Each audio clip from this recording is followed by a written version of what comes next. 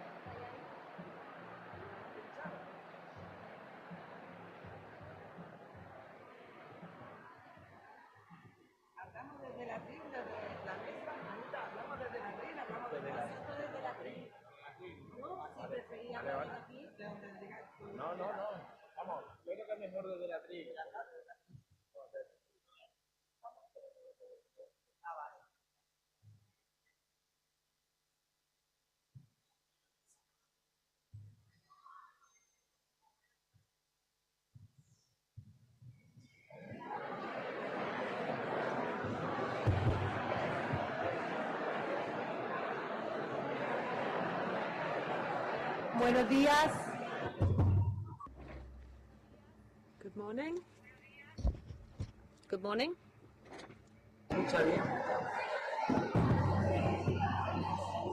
Buenos días. Good morning. Please take your seats so that we can begin on the 13th, or with the 13th International Conference for the Study of Violence Against Women. Good morning to everybody. It's a pleasure to be able to welcome you to this conference at this opening session chaired by the Department Minister for Inclusion, Social Inclusion, Youth, Family and Equality, Ms. Lopez, and Mr. Bayanero, the Secretary for Families, Local Administration and Public Civil Service. But before beginning, we will hold a minute's silence for the 37 women who have been killed in Spain this year. 10 in Andalusia, 1 child in Spain, 26 children who are now orphans in Spain also, and 5 in Andalusia. So please stand for a minute's silence.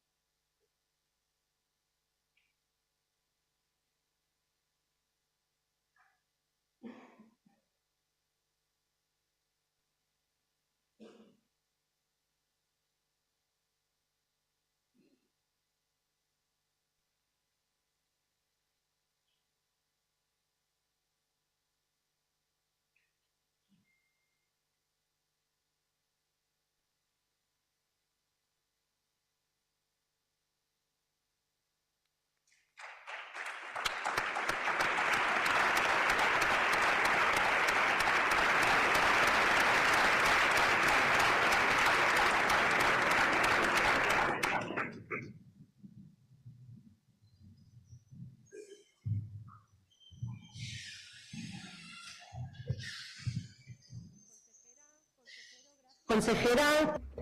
Regional Department Minister, thank you for joining us on this very important day for our autonomous region, Andalusia.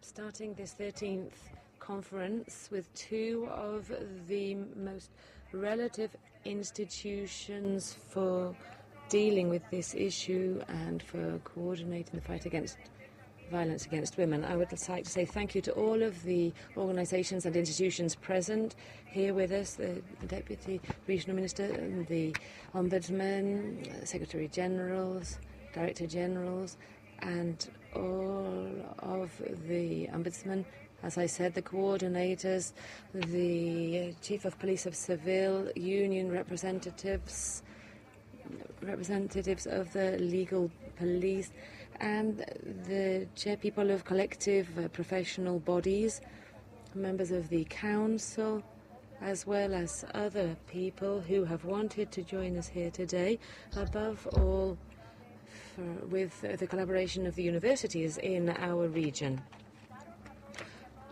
I would like to say thank you to you for coming here in person, but there are also many people joining us online, and I would like to welcome them similarly. The training and research activities from the Department for Social Inclusion, Families and Equality, we work together to move towards a fairer society and more equal society, free of violence against women. A space in which to learn, but also to reflect and question issues, to debate, get to know each other, and to come together. In Andalusia, we are leaders when it comes to gender violence, thanks to the work done in different fields of activity. Thank you to the activities of many of you. You work in health, in universities, in the protection of victims, protection and assistance and integral system of help. When it comes to managing these activities, we have a responsibility as society to continue to research, looking at situations and share experiences in order to be able to analyze and draw conclusions which will then guide public policies in this area. Andalusia is a leader for many reasons. At this 13th conference, we focus on gender violence, and you will see how we are talking about significant violences or forms of violences. There are different forms of violence against women which are recognized according to the Istanbul Convention, which was signed in 2011. It goes beyond just partner violence or domestic violence. We will give a voice to experts who will talk about this further. And in this forum, we will bring together people and institutions who all deal with this breach of human rights from different angles. Here we have professionals from all fields, from the municipal centres for assistance to women or the provincial departments of the Andalusian bodies, the security forces, the police, universities, associations and non-profit organisations, the third sector and volunteers, professional bodies and, of course, professional bodies related to legal activities, assistance to victims. In this sense, we have with us José Antonio Nieto, the Department Minister for Justice and Public Services in Andalusia, and I give the floor to him.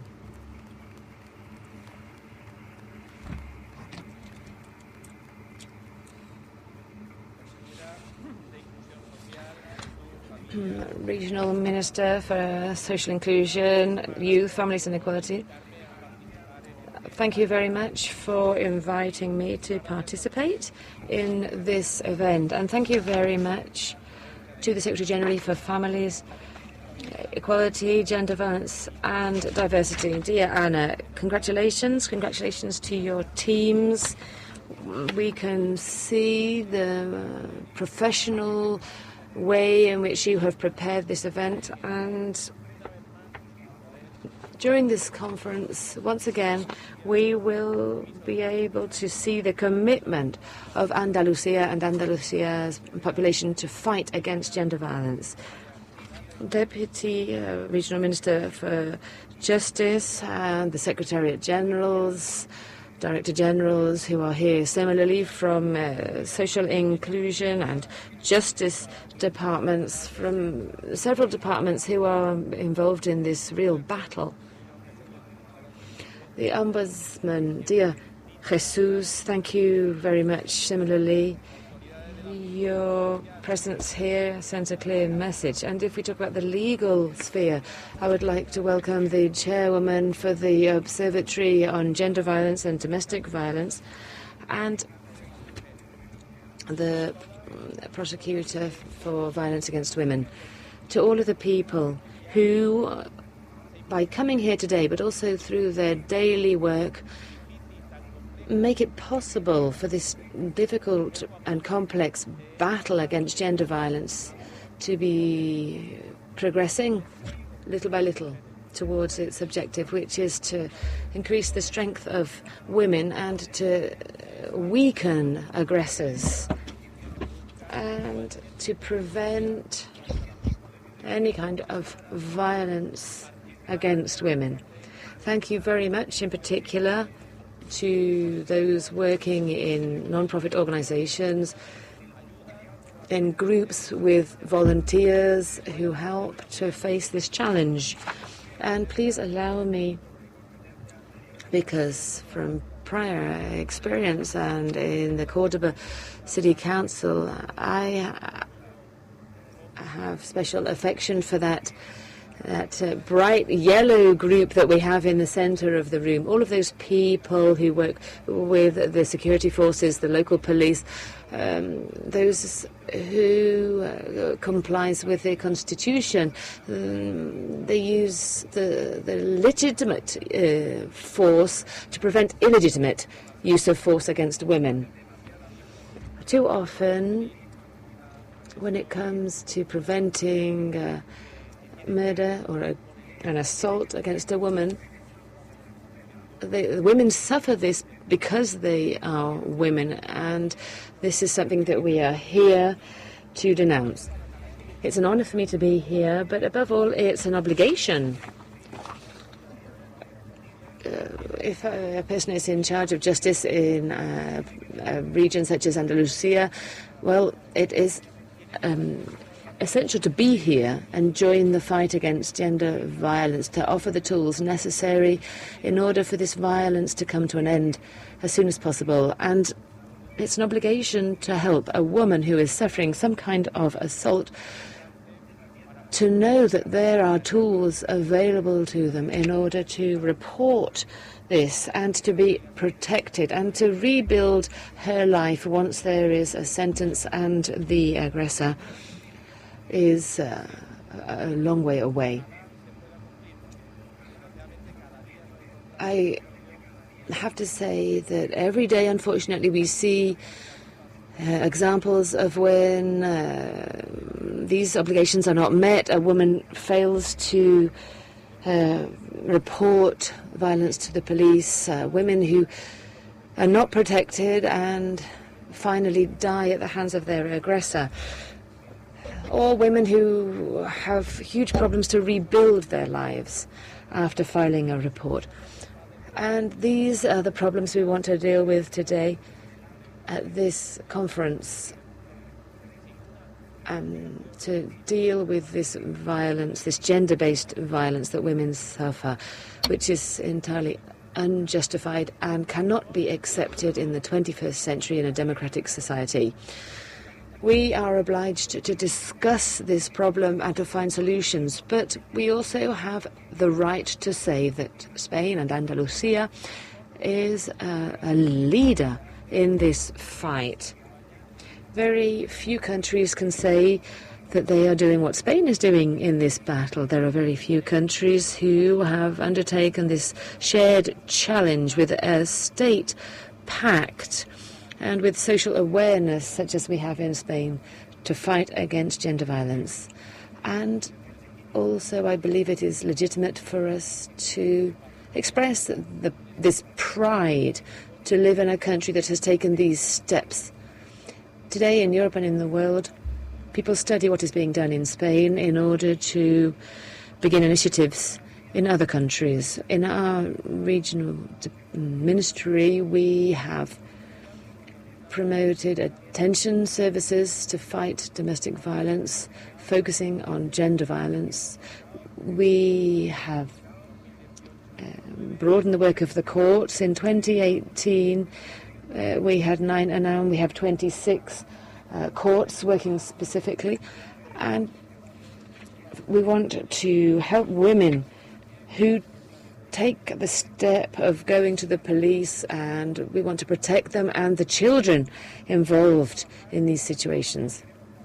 We want to work so that when everything else fails, when the educational system fails, when the fostering fails, when social awareness fails, the courts will respond and the lawyers will respond with free legal services, which in Europe and in the world, we are also leaders when it comes to providing assistance to the victims of gender violence.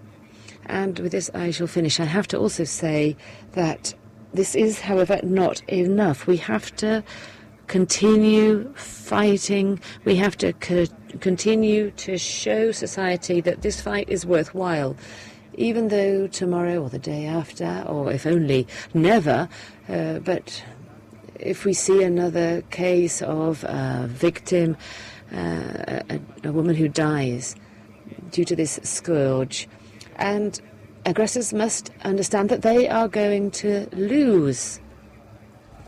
But however long it takes us, this fight is worth the effort. It is worth it to make sure that no aggressor feels protected or safe, or feels that they can abuse a person that they say they love. This is no small challenge. It's not an easy challenge, but it's the most worthwhile challenge that we can face. There are few things that we can do in life about which we can be so convinced that we are right.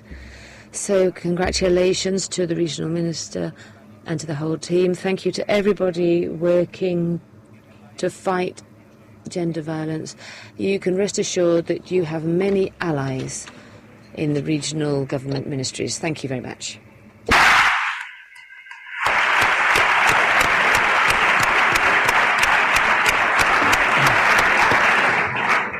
Muchas gracias. Thank you very much to the regional minister. It's a real luxury to have you here as the leader of that great regional ministry, and to have also professionals with us here from within the programme. From the regional department or ministry for inclusion, youth, families and equality, we have a clear commitment to build links between the different institutions and key players. Teamwork, coordinated work in order to be more efficient in the services we provide related to gender violence. And I would like to welcome the director of the Institute for Women in Andalusia and the team which works in all of the provinces of Andalusia. I would also like to highlight that in order to provide a better response, we have to prevent women from becoming victims and from getting lost in the system.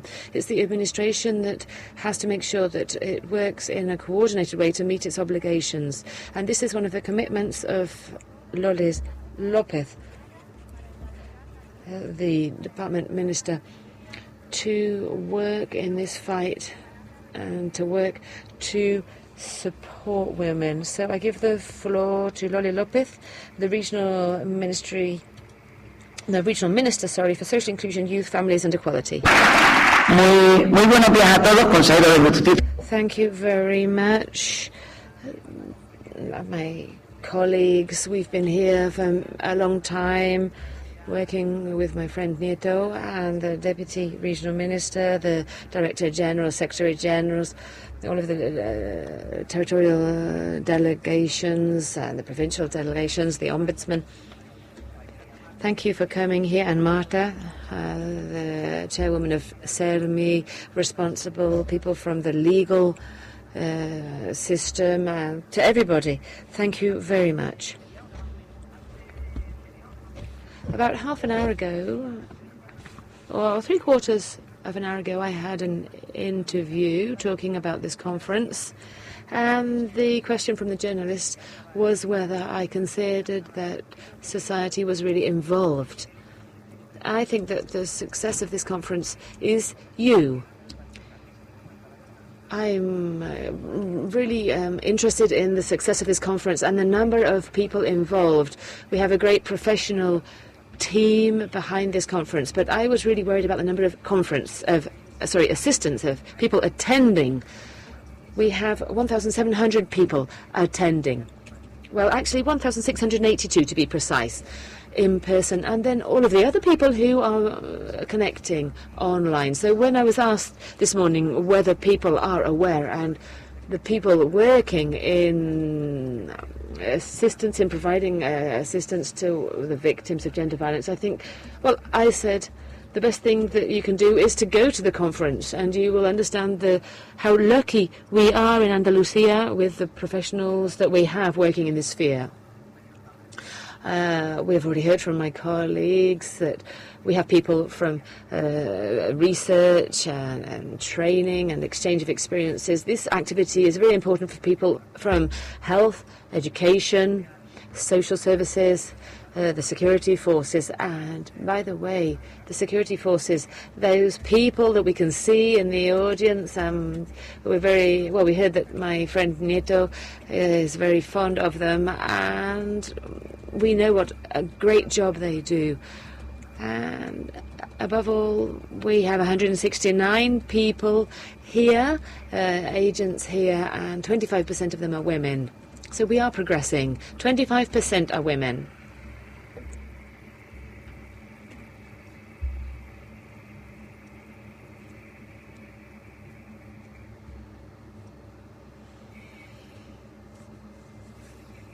I think that if anybody is unsure, and sometimes we hear this, but if anybody is unsure whether this conference, these events are necessary, well, I would say that the figures speak for themselves, unfortunately. 37 women have died in Spain this year, 10 of them in Andalusia. And people ask me, why gender violences? And this is because they have many forms. There are many forms. It can be sexual, sometimes it can be economic, or in the workplaces, sometimes it can be psychological.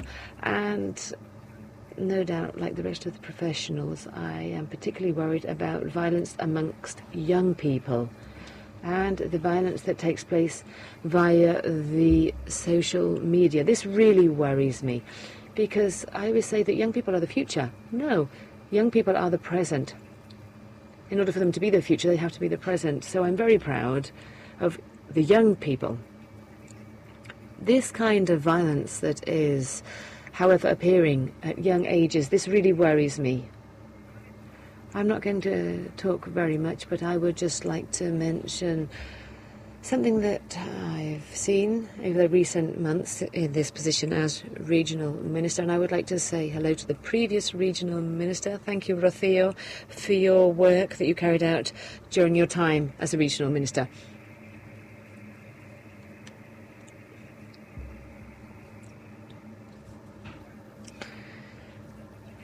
When you hold a position such as mine, well, you have to go to the parliament, you work in committees, you go to plenary sessions.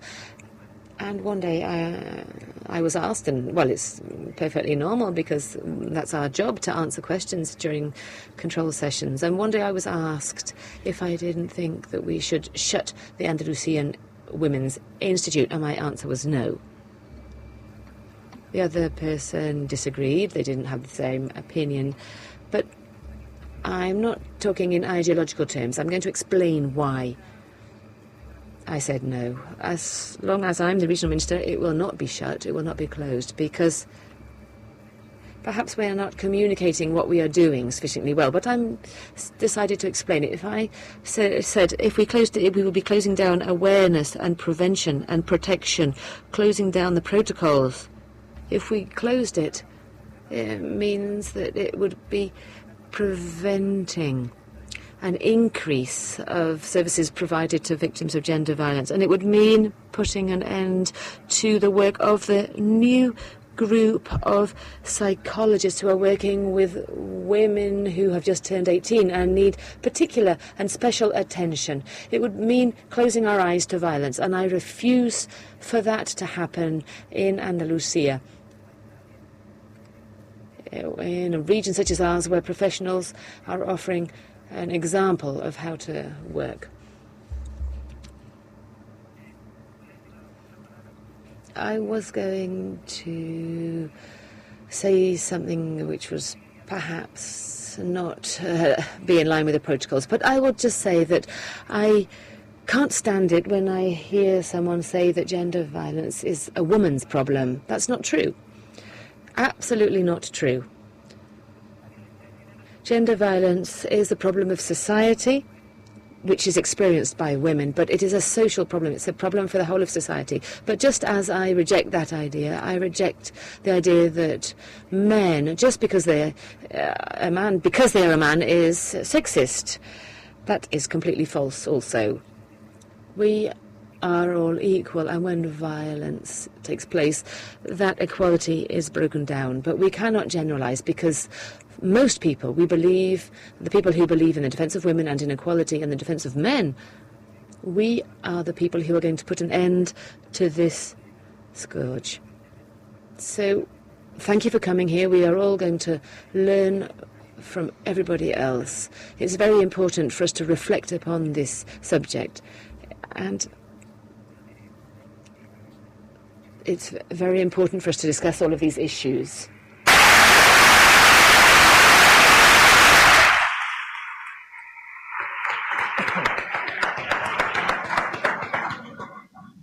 Muchas gracias. Thank you very much to the Regional Minister for those words. Right from the very first day when we began to organise this conference, we have worked hard to make it relevant and noteworthy. And as a result, we have 2 days which we hope will be very productive for you. We hope it will have a medium and long-term impact in order to study gender violence, which will allow us to provide a better response as a community. I would repeat the commitment of the Andalusian Regional Government to have a coordinated and comprehensive approach and to work in partnership with the administrations and social agents. Without any further ado, we shall begin this conference with the framework speech from Maria Cali Sanchez, professor in criminal law at Cadiz University, within the framework of the Istanbul Convention. And we have Ángeles Carmona Vergara, the chairwoman of the Observatory for Domestic and Gender Violence of the CGJP, Loles López Gavarro, who will introduce Maria Acali. Thank you very much.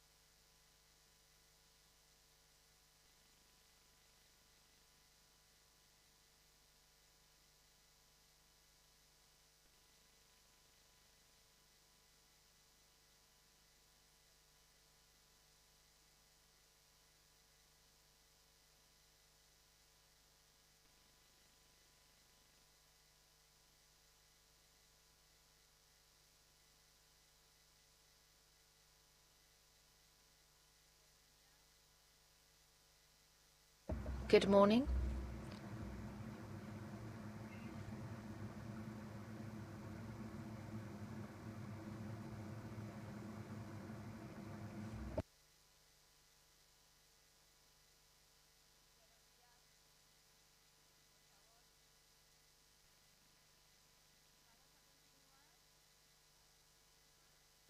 We're going to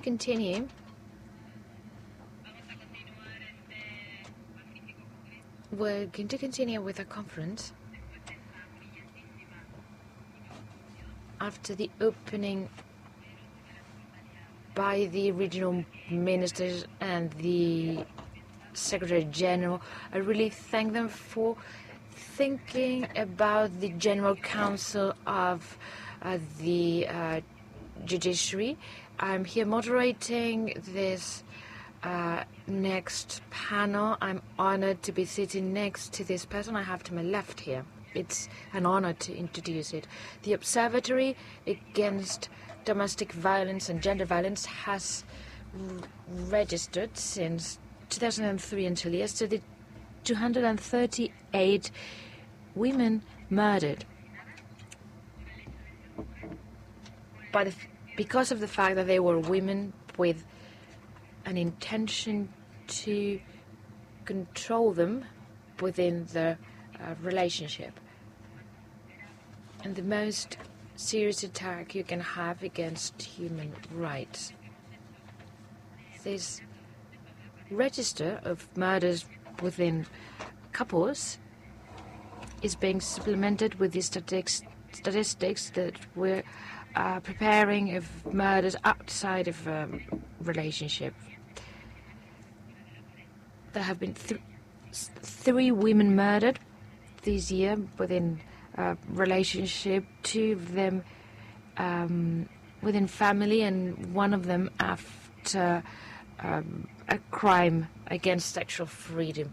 This information is alarming, and that's why we are here together in this wonderful venue, because we are sensitive towards this issue, and that's why in just 1 minute I would like to thank each one of the individuals that are working against gender violence and in favor of equality, and I'd like to expressly refer to judges. There are about 2,000 that work with gender violence at some point of the legal process in Spain. I would like to thank all the prosecutors. Dear Flo, if you're here, hello. Dear friend, thank you for the work you do every day in favor of equality and against gender violence. I can only thank you and the whole prosecution service for fighting against impunity for these serious crimes.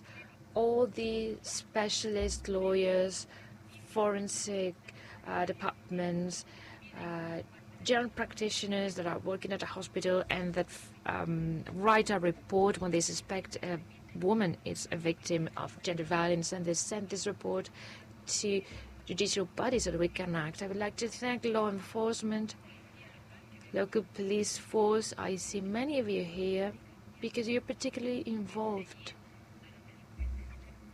You prosecute, so you fight against offenders. You're the first line of defense in order to protect women and their children. Social workers, psychologists, all the technicians that work in women information points, the Institute of Women, everyone that at any point of their professional life have to deal with a victim of gender violence. I couldn't thank you enough. Without further ado, I would like to introduce the speaker, Professor Maria Ecale Sanchez. She's a professor. She holds a PhD in law by the University of Cádiz since 2007. Her dissertation was about urban crimes, and it received the highest score. It was unanimous, and she has studied, she has done PhD studies on gender violence and criminology. She's a professor of criminal law. She has been a professor and she's worked in criminal law and criminology. When it comes to teaching, she teaches in graduate and postgraduate studies in different degrees in the University of Cádiz. And I have to highlight her role in the master's degree of gender identities and citizenship of the Universities of Cádiz and Huelva. Within university, she has held different positions as secretary of the school, delegate of the chancellor, and in charge of implementing equality policies. And now she leads the Department of Public Law and Criminal Law, International Criminal Law. So we see how professional women are in university.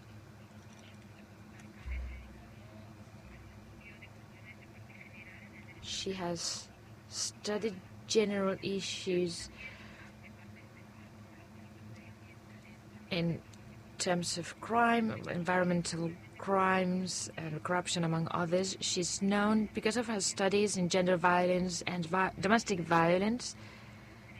This is her line of research, which has more intensity, as you can see with all her projects.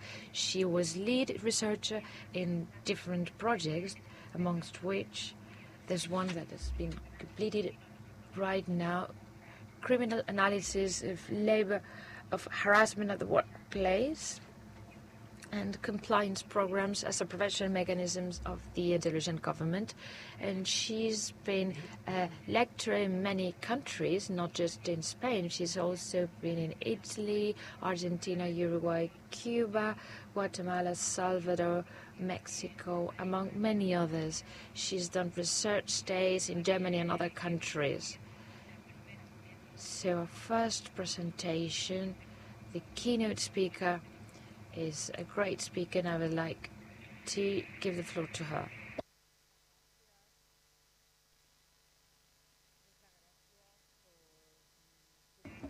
Thank you very much for your presentation, Ángeles.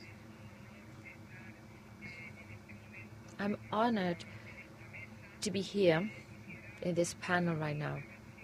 I would like to start by saying that the ratification by Spain in 2014 of the Istanbul Convention happened more or less at the same time as the UN approved Agenda 2030. The fifth axis is devoted to gender violence as a basis for building a prosperous and sustainable world. In this period of time, the background, since 2010 in Andalusia, we've been having these conferences for studying violence against women. This is the 13th conference. It's a magic number that invites us to be hopeful regarding the end of this pandemic of gender violence. This morning we've received information of the latest murders. This is a true problem our Spanish society is facing, and it's a consequence of the violent behavior of some men towards women. These past years, where the Istanbul Convention was already approved and Agenda 2030 was in force, in this venue, we've had the first 12 editions of this conference. As a member of the scientific committee of these conferences, I would like to thank my colleagues for the work they've carried out these past years. I think that on this stage, we've had many young people that have been very generous, and they've presented their research projects, their intervention projects, catalogs of best practices that have turned Andalusia into the avant-garde of European studies on gender violence. So this is something that has happened. I would like to thank the Andalusian government, the Regional Minister of Equality. I would like to congratulate her for the success of this conference, and the Regional Minister of Justice. I'm delighted to see him here, because women, without being enabled to access justice or the judicial system, would hardly feel accompanied in the fight against this violence they're suffering. So if we look back, the colleagues that are part of the scientific committee, I hope that in the future we will not be exposed in public so much, because that would mean that the violence we've been fighting against for so long, has disappeared. But I'm afraid that this is not the case right now, and I think we need to continue to work to hold our positions so that once this 13th conference is over, we start to work in our next conference. Because we will continue to need this type of fora, so that professionals are deeply involved in this area beyond their personal opinions, can come here to present their work. The framework of my presentation is the Convention of Istanbul. That's when it started, and the implementation of 2030 agenda. Before it was approved, the Istanbul Convention, we have our own history before the convention.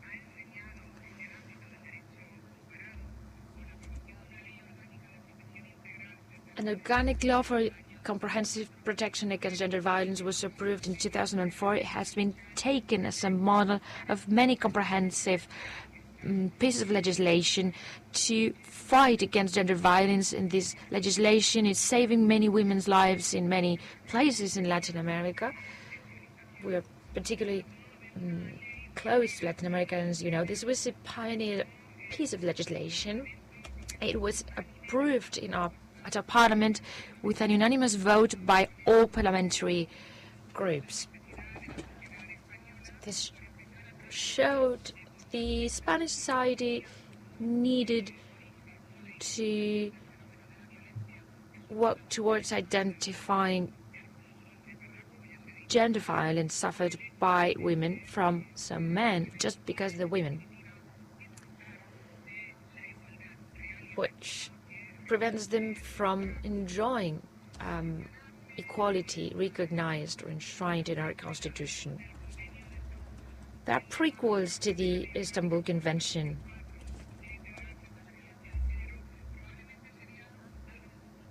It would be unfair not to recognize this. A year before, 2007-2013, to protect victims of domestic violence was approved. Of course, this was the first step to protect these victims. It was strictly procedural, so probably that limited the potential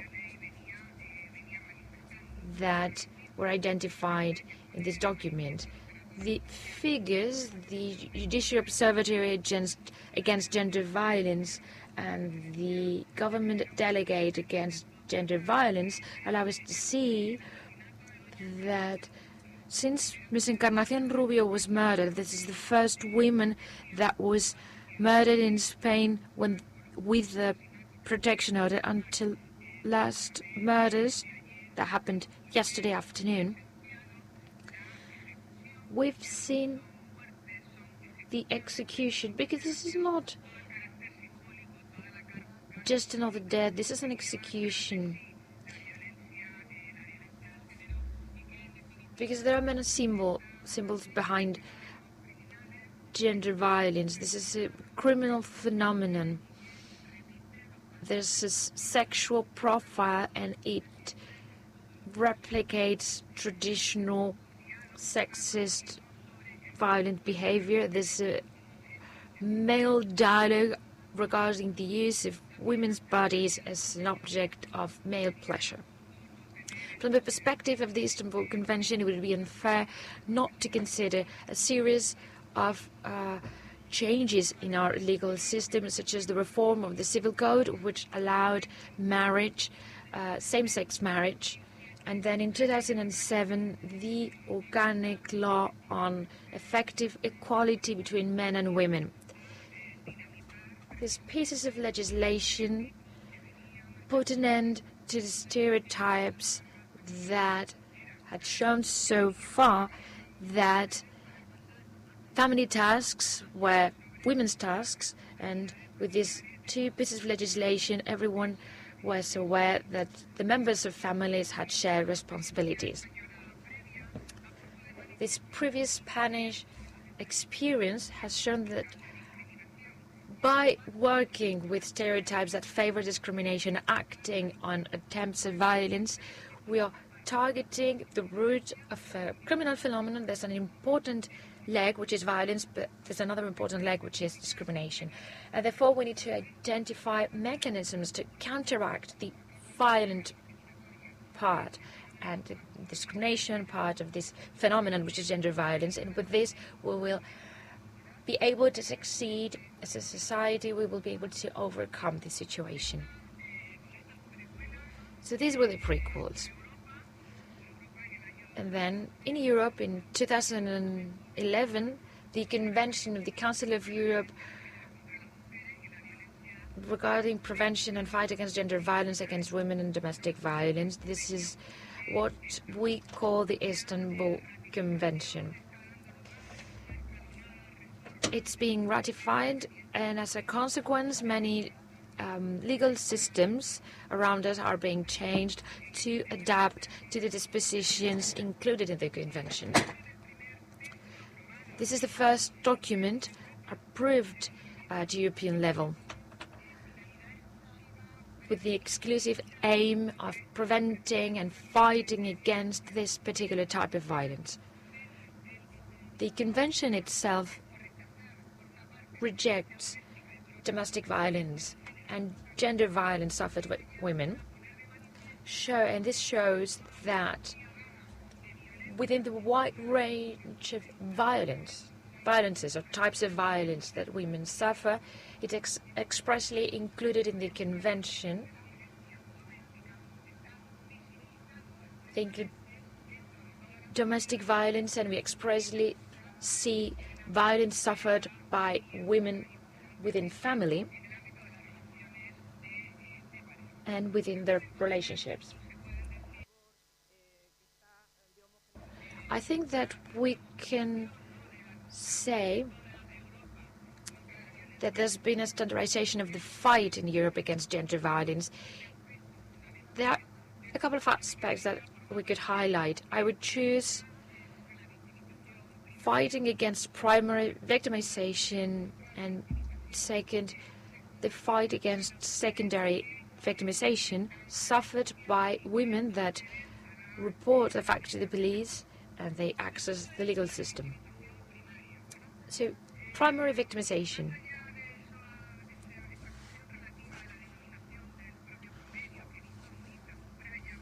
Beyond the Convention itself that highlights violence suffered by women within family, it is important to know that the approach to gender violence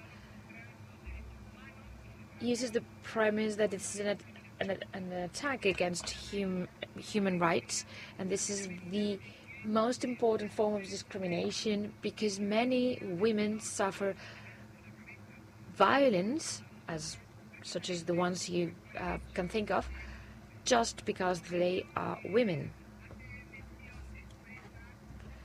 The Convention expressly refers to girls, not just women. It highlights the fact that they suffer domestic violence, sexual harassment, rape, forced marriage, crimes committed on behalf of an alleged honor, genital mutilations. This follows this sexist pattern of behavior I've just referred to. Probably right now, with this group, these types of violence included in the Istanbul Convention, we could add all the types of violence that I will mention at the end of my presentation. Among others, stalking, online violence, spiking drinks, or vicary violence. This is a type of violence in which the aggressor extends the objects of his violence to increase the damage inflicted to that particular woman. If we consider all the behaviors included in the Istanbul Convention, we see that the convention is particularly sensitive towards women belonging to minority cultures within Europe. In these cultures, in the places of origin, they accept, in the sense that they don't do anything to prevent behaviors such as forced marriage or genital mutilation. So throughout the convention, we see references to honor crimes and the need that the victims of these crimes, whether they suffered them in their countries of origin or when they came to Europe, can be protected through immigration, asylum laws, and by recognizing their refugee status, so that they can have this assurance that they will not be sent back to those societies where women's lives are worthless. So I would like to highlight the reference made within the convention to these behaviors, which are European traditions, but also these other behaviors that are a result of migration flows that cause many people to come to Europe to start a life project that in many cases is frustrated because of their origins, where there's primary victimization. This is something these offender countries or right after coming to Spain. As I was saying, the Istanbul Convention does not just highlight this first phase of primary victimization. It is particularly concerned about secondary victimization or re-victimization suffered by women that decide to file a claim or report a fact to the police, and they access the justice system. As we know, the system, when there's the rule of law, we need to ensure the presumption of innocence of aggressors, and very often this need of presumption of innocence of offenders or aggressors creates situations in which, as long as the offender is not sentenced, or there's a final judgment, the claim filed by the victim is not 100% true until a judgment is passed. So throughout the process, we assume the innocence of the offender, so we assume certain degree of lack of truth within the testimony of the victim. So in some cases, we've seen actions in the justice system that are subject to discussion regarding this process of re-victimization that women suffer. The convention is particularly sensitive towards the need to avoid the risk that a woman filing a claim suffers process of victimization, retaliations, or new processes of victimization as a consequence of filing a claim at the justice system. As you know, the official Gazette in 2013 published the instrument by which Spain ratified the Istanbul Convention, and from that moment on until today, regardless of the political party in the government, there's been an ongoing concern about gender violence. The Istanbul Convention, since it was ratified, has involved our political parties. They've changed the Spanish legal system when they thought it was necessary. I have to highlight 2 points in time: the passing of Organic Law 1/2015 of reform of the criminal code, and the approval of the state agreement, which is the framework for this wonderful conference. So I'm going to refer to the reform of the criminal code and then the 3 reforms as a consequence of approving the state agreement.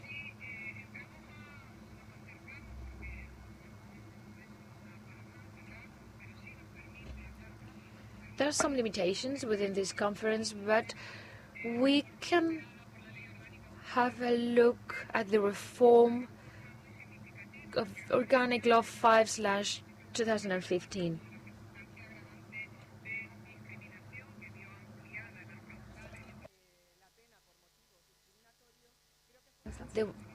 It deals with aggravating circumstances regarding discrimination. In this reform, an effort was made regarding a particular part of the code, regarding the types of crimes. If we consider the wording of the Istanbul Convention,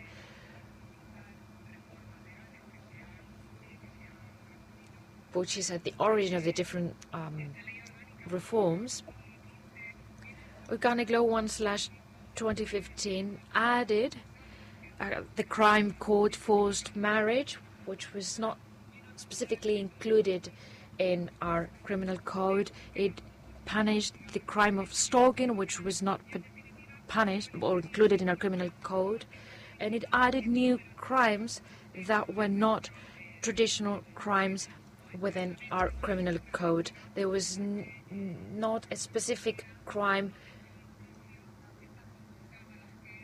that included these particular behaviors that I've just mentioned. Beyond these particular behaviors that constitute crimes, Organic Law 1/2015 changed the legislative technique used in previous pieces of legislation that changed some principles in the special part of our criminal code by including types of crimes such as an aggravated modality of injuries, and in particular abuse, threats, and mild threats, depending on the gender of the aggressor and the victim and the relationship between them. That had an impact. This was a reform introduced by Law 1/2014. It's very important that this reform was introduced, and the next reform was, as I said, 1/2015. And this new piece of legislation did not want to refer to gender in the new types of crimes covered in this new piece of legislation, although the fact that it didn't show whether the aggressor was a man or a woman, it did not prevent us from paying attention to the gender of aggressors and victims, considering the reality of data. I'm referring to crimes against privacy, a new crime which was disseminating images of the victim with her consent, when there was a second dissemination without consent. We all know this type of cases. There was no special reference to the gender of the participants, but reality showed that the authors or the aggressors in these behaviors were men, and the victims tended to be women. And in the past there was some sort of shared confidentiality that empowered active agents, and it breached when they were breaching the trust those women had on them. So no reference to gender anymore. There was another change within crimes of murder. Article 140 was changed, and there was an aggravating circumstances which exist so far, so that life imprisonment subject to review was going to be imposed when there's a crime against sexual freedom. This is sexual feminicide that you see across Latin America, but in Spain it was decided not to use the word feminicide, which has arrived with a new piece of legislation, 20/2022. Now it is a part of our legal framework. The first time this word was included was in the preamble of the latest reform of our criminal code. The truth is that if we have this approach, and when we read the criminal code, we include genitalia mutilation, sexual exploitation, prostitution, or human or trafficking, we see that our code protects women in crimes where we don't see the gender of the active and passive participant than in other crimes where this gender is seen. And in my humble opinion, these types of crimes in 2022, we should put an end to the function fulfilled by these crimes when they came to our legal framework. The last block that was subject to an interesting reform by this Organic Law 1/2015, about which we could talk about for a long time, although we don't have time now, would refer to the changes incorporated within the area of the sentences, the consequences of the crime, with the inclusion of reviewable life imprisonment and the increase in sentences and probation, the register for sex offenders, and the taking of biological samples for storage. In short, it was about a law, this Law 1/2015, which without doubt included in the Spanish system appropriate mechanisms with which to fight against gender violence suffered by women, even though this sexed nature of the violence wasn't visible. The male aggressor, female victim was not visibilized.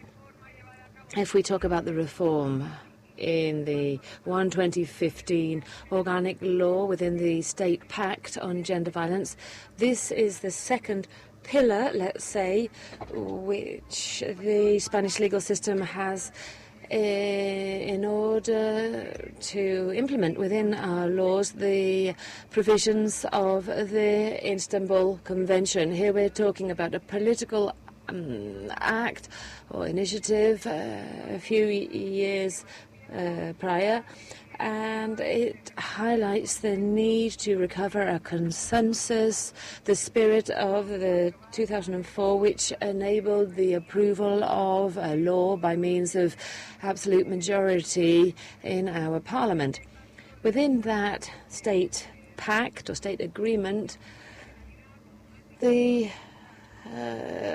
objective was set out by the different administrative bodies at all levels of bringing together the political parties in order to reach an agreement about a catalogue of actions, 600 proposals, which were contained in this state pact against gender violence.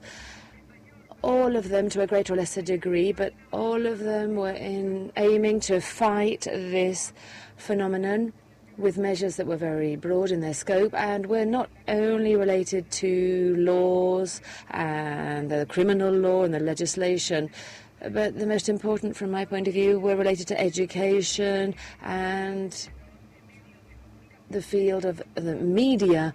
In short, when it came to specific actions to increase awareness and thereby bring to an end the gender violence. But the state pact was not unanimously voted by all of the political parties. It was achieved with 260 votes in favour and 65 abstentions by the Podemos political party, who in that moment they understood that the economic backing was insufficient for that pact, and that led them to abstain.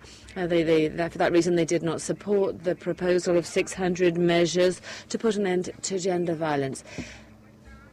And if we look at number 81, or 84, within the State Pact, that establishes the need to broaden the concept of gender violence to include all forms of violence against women as set down in the Istanbul Convention. So the State Pact was determined by the existence of the Istanbul Convention, which provided a definition of gender violence or violence against women as a violation of human rights and a form of discrimination against women, and designated all acts based on gender, which can involve damage or suffering of a physical, psychological, sexual or economic nature, including the threat to carry out such acts, the removal of freedom in public spaces or private spaces. So this concept of gender violence within the Istanbul Convention was much broader than the one contained in the Organic Law of 2015 for protection against gender violence, which limits the type of violence defined to that suffered by a woman at the hands of a man who has been their intimate partner or husband.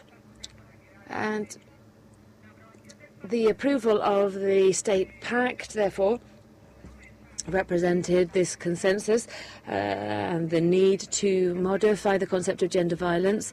However, this was not done by a reform of the Law 1/2004, which in my view would have been better in that it would have broadened that Article 1 to include the different types of violence as are set out in the Istanbul Convention. But that wasn't done, and it was set out within the Proposal 84 of the State Pact. This basically says that there are special laws approved, and there are as many as there are types of violence against women. If we talk about these laws, we would be talking about laws which are kind of separate and do not include what has come previous or what comes after. We have 3 reforms in the legislation in Spain. First of all, I would like to highlight the Royal Decree Law 9/2018 from the 3rd of August with urgent measures for the development of the State Pact against gender violence, which develops the Istanbul Convention. And this is a reform which is significant, very significant, because until this moment, what was contained in the Law 1/2004 against gender violence in Articles 23, 26 and 28 were limiting the routes or the options for a victim when it came to economic damage for working women or civil servants who are suffering violence. It wasn't just about the placing of a report with the police, but also the establishment of protective measures for women, to cover areas which were not covered by the law, for women who did not report to the police, or when there were cases of suicide. We've seen aggressors who commit suicide after committing these attacks against women's rights. So when the aggressor dies, there can be no protective measure because the inherent danger vanishes with the death of the aggressor. Proposal 63 of the State Pact already provided for the need to carry out studies in order to increase the ways for victims to demonstrate the situation of being victims of gender violence. So following the reform carried out by that law, 9/2018, it talks about gender violence and proving them through social service and specialist reports or reception services provided by authorities for victims of gender violence, or any other, if this is laid down in the sectorial regulations for access to each of these resources and rights. I think that this mechanism works to provide protection to other women who do not want to report to the police. They do not want to report to the police, even though these social services have information accrediting the violent and vulnerable situation.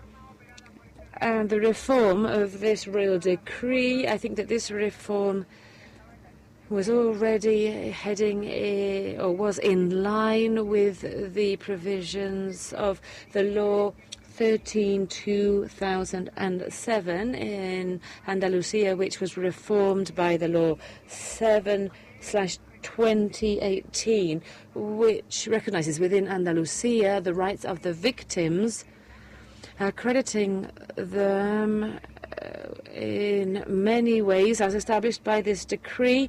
And in Article 30, it states that in certain cases, with exceptional circumstances, and when there is a legal statement or decision, it can be established the rights without accreditation as are regulatorily established for gender violence suffered by the victim.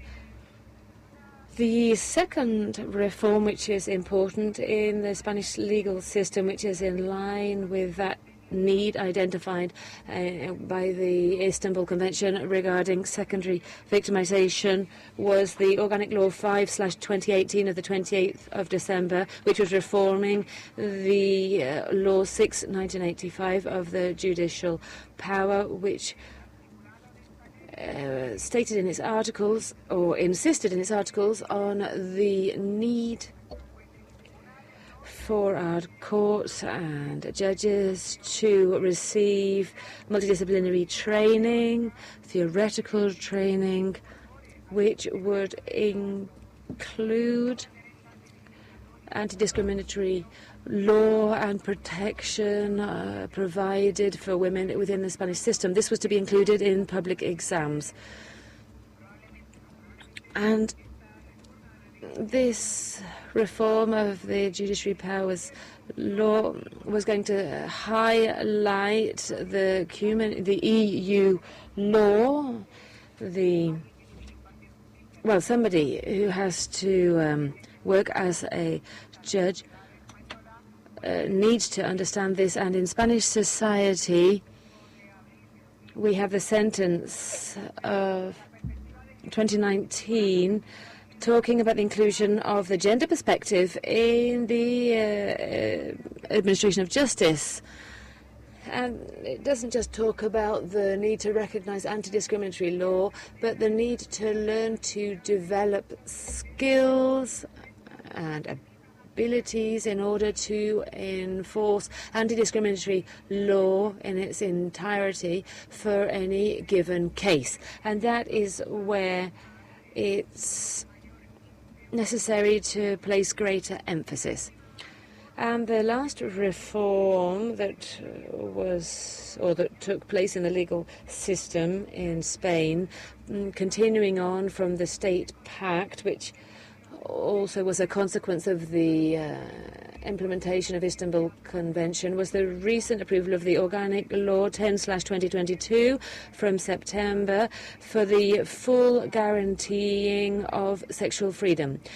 In 2015, the Organic Law 1/2015 was approved, it was passed, and this dealt with the main issues, which was the inclusion of different crimes which were provided for within the convention but had not been included in the Spanish legal system. And it went unnoticed the fact that the regulation of rape within the Istanbul Convention and in the criminal code, which was valid until a couple of months ago or a month ago, in September of this year, this blurs the analysis of the crime of rape, because in the Istanbul Convention it talks about rape as an attack against sexual freedom carried out without consent of the victim, whilst the regulation offered by the criminal code took into consideration not the lack of consent, but rather the existence of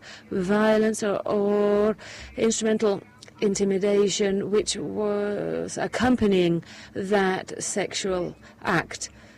And the organization in charge of the development, of overseeing the development of the Istanbul Convention, in their report regarding the situation of Spain as of the 15th of October 2020, it already highlighted the urgent need for the Spanish legal system to modify the regulations regarding rape, highlighting the lack of consent of the victim. And it didn't just support that reform in terms of legislation, but also it stressed its recommendation to Spanish society to include training and guidelines for everybody involved in the legal system in order to guarantee that rape would be based on the lack of consent and not the use of force.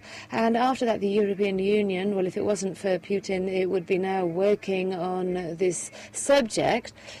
But the European Parliament, in its resolution of the 21st of January 2021, it presented the strategy of the EU for gender equality, and in its point 33, it asked the states of the EU, not of the Council of Europe, but of the European Union, it asked for more forceful efforts and measures regarding sex crimes, and it stressed that sex must always be voluntary, and it included recommendations for all of the member states in order to change the definition of rape so that it would be based on an absence of consent.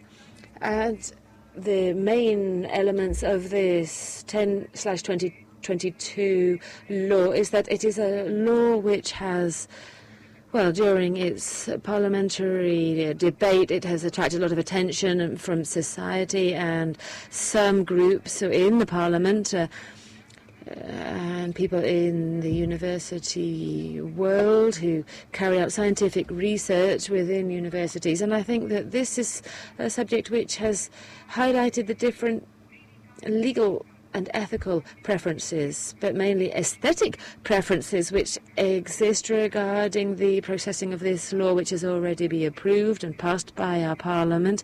And rather than having an absolute majority, it was passed after a very long process. It's a law which, of course, belongs to the Parliament.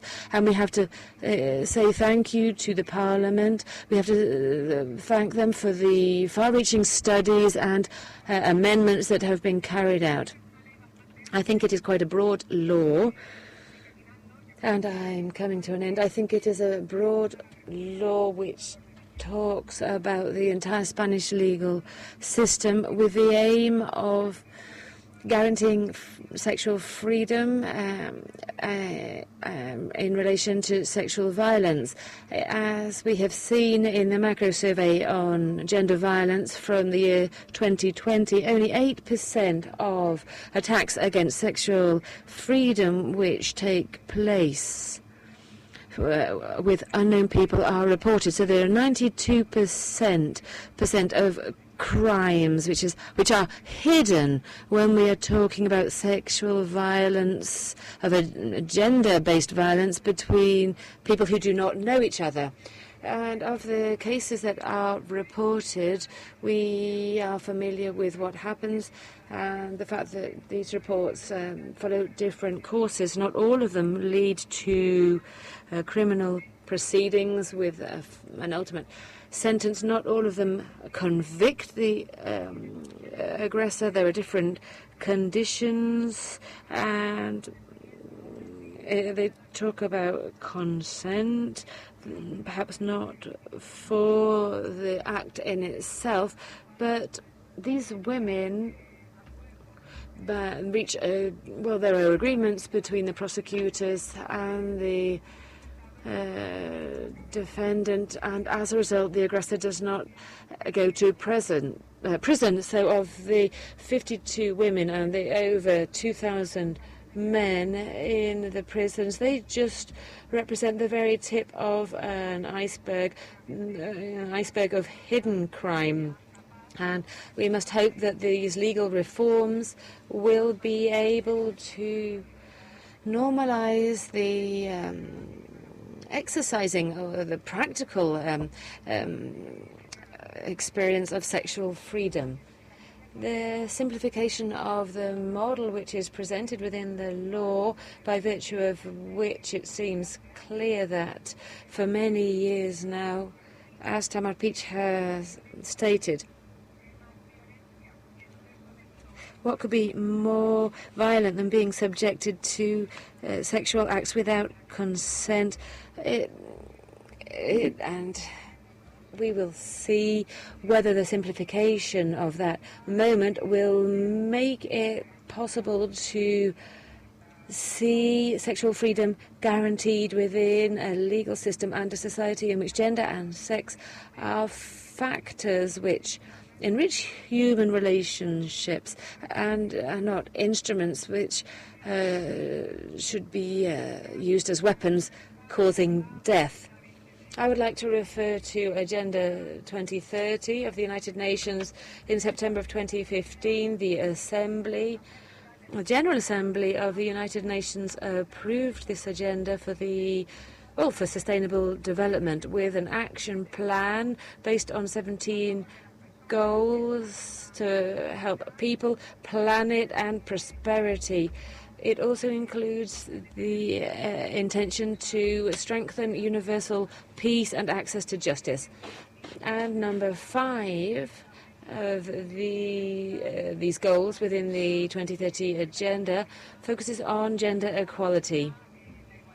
It focuses on gender equality as it is considered within the Agenda 2030. It talks about gender equality and empowering all women and girls.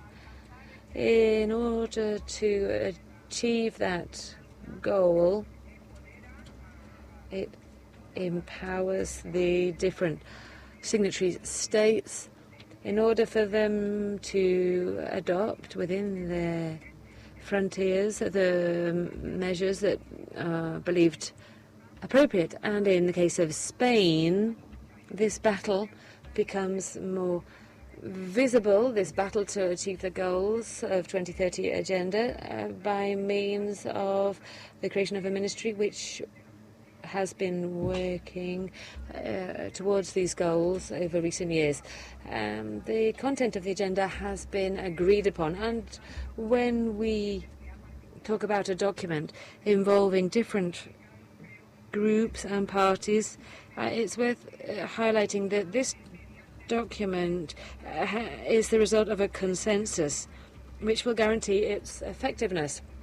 This shows that it Well, it has to be a useful document which will help in the achievement of gender equality and in the empowerment of women and girls.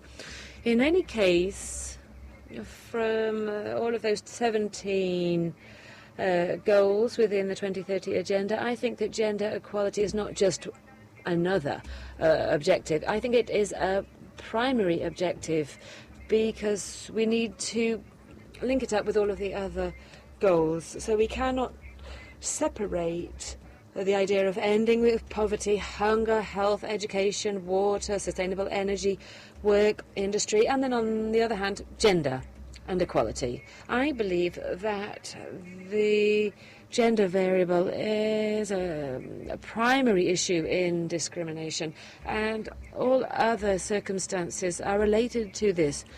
All the other circumstances that have been included within this Agenda 2030 in such a way that women, the poorer women, the women who have no man next to them protecting them, have always been the most vulnerable when it comes to victimization and re-victimization, particularly in cases where the victim lives in a dependent situation, when they depend on their aggressor.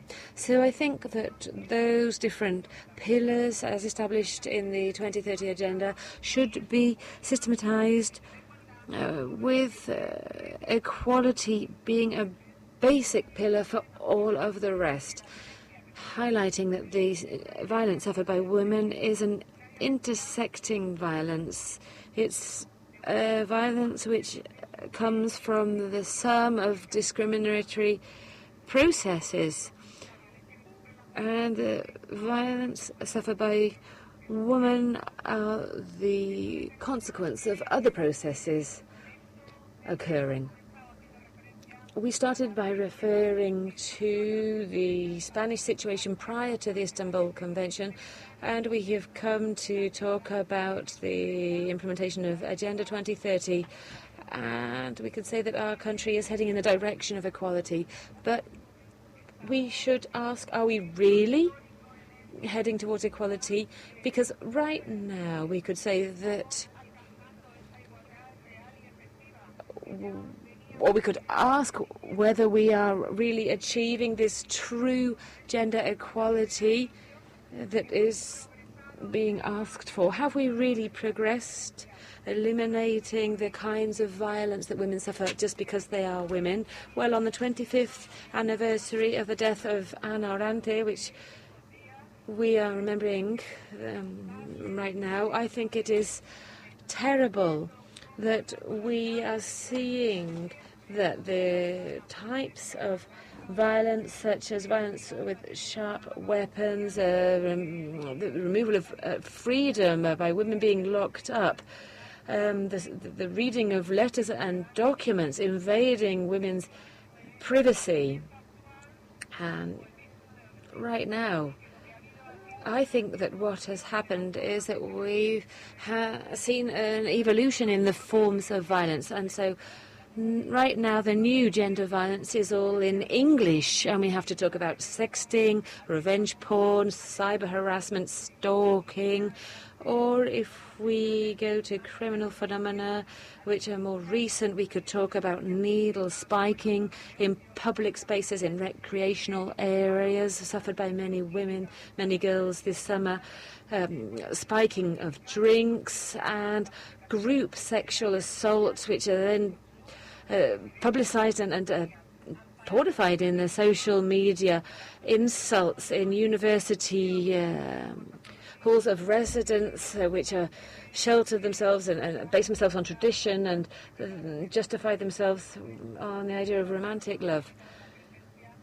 And the unconsented dissemination of images. I think that more than ever now we have to continue to fight for the decent lives of women.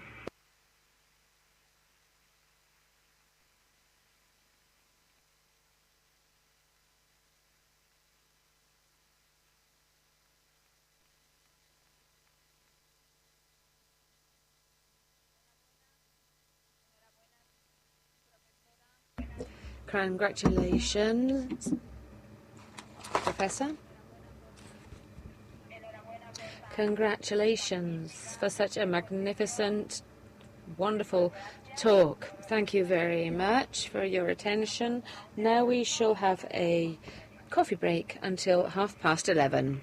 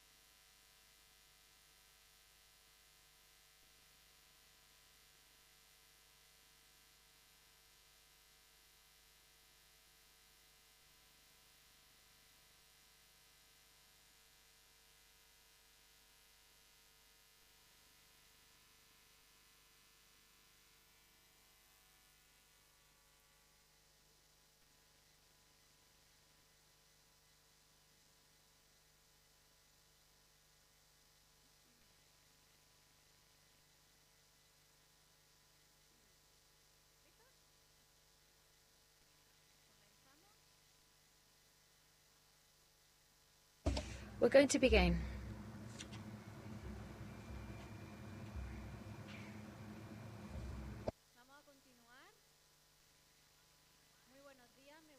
So let's continue. Good morning. I would like to welcome all the attendees. I'm lucky to moderate this panel with two great professionals, Victoria Ferrer and Flor de Torres. They both references due to the theoretical and practical contributions to the fight against gender-based violence. This panel will be focused on sexual violence. Today, no one should doubt that violence against women is a violation of human rights that has the highest prevalence in every country in the world, and it happens across any other social spectrum. One of the worst and most humiliating forms of violence against women is sexual violence, because according to the UN, it is one of the worst or more serious violation of human rights, but it also destroys lives, fractures communities, and puts a stop to development. It has been defined in different ways, depending on the discipline that's studying it or depending on the cultural study.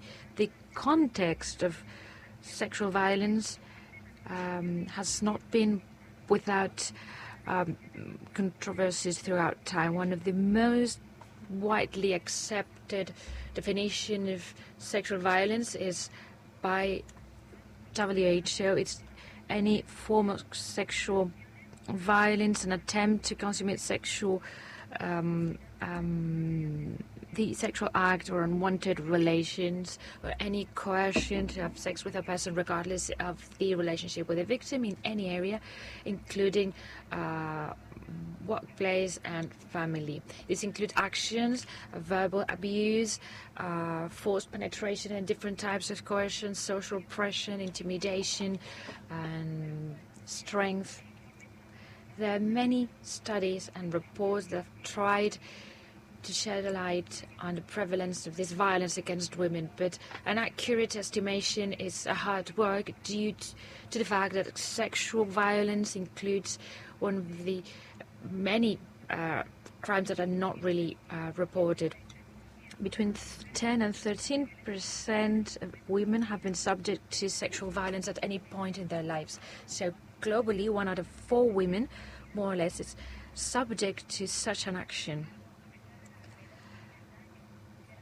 Even though this is a very serious act with serious consequences for women, it hasn't always been acknowledged as a social issue. It has been hidden in the past. Reasons such as the fact that women don't know that this constitutes a crime, there are not laws covering this in some countries, or some forms of sexual sexual violence is included private. In the 70s, last year, the analysis changed and it was recognized as a social problem, so there was a transfer from the private area to the to be publicly acknowledged. I'm sure many of you remember the Me Too violence in October 2017. This hashtag appeared in social media after accusations against a U.S. film producer. This expression was used by many women across the world to speak about their experience in sexual violence, and it proved how extended male violence against women is. This hashtag has been used by millions of women. It has been used in 85 countries. It has favored changes and feminist social activism in favor of gender equality. Although this movement has helped to increase sorority among women and creating a society which is more aware of this problem, a big part of this abusive behavior is still considered common in some contexts. We consider that we need a multidisciplinary approach for this type of violence. And we have two great professionals of psychology and law to take a deep dive into the different forms of gender violence, and in this particular case, sexual violence. I'm going to introduce Dr. Victoria Ferrer Pérez. She's a professor of gender social psychology of the University of Islas Baleares. in that university. She's a member of the research group Gender Studies and coordinator of the master's degree on equality policies and the prevention of gender violence, and the PhD program in gender interdisciplinary studies. She's been positively reviewed in 4 research sessions. She has been lead researcher in projects funded in competitive areas regarding gender psychology and in particular different types of violence against women. Some examples are violence against women, the involvement of citizens, a project funded by the Ministry of Science and Education, new keys in the analysis of attitudes towards gender violence, funded by the Ministry of Science and Innovation. She's an author and co-author of more than 150 papers in scientific journals. More than 60 have been published in JCR journals. Her work has received more than 500 quotes in Google Scholar. She's an author and co-author of more than 80 publications covering books and chapters of books. We have some of her books: Feminism and Social Psychology by Grupo 5, Violence Against Women, Love as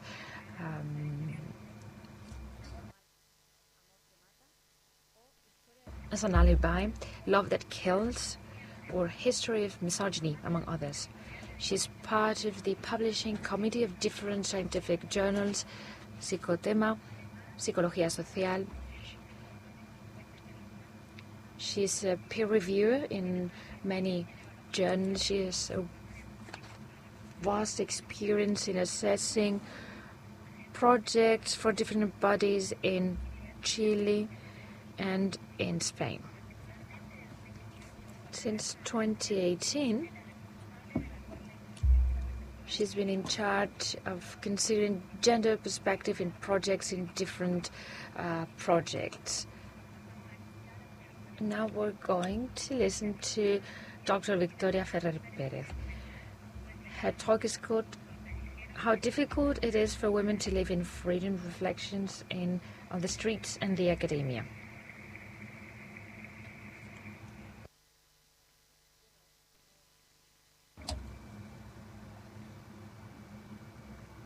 Can you hear me? Yes. Well, of course, the first thing I would like to do right now is thanking the organizers of this conference for considering that my contribution could be relevant for the committee and in particular to Professor Valor. I would like to thank you for this opportunity. I'm going to share some ideas which are related to our line of work in our research group of gender studies in my university. Given the title of the panel, I will be focusing on new forms of sexual violence. When we were preparing this panel with Professor Valor, the idea was speaking about new forms of this violence. If you take a look at the title of this part of my contribution, well, news, this word, I thought I had to put this between inverted commas because somehow sexual violence, as Professor Valor has mentioned, as you all know, it's not something new. But it is true that sexual violence is a serious social problem. Professor Valor has just mentioned it. On your screen, you can see the last data by WHO. It was published in January 2022, and it includes statistics gathered between 2013 and 2018 that show that violence against women within their intimate relationship and sexual violence are the most prevalent forms of violence in the world. It's not just a social and health problem, it's a true pandemic, and unfortunately, due to what has happened this past years, we all know what pandemic means. Sexual violence is not just a very serious social problem in general. It is of particular concern regarding young women. I wanted to show this. This is part of a study carried out and published recently by the Organization of Support Against Drug Abuse. I would like to highlight what's at the bottom of the screen. This is a wide survey carried out among young women, and 18% of them say that they've never been subject to any type of sexual violence. This means that more than 80% of them have been subject to this type of violence. Sexual violence is a very prevalent problem, and it's very serious. It's of particular concern for us women, for the society as a whole, and for young women. Again, I'd like to refer to the survey I've mentioned, and again, the bottom of the screen, barely 24% of the participants state that they've never felt afraid of being sexually abused. So again, take the opposite approach. That means that almost 3 out of 4 young women are somehow afraid of suffering sexual violence. And this is food for thought. There may be something new. As I said, sexual violence is not new. They're not new as such. But there's some elements that can be new. There's a first element. I'm not going to get into detail here, although it is very interesting. We can tackle it later if it's interesting for you, but I'll give you a reference. There's a first element which is new, which can be considered new. It's the means, or the area where this violence takes place, the setting. They take place in real life, but also in virtual environments. I would like to invite you to take a look at this study by the Institute of Women called Young Women and Harassment in Social Media. It is very recent, and it shows something which is particularly concerning, which is that virtual environments are not safe. We shouldn't be surprised at this. Human beings have created virtual environments, and they reflect real-life environments. Therefore, violence, misogyny, sexism that we face in real life is transferred to social media, to virtual environments. I would like to highlight the fact that sometimes people from my generation, well, I'm not young, as you can see, people from my generation sometimes tend not to pay enough attention to these virtual environments, and we should never forget that young people, our kids, our teenagers, virtual environments are right now almost as real as real life. So if there's violence in this environment, this violence is going to be very important for them, and we need to tackle them. There's something else that's also new. 2 elements I would like to talk about. The social problems referred to by Professor Valor. There's an element of change that we've recently seen. In this case, it's a positive element. The fact that there are many things that happen in life that are violent, and they were considered normal, now they're considered as a social problem. This is a great progress. This is great progress. It didn't happen overnight, out of a coincidence.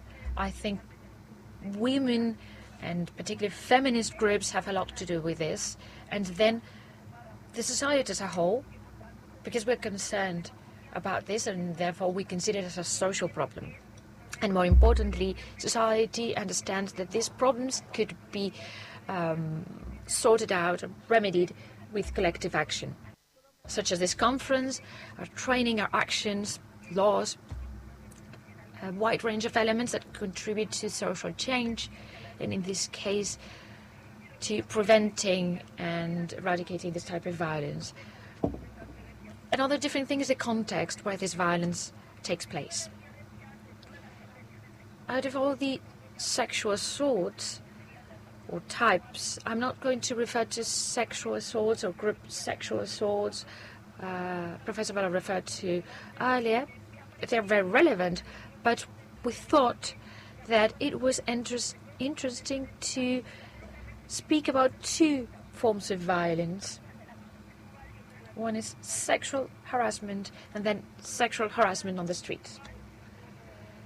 Regarding sexual harassment, as you all know, in Spain, in the past, it didn't exist as a crime, and now it has been included in the criminal code approved in 1996. It's been considered a crime since then, and it's a crime that could take place also in an academic or a labor setting. Most of the work carried out so far regarding sexual harassment is focused on harassment at the workplace.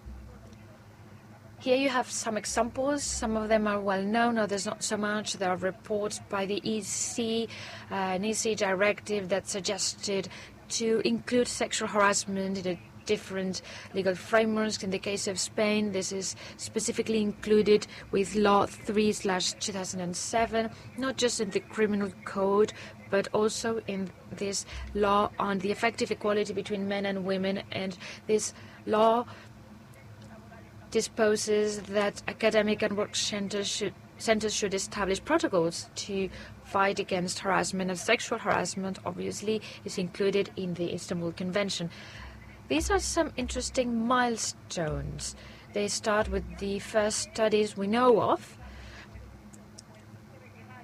and the end point, or the final milestone, has been Me Too movement. This meant raising awareness, but also denouncing what was happening in many areas. These are some data from sexual harassment from our latest surveys. At the bottom part and on the right part, you can see the presence of sexual harassment amongst young women. I'm going to go very quickly through these. I don't want to give you many details. I would like to remind you of something which may be very serious. Most people that commit harassment are male. Most victims are women. Data prove this, but I wanted to get here. The idea that sexual harassment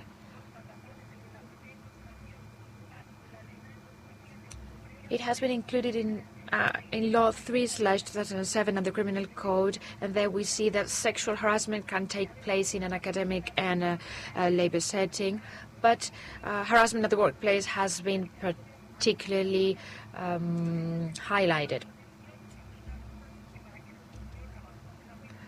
I work at a university, and this is of particular concern. We need to highlight the fact that universities, although they may seem temples of knowledge seen from the outside, but they're just places with people with our good and bad sides. And unfortunately, this means that in universities we have cases of sexual harassment that affect different groups of people present within university. For those who work at university, teachers, professors, also administrative staff, but then also, of course, for students. In this sense, the academic setting is not always as safe as it should be. I'm not saying that it is unsafe, but sometimes it's not as safe as it should be, or as we consider it to be. Here we see some examples. Unfortunately, there are cases in almost every university, and some cases really hit the media. I'm not going to refer to any of them in particular. I guess you can all think about cases because you're familiar with them, or you had a direct experience. And I would like to say, as a positive thing, that Me Too has reached the scientific arena and universities. Recently, there's been a movement by a group of professors. It started in Catalonia, but there are also people from other places. And they've shown two different types of harassment in universities. So direct victimization of the victim and the victimizations that people suffer that are witnesses or that know about a situation, and they've tried to support the victim and tried to protect it and speak out. To protect the victim and speak out. I think this is very important, and this is a reason for hope, which is always a good thing. Anyway, here are some studies about the incidence of sexual harassment in universities. This is a small sample of protocols for preventing and fighting against this type of harassment. But I would like to focus on this slide. These are some challenges for the future. These are pending issues that we have regarding sexual harassment in university. First of all, limiting incidents. Yesterday, and this is for those of you interested in this, maybe this is going to be useful. Yesterday, a report was published by UNICEF network with data from gender violence in universities, in more than 45 European universities, amongst them sexual harassment. From Spain, we have colleagues from Universidad Complutense in Madrid, and yesterday the information was published. We need to analyze the data. I'm sure there are many other things to be done, but this is an important step in the right direction. There are other challenges also. Sexual harassment in any context is complicated to tackle, but in the case of universities, academic settings, and when students are affected, we have added problems. One of them is how difficult it is for students to file claims or to report the situations, because in general they are floating population. They belong to the university community for a limited amount of time, and since it's very complicated, they just want to finish their studies, to complete their studies, and if they face this type of problem, very often they don't want or they don't feel safe enough to report them.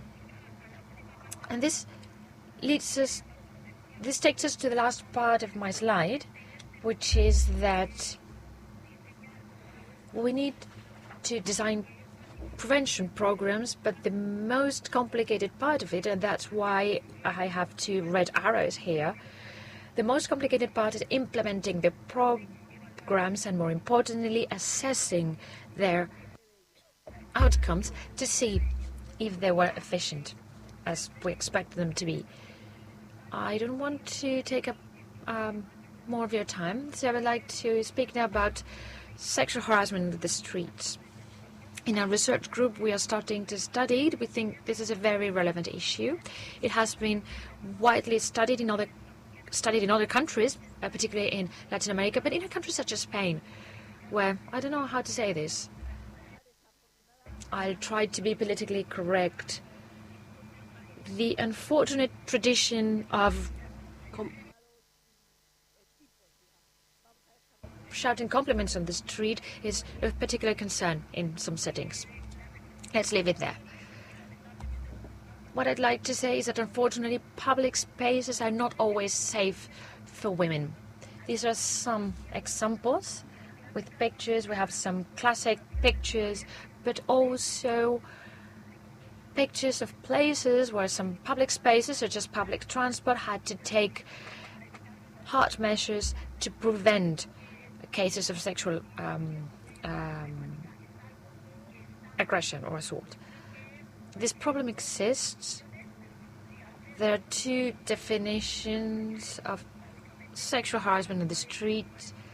Basically, it's suffered in public places from usually unknown men. This is an example, a detailed example. These are studies and campaigns for raising awareness.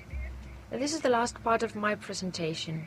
The fact that sexual harassment on the streets, even though it's not explicit, and there we need the interpretation of our legal colleagues, but at least sexual harassment on the streets, it is already included in the new law that was published in September on sexual freedom. This provides us with a field of work. Obviously, we don't focus on legal issues, we focus on the psychological part of it. We're working with perception by people who have witnessed this type of harassment, the perception of victims, but the fact that it is somehow defined as a problem is an important step. Obviously, we're facing challenges. We have a complicated way ahead of us, a complicated path. This picture is not mine. I didn't take it myself. But this is part of my adopted land. It's in the Tramontana Mountains, in the north part of Mallorca, and it shows this complicated path we have ahead of us. Sexual violence in general, sexual harassment in the streets in particular, we need more work to provide a context, to study it, to raise awareness regarding what it means and the effect it has on women that suffer it. We need prevention programs, of course, and last but not least, myths. This is just an idea, a headline, and the papers after this piece of legislation was approved. If this is the attitude part of our society has, we have a lot of work to do.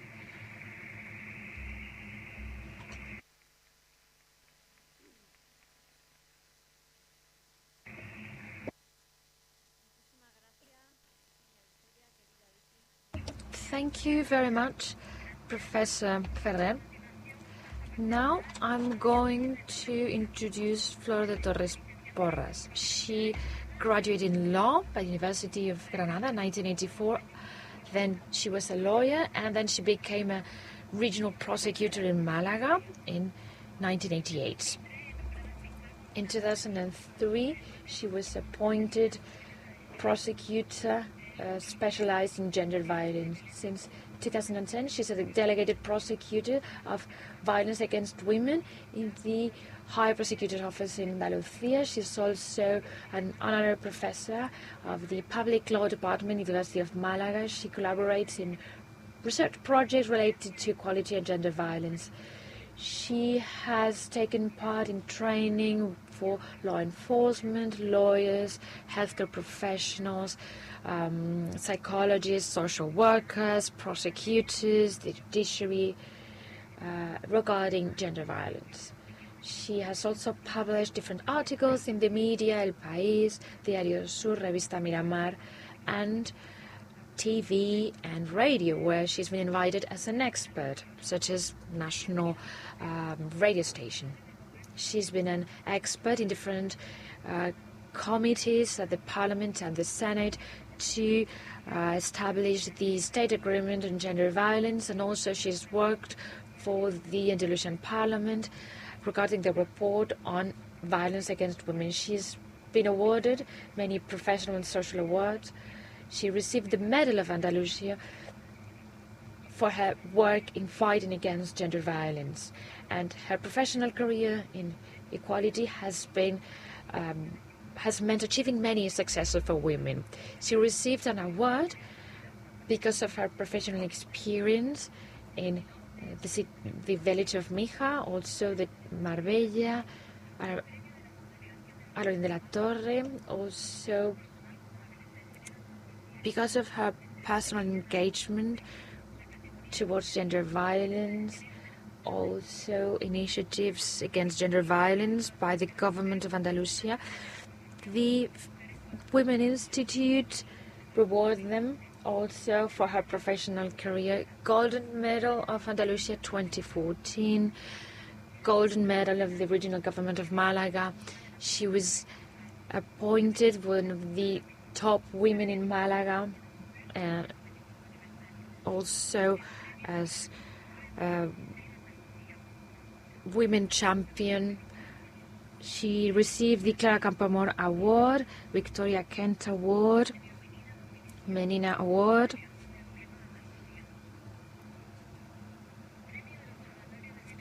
She received an award by the Observatory of Gender Violence, by the General Council of the Judiciary, and among many other distinctions, she was acknowledged as the Civil Guard. She was awarded the Cross of the Civil Guard. Also, internationally, she has developed different initiatives related to equality in Argentina, Bolivia, Morocco, and Guatemala, among others. Now she's working in Peru with the ministry and the prosecutor offices in Peru. Now she's the coordinator of the Andalusian network of prosecutors for women, and many other milestones in her life. I would like to give her the floor.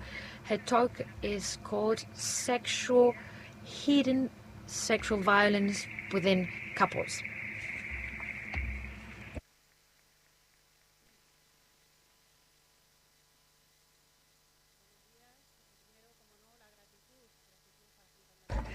Good morning. First of all, I'd like to say thank you to the regional government, the regional Ministry of Andalusia, the organisers, everyone involved in organising this wonderful conference. I'd also like to say thank you to the Regional Justice Ministry for providing us with resources, people and professionals for this task. I would like to also say a special thanks. When I was in the break, I came across the family of Estefania and Aaron. Estefania was killed in Malaga in 2014 together with her son, her younger son Aaron. And when I talk about them, I always feel upset. But I would always like to say thank you to that family who represents so many families that have lost loved ones because of this problem of gender violence. So I would like to devote this speech to the family of Estefania and Aaron. Well, Imma said that I'm going to be talking about sexual violences that are hidden within intimate relationships.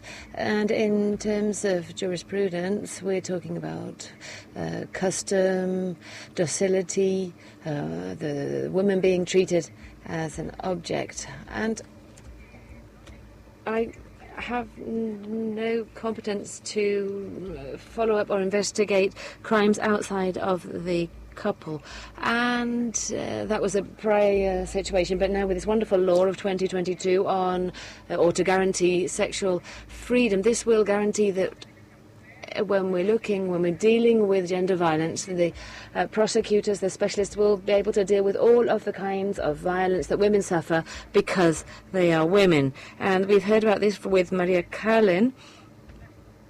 We have, with all of the skills and competencies related to gender violence suffered by women, referred to in the Istanbul Convention, we are going to take all of this on in the courts. And this was a need established by the Convention that all of the research into sexual crimes should be dealt with by specialists and experts in that field. And because, what's more, the modification itself of the provisions of this law to guarantee sexual freedom, well, it gives a gender perspective to the criminal code. Any kind of sexual assault that takes place will be will correspond to the 180.4, referring to somebody related to the aggressor. And so this law, or this change, overcomes the gap that existed in the Spanish legislation. But here we have to talk about violence against women. And what are we doing in the prosecutor's office to deal with violence against women. So I'm going to start off with one premise. When we talk about sexual violence or types of sexual violence, we're not just talking about the individual rights of women. I think that we have to talk about state issues, because if we perpetuate this kind of violence, and if this remains hidden within society, then we are perpetuating the patriarchal system, which naturalizes it. We are increasing the victimization of the victims, because that is the link that serves to perpetuate violence, or sexual violence in this case. The violence that takes place within intimate relationships. With regards to this, I have turned to the Observatory and the statistics for 2020, which provide information regarding the assaults in Spain during that year. There were 9,974 cases in the whole of Spain which were investigated, but the observatory does not distinguish between the cases in which the man attacking a woman, but we know that it's 98%. 98% of the time it will be women who are the victims. It doesn't distinguish whether the aggressors had an intimate relationship or were living with the victim. So how can we visibilize sexual assaults within intimate relationships within the family? Well, I've gone to the report for the prosecutor's office in Andalucía, and this looks at the legal information of the courts of Andalucía from that year. And look at this figure. In Andalucía that year, we could only investigate or make visible in the courts 84 cases. If we compare, and if we make a comparison between the 1,864 that were investigated in Andalucía and the 84 that were investigated within the violence against women courts, only 4.5% of the sexual assaults have actually been visible in the courts for violence against women. So when I was asked to come here, what I wanted to do was to make visible the situation, not just to talk about the sexual crimes that are hidden behind certain behaviors, included in gender violence, such as the customary ones in 173.2, or against the moral integrity of women, since these are crimes against women, but they can also actually be hiding sexual assault of the victims. And to this end, I'm going to talk about some actual practical cases which the Supreme Court has dealt with, and this has provided jurisprudence which serves as a tool in order to increase visibility of cases of sexual assault within intimate relationships within families. I'm going to give you a figure. The Supreme Court has a case in May 2019, and it says that it is not possible to cancel sexual freedom as a result of marriage. I mean, the fact that a couple marries, this does not mean that the husband or a person can sexually assault their spouse. There was a case in Malaga in which the husband, after many years of living together, would repeatedly say to his wife, "It's your obligation on a Sunday, it's your duty," with physical assault and forcing the woman to do things against her will. And this became real sexual assault in this case. And we have to say that it is not a duty to have a relationship within a partnership. Over time, to have sexual relations, the freedom of a married woman, the sexual freedom of a married woman, sometimes when we're talking about the victims of gender violence, they seem to be reduced or tainted when it comes to consent, because the Supreme Court has given us many perspectives regarding gender violence, so the prosecutors, the lawyers, the judges know how to deal with proof of assault within an intimate relationship. And in 2007, I saw a case in Malaga that I think that you should take into account. The Supreme Court began to issue sentences regarding gender violence as of 2007. And between 2007 and 2020, this has increased. There are real resolutions that are worth reading and rereading. And there have been 3 milestones in terms of case law between 2020 and 2022. And I'm going to talk about them almost in a journalistic way because of the lack of time. First of all, the first sentences that appear in the Supreme Court, well, the first ones were as of 2007, and this said, or they told us, that sexual assault appeared within a setting of a man dominating the woman within a relationship. And so the issue of consent was difficult to accredit when the acts were victimizing the victim of this gender violence and humiliating them. If we talk about this sentence from 2007, it has a real gender perspective, and its date was from January. It talked about sexual assault, but within the concept of customary actions or habitual actions. So there was a couple and there was constant gender violence, and it was something that was customary. It was behavior which falls within the 172.3. It was about moral damage. The moral integrity of the victim was affected, and it referred to an accusation for sexual assault, continued sexual assault within that marriage. What the Supreme Court did was to correct that resolution of sexual assault, because it understood that if we had a setting in which there was domination, in which the victim naturalized that domination and could not oppose it, and not even express the fact that they did not want to have sexual relations, it was understood that consent had not been given, and even if it had been given, it would be tainted.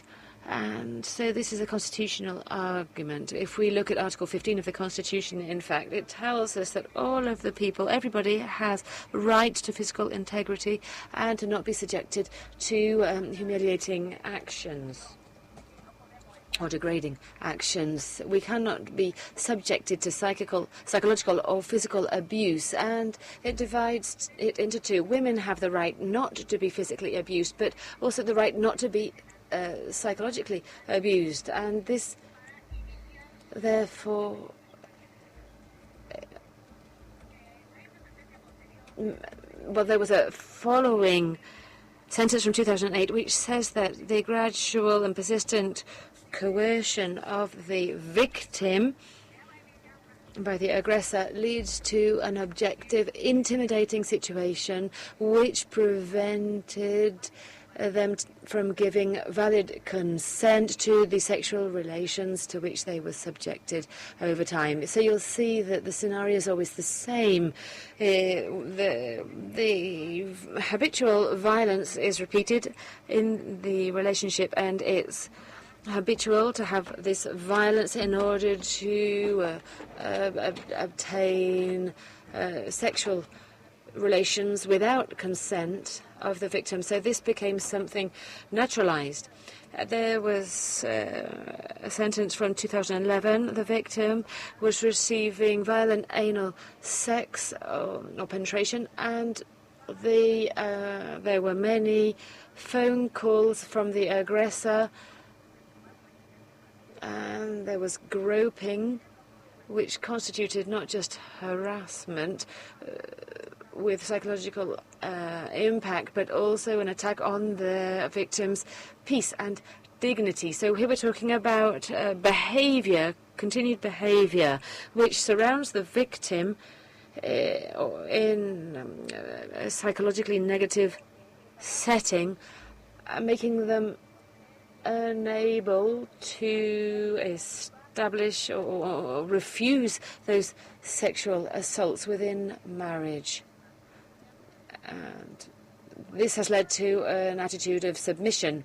If we talk about case law between 2020 and 2022, I can talk about 3 sentences so that you just know about them briefly regarding effective guardianship and the concept of resilience. If we talk about guardianship, this is from July 2020, and many of us could understand what was happening. There was a report of a sexual assault, and the only thing that happened was the aggressor was listened to, and they listened to the victim, and this case was dismissed or filed. There wasn't sufficient proof, and the Constitutional Court said that indeed there was constant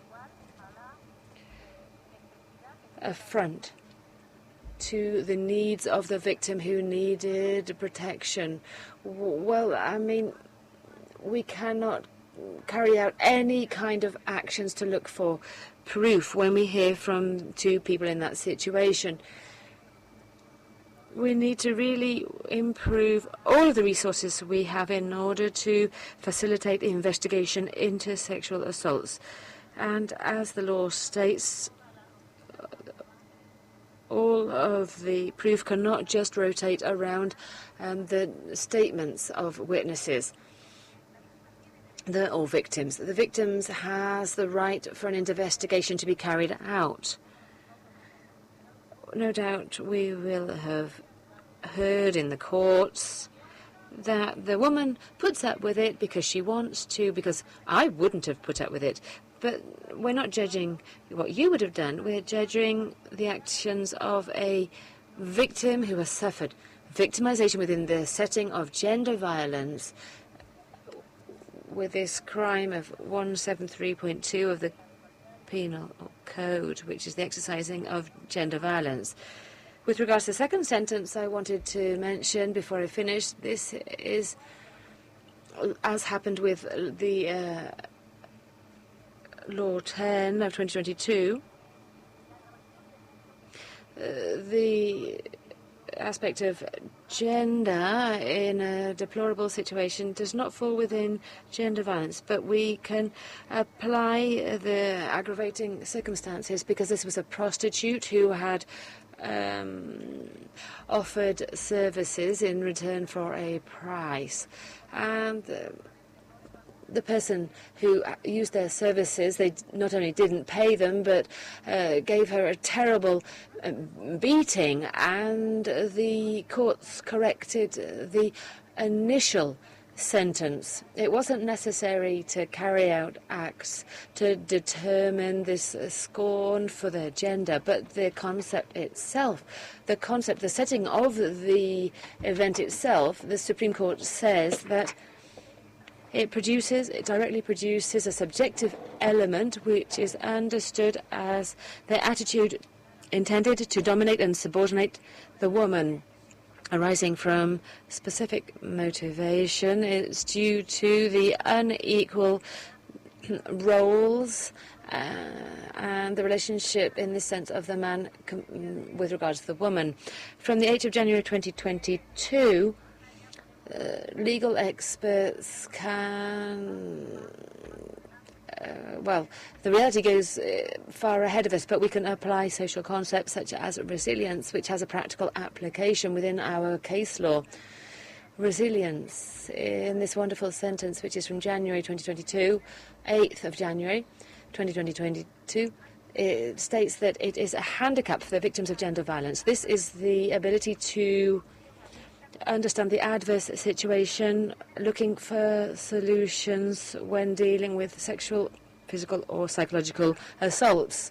So, to close my speech, I would just say that there are 2 sentences I want to refer to. I want to refer to them because they also establish social concepts which we include in jurisprudence when it comes to applying the idea of sexual abuse, sexual assault within an intimate relationship. I would like to talk about a sentence from May 2021. It was the husband. The couple had existed for many years, and when it was impossible to have sex, because the man couldn't get an erection, what he did was he put his fingers into her vagina and gave her a severe beating. And he was condemned, he was convicted for sexual assault. But the Supreme Court of Justice says that it understands this assault well.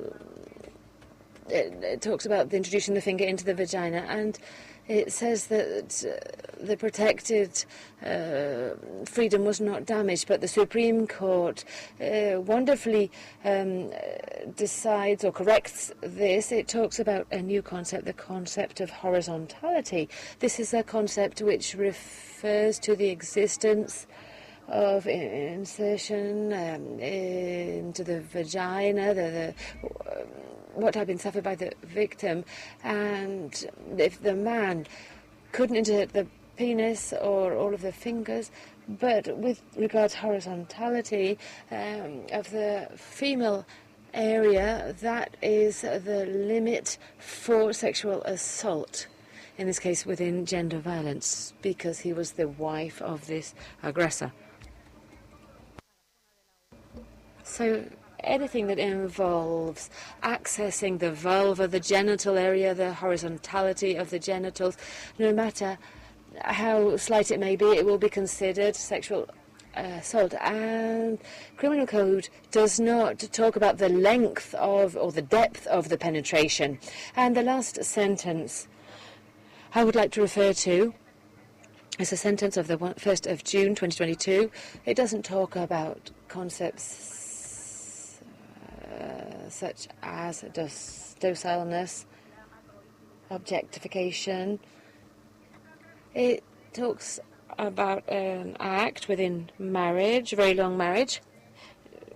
The aggressor was 82 and the wife was 81. She tacitly agreed to sexual relationships within this tacit framework, understanding that she was a direct victim of gender violence. In this regard, the victim was described as a woman who had no authorizing consent for that relationship.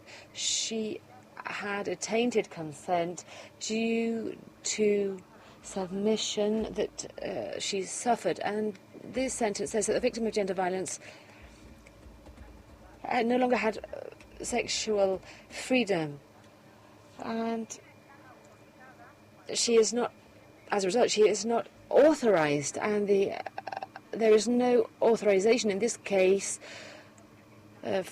for actions to be taken which go against her sexual freedom. If we talk about docileness, we're talking about terrifying situations within habitual gender violence. And this woman has become docile, as established by the Supreme Court. And finally, this sentence establishes, and the Istanbul Convention establishes, that sexual consent has to be given in a voluntary way as a statement of a free will of the victim or the person. And this is what is established in Law 10/2022, this wonderful law. If we talk about these sentences, well, if we talk about the informed knowledge of the rights of the aggressor, the duty to respect the rights of the wife, this sentence talks about the duty to be civil. The aggressors cannot hide behind a lack of knowledge, saying, I didn't know that this was illicit, I had to respect the woman until the very limits of consent, because the Supreme Court states that this duty talks about the contract established through consent. They cannot base their argument on traditions with regards to relations with their spouse, and what is traditional does not become legitimate in itself. That sentence is very well written in order to refute what aggressors may say to justify their actions within marriage. Within the prosecutor's office and the Valencian courts, we have wonderful, incredible tools linked with the legal medicine. And I would like to say thank you to the Andalusian authorities for providing us with these units, which consist of psychologists, social workers, and forensic doctors, experts in gender violence. And they provide us with reports for women, for children, the victims of gender violence, or they tell us whether we're talking about an active player within the setting of gender violence. All help is little, and I know that in Andalusia we are pioneers. In Spain, our units were doubled, and every unit that is opened, there will be many more proceedings which will be accredited, and they will help us to break away from that false sense of impunity when it comes to sex assaults, and will strengthen the obtaining of proof. And I'd like to use a phrase from Campo Amor, which I tend to use in my speeches, and I think that you might like to apply them. Clara Campo Amor said, "I have fought against all injustices because I don't want any of them to be allowed as a result of my silence." Thank you very much.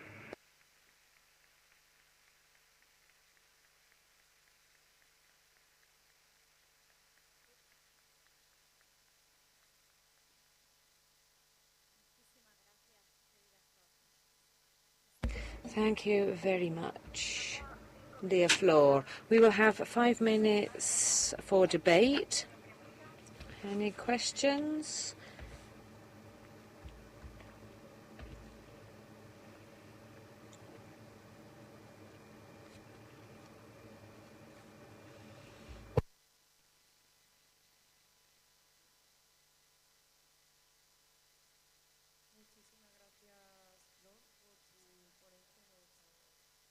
Thank you, Flor, for your speech. I'm over here. Thank you very much. I really liked your speech. I'd just like to say that, well, sometimes we confuse desire with consent. There are many women who consent, maybe because they are economically dependent on their partner, or because they are prostitutes. And they are in a vulnerable situation. They have no choice because they are poor. But a different issue is desire. And I think this is a very important word that needs to be put on the table and taken into account, because consent, of course there's consent, but there's another issue, which is whether there is desire. I would also like to say, or ask the Secretary, I think it's 76 victims, in fact, because gender violence, well, these are crimes between couples where there is an emotional bond. It could be a sexual relationship. And these are not crimes between siblings or parents and their children.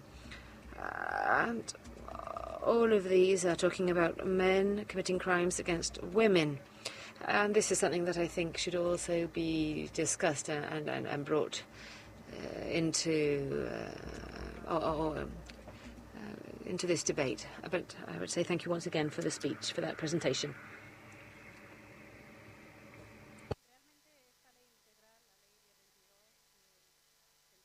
This law 2022 came into effect in October, and it gives time to the government for it to legislate and to modify the organic law and the law affecting the prosecutors' offices and the relevant authorities in order to provide competences which are not yet within the Article 1, the framework established. Here it talks about intimate relationships or intimate partners or former intimate partners, and guaranteeing justice with a gender perspective. We have the chairwoman for female jurists, Association, and they talk about justice without a gender perspective is not justice. Without a gender perspective for the victims of gender violence, and when we talk about gender violence victims, we are talking about the victim, all of the victims, all of those who suffer sexual assault of any kind. We've talked about prostitutes, and I'm going to refer to, or I could refer to, women's trafficking, the women who suffer genital mutilation or forced marriages. All of those types of gender violence have to be instrumentalized within justice with a system which has a gender perspective, and we have to eliminate any prejudices that we have when it comes to dealing with these victims, and that's why we are specialists in this field. And the sentence from the Constitutional Court from 2020 refers to effective legal protection that has to be provided to the victim. I mean, it's not about believing or not, but rather the fact that we have the obligation and the need to provide them with legal protection as a constitutional right, and secondly, to accredit the events that she is reporting, if they can be accredited. And of course we will progress in this, and in a year's time we will have progressed a great deal, no doubt. If you allow me to make an observation, if we talk in psychological terms, with regard to consent from the point of view of freedom to choose, and with regards to that freedom, the fact that we have to get rid of many myths. Are we really free within a patriarchal context, a context of where we suffer pressure? Are we really free to decide what we want and what we don't want? And that's what we really need to bear in mind. And for me, consentment is fundamental, and it has many different facets. We need to approach it from different points of view, to feel free to be able to do what you really want, what you really desire. It's not just a question of desire. That was just an observation I wanted to make within this context. Thank you. If you allow me, Maria is here, and she may know more than me, but the idea of consent, you have to evaluate this taking into account the context, and this is with regards the automatic idea of only yes is yes. And sorry, I didn't want to interrupt this discussion.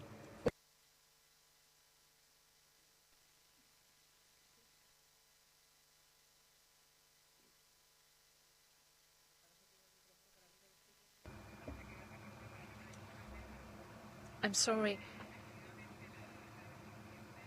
Yes, the definition of consent in the new Article 178 establishes a connection with the circumstances of the case and the context in which this sexual action takes place. The definition of consent is not very new, because in our case law we see references. We've seen this last judgment of the 1st of June by the Supreme Court about a woman that's docile to prevent a sexual assault, or the judgment regarding the case of the so-called PAC in Pamplona. I didn't want to mention that here, but I have to. In the judgment by the Supreme Court, it says that we need to consider consent depending on the circumstances of the case. In a hostile environment where there's a huge difference of strength, we need to consider how these factors affect the objective situation of lack of consent. It doesn't matter if a woman has a knife to her neck and is about to be stabbed by the agent. If she says, I agree to this sexual intercourse, obviously that doesn't mean consent. So we need to consider the circumstances of the case. I would like to congratulate you for the presentations. I've been working in this for 20 years and I never stopped to learn. These have been wonderful presentations. I'm a lawyer first of all, and a convinced lawyer. Our legal framework, fortunately, is improving. We are approaching a legal framework where victims can access justice and remediation. I would like to refer to a particular case I've seen. A victim of... Sorry, the speaker corrects himself. A person that had been sexually assaulted goes to court, has no lawyer with her because no one told her that she had that right to have a lawyer with her. There was no expert report, forensic report, because she said there were no injuries and the forensic didn't examine her. The psychological expert report, the psychological report said that this test is not valid for individuals of age because they can tell lies. And I was a defense lawyer and I felt horrible for her. The aggressor was absolved, and I was almost sick. We have a wonderful legal framework. We have wonderful institutions, but let's establish protocols for the follow-up of victims. It's the least we can do. Since the 4th of October, I cannot stop thinking about it. I've requested an appointment with the city council where I work as a lawyer. I want to talk with the Lawyers Professional Association, with the bar. I would like to talk to the regional minister, but he left. He just opened the conference, but then he left. He's not been listening to the talk. So this is victimizing the victims. I was representing the aggressor and he left. He was very happy, and I told him, "You're very lucky because I had been the lawyer of the victim. You would have seen the consequences." I don't want to get into details of this case because I know your side. I don't know the whole story. But I have to say that the Istanbul Convention in its Article 47 establishes and ensures that ratifying countries have legal proceedings with a gender perspective, something that didn't happen in that point, not even in by the people that took part in the case as experts. This is established by Law 1022. The government needs to legislate so that in a year we can have the technical teams which are duly specialized with a gender perspective. This is included by the law. That's the only thing I can say. So last question, because we need to move on to our next panel.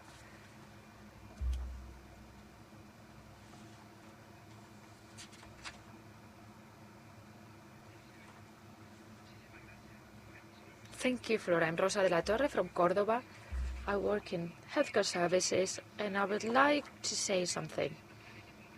I'm happy that I'm in this conference, and I have to say that we're still missing something. This is an opportunity, Flora, as a prosecutor. I'm happy to meet you personally. We need to continue to fight. Disabled women and women with chronic diseases suffer more of this family violence. And right now, well, I lead an association of families. I teach professionals, and this doesn't exist. People don't report it. I've been working in the emergency services for 7 years, and the situation is even worse. We need to work with social services, with healthcare services. Those of you from the government who are listening to me, we haven't progressed at all. Women don't feel protected. They don't report the cases.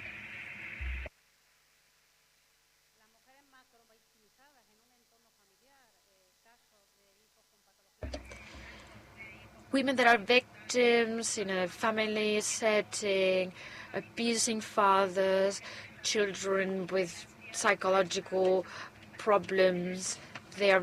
These women are victims in different areas. They're completely isolated. They don't receive any social, legal, health-related support.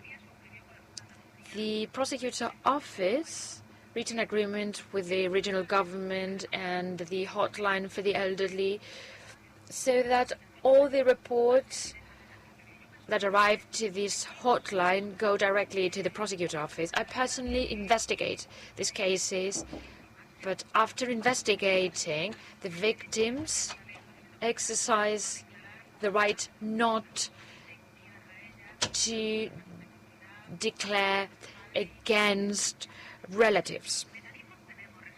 We have mechanisms and resources, but a victim that is not receiving psychological support, that is not strong, will never report it. And healthcare protocols are being complied with. We have referral protocols for prosecution officers in cases of risk situation. This is working.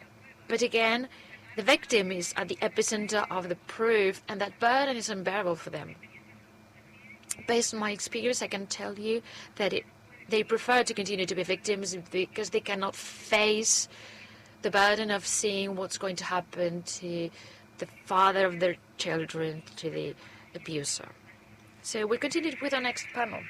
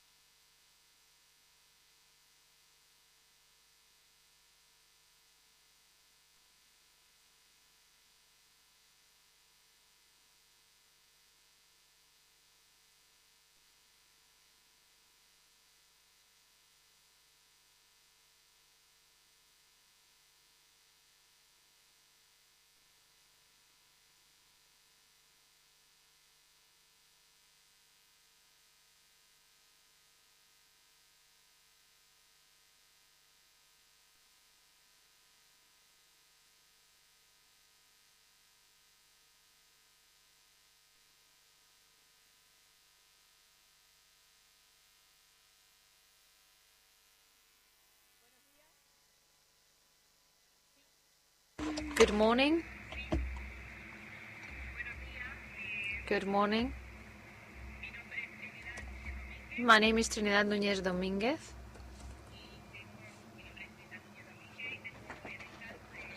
And I'm going to moderate this panel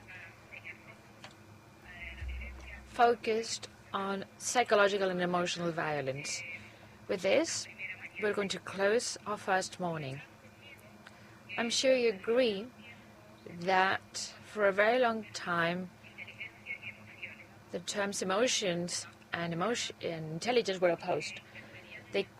Emotions were considered obstacles for reason. The idea that emotions belong to women or women territory was strengthened. I would like to establish a similarity between emotion and reason and body and mind. An article or a paper published in 2015 in Investigaciones Feministas journal analyzed the idea of body and mind, and it says that bodies have been ignored in favor of our soul, the same way emotions have been ignored in favor of reason. She refers to a body that was represented as the rational part of human beings. We have Judith Nadner, a feminist philosopher. She strengthens this idea of body as the rational part, as opposed to mind. Simone de Beauvoir says that as a society we've learned that bodies are the place of female identity, devoted of everything to be invaded. Female bodies are undervalued. It is required to become a body for others. It stops being a subject, it becomes an object of desire. Professor Rocío Gómez considers in her book, that I quote, that female bodies are real physical entities and recipients of cultural ideas under the category of femininity. The same happens with emotions. They're not neutral, they become female, and they are dysfunctional. The stereotypes of gender say that women are sweet, docile, etc., and whimful, and men are hard, decisive, and strong. So the management of reason is core. We have to aspire to that. It becomes the model of successful behavior. And it affects interpersonal relationships, but also labor and social relationships. Since the end of the 20th century, we know that the link between emotions and reason is clear. And it is recognized that emotions have a bigger weight in our successful behaviors, more than our IQ. People start to speak about emotional intelligence and its implications at that point. It may seem like a paradox, the fact that traditionally we've considered emotions as something not important, and then it becomes a way to exercise power. Maybe it's not a paradox, it's a strategy deployed by patriarchy. In any case, mastering the body and dominating emotions are a sexist practice and therefore violent. Psychological violence is full of different angles. It is very complex due to many reasons, perhaps because it's less visible than physical violence or sexual violence. It's more complicated to recognize it, but right now we have ways of assessing its consequences. As you know, when psychological violence is studied, we can establish different classifications depending on the approach. We can speak of passive and active psychological violence. Active means vexation, verbal abuse, mansplaining.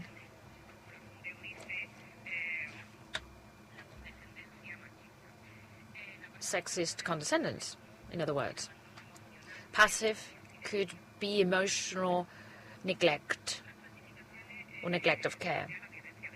And other situations involve verbal violence, social violence, and others that I'm sure you're familiar with. We have emotional violence. It means attacking objects that are appreciated by the other party or controlling vital situations such as sleep, food, or clothes, managing access codes to mobile devices, etc. In some extreme cases, attacking not just children, common children. This is not violence against subject situations, but against important subjects for women. Social violence includes abuse before third parties, the control of activities such as being with friends, sexting. We could speak about vertical or horizontal harassment. In the first case, the harasser has a position of superiority, whether it's economic, social, or labor-related. In the second case, the harasser is at the same level of power, but he uses moral, physical strength. From a psychiatric perspective, Ana Carraledo, nurse and professor at the University of Alcalá, understands that turning violence into a pathology makes power dynamic invisible. In order to take a deep dive into these different aspects of the complexities of psychological and emotional violence, we have this panel. This panel was designed as a dialogue rather than presentations, a typical presentation. We have Andrea Momoitio, journalist, with two experts. Momoitio has a degree in journalism. She has a master's degree in gender and feminist studies and digital journalism. She's the founder of Picara Magazine, which is a reference, and she collaborates with other media. El Salto, Diario Público, Diario.es. This year, she has published her first book, Lunática, based on the case of María Isabel Gutiérrez Velasco. She was found dead in a prison in Basauri in 1977. This fact caused a strike of sex workers in Bilbao because they didn't believe the official version. Reviewing what happened in prisons under Franco's era was significant. This is a woman with an obvious emotional intelligence. We can see this when she says that all her studies have happened thanks to her parents. We're really looking forward to listening to her.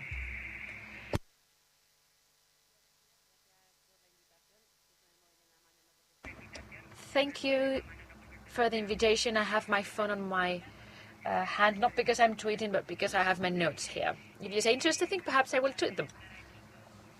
I'm pleased to be here with my two colleagues. I'll introduce them, and then I've prepared some questions. So let's start. Borja Rodriguez and Maria Huertas Zarco. Borja, psychologist, sexologist, couple therapy with a gender perspective. Maria is a retired psychiatrist. She's the author of Nueve Nombres. This is a book that I would like to encourage you to read because it's delightful. Well, it's not because, ladies first, but my first question is for Maria. I think we can frame some of the ideas we're going to present today. In which specific way violence against women is presented according to your experience, not just within an intimate relationship, but I'm interested also when this happens in an institution, in a psychiatric institution. Thank you for your presentation. I would like to thank the organizers of such an important event. I would like to thank you all for being here. I would like to congratulate our colleagues that have given the previous lectures because they were excellent. I would have liked to give you an introduction on psychological and emotional violence, but Trinidad did a wonderful job. So I'm going to speak about symbolic violence, which covers all these types of violence. All the different types of violence that we're covering in this event. Sexual violence, physical violence, rapes, murders, even psychological violence. This is part of the dystopia that we women are facing, because it's been a dystopia so far in our life. Symbolic violence affects us all. A high percentage of it affects all of us, not just a high percentage. The first person that defined symbolic violence says that it's a series of mechanisms or strategies established for domination relationships, to establish domination of relationships. It's a type of violence which is hidden, subliminal, not visible, and it affects everyone. If we resolve this definition, we can say that women, half of the world's population, are affected by this type of violence, because from the patriarchal structure, this type of strategies have been established that we are subordinated. Besides being subordinated, I would rather say that we are placed in a binary system, 1, 0, 1.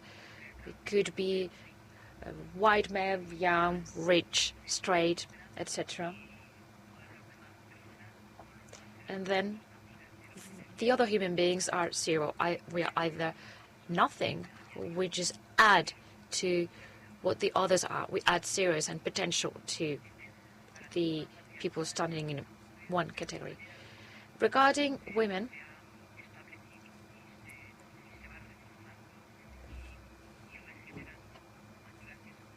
the situation is changing thanks to different strategies. One of the strategies is androcentrism.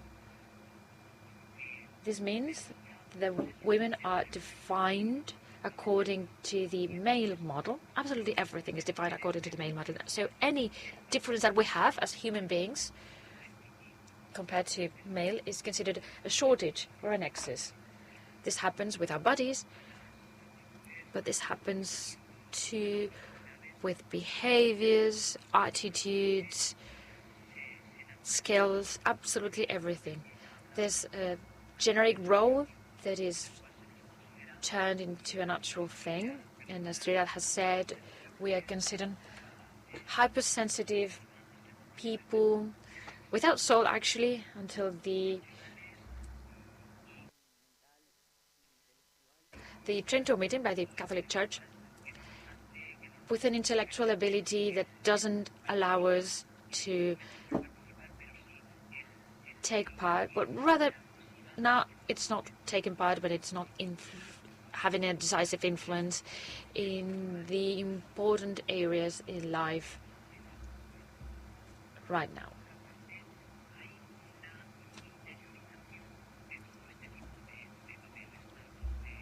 These roles have been accepted under centrism and the stigmatization that takes place through gender. This is due to the patriarchal paradigm, and because there's a social stereotype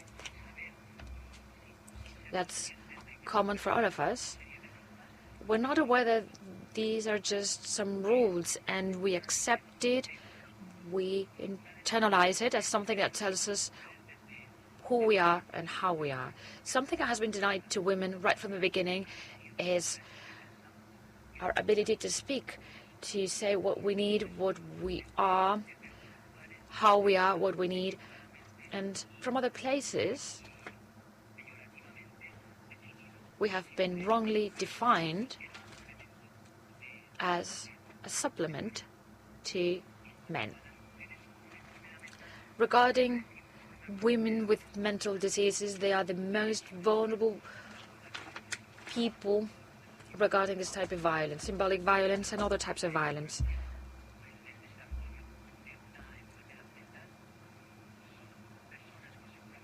These people with mental diseases are probably more sensitive, and they're less able to realize the structural violence they suffer. Very often, there's psychological and physical abuse, and somehow they are still subject to violence when receiving treatment for their disease. There's a part of family violence because within family they stop fulfilling the roles that they have been fulfilling so far. So they are even less valued. They're considered as useless. Sometimes they have to ignore their kids. From a social perspective, the stigma of diagnosing, particularly in the case of serious mental diseases, well, this is going to be important regarding any type of activity where it's related to work, life in society, etc. And from a psychiatric perspective, women are going to be less valued and they're going to be treated differently than men. I always say that if we looked, just like if we looked at epidemiological data, they tell us that women go to mental health services more frequently and in greater numbers than men. This could be great. It would mean that we have early diagnoses and better treatment and better results. But that's not the case because women are in some way considered fussy and repetitive, and they're not listened to very well within psychiatric clinics. Then you might say there isn't much time, so what's important is to look at medications, symptoms and treatment. But this is added to the fact that there exists prejudices when it comes to treating women. For women, it's fundamental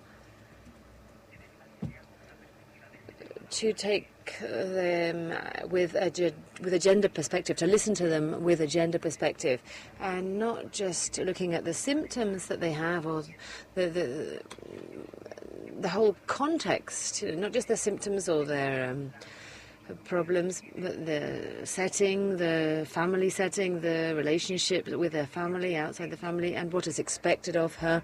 It's fundamental to listen to everything that she can say about her relationships and her context in order to really understand the problem that she is suffering.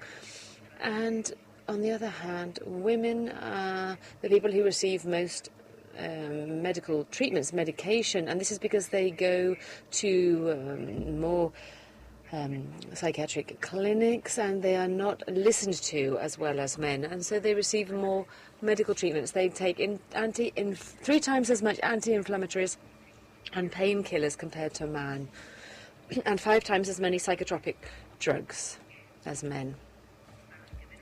And they are asked for fewer analyses and diagnostic tests that would give you a differential diagnosis or to be able to identify a disease.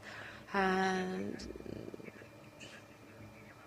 what is done also is a gender bias, as we call it, in the treatment given to women in psychiatric clinics.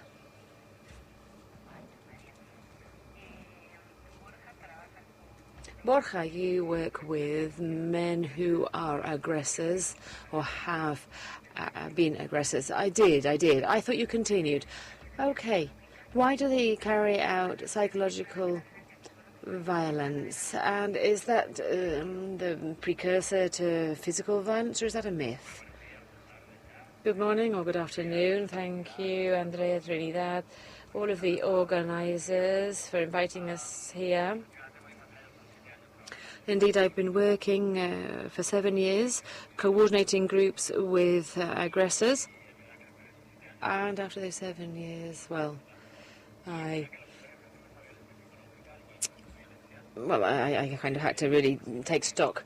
And we have to bear in mind the type of society that we live in. It's where men aren't taught to be violent, but with that differential education that we receive, that we've heard about, at an emotional level, that is what means or what leads men to apply violence. All men are susceptible to using violence, regardless of our sexual orientation. It doesn't mean we're going to actually use violence, but we are susceptible to using it. And one of the main reasons for this is that we are not taught to deal with our emotions, to manage our feelings. And also, on the other hand, we are taught that we have to be men and to show this masculinity. We hear a lot about toxic masculinity, but that's what we're taught. And this leads, well, it's like a pressure oven, and in the end it explodes. It's like a pressure cooker.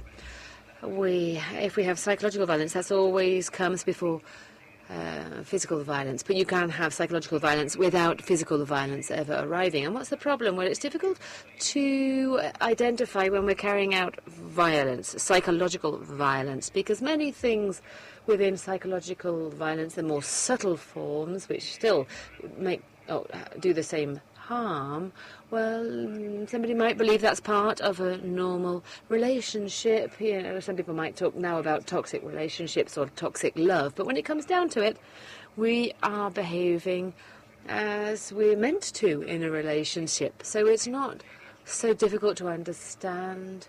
It does make it very difficult to understand and to realize if we are using a form of violence. Nobody wants to do that, and so if you begin to see it, you reject that label. But that that stops us from seeing what is happening. And due to a lack of emotional intelligence, it's much more difficult for men to empathize, to put ourselves in somebody else's shoes. And I don't know whether you've heard that people say that men are stupider than women, that we mature later than women, we have a longer kind of teenage period, and that's true.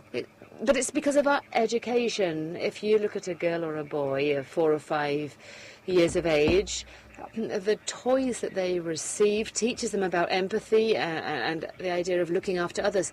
A girl would receive a baby's pushchair, but the boy would get a car or a tractor. What's the problem? Well, the baby's chair or the toys which talk about caring, they only go to 50% of the population. They go to the girls and not the boys. This means that symbolic play, when you're 4 or 5 years old, if you're carrying out symbolic play, you look after that baby. You use the pushchair, you rock the baby, you rock the doll, and that's when the empathy begins to be developed, and that's when the differentiation begins. I would say, again, it's not bad in itself. Nothing is bad in itself, but it's differentiation is the problem. There's a video in YouTube. There was an experiment that was carried out. And there was a white room with a white sofa. There was a baby dressed in white. So it was a baby, dressed in blue or pink, the opposite way round to what we would expect. So it was a baby in pink, but it was a male baby. And they would say things, you'll be a princess, you'll be a model, you'll be beautiful. But when it was believed to be a boy, they said, you have to be strong, you're going to be a footballer, etc., etc. It may seem silly, but with our language, we begin to educate people. If I'm brought up far from everything that's related to girls, everything that's considered feminine, then I believe I have to behave in that way. And men are emotionally illiterate as a result. We find it hard to empathize with other people, to know what we're experiencing, to express sadness. And I'm not talking about crying all day long, but to at least understand that I can be sad. And our body language has a lot to do with this. I mean, the the way we bang each other and hit each other when we greet each other. I mean, that's what happens between men.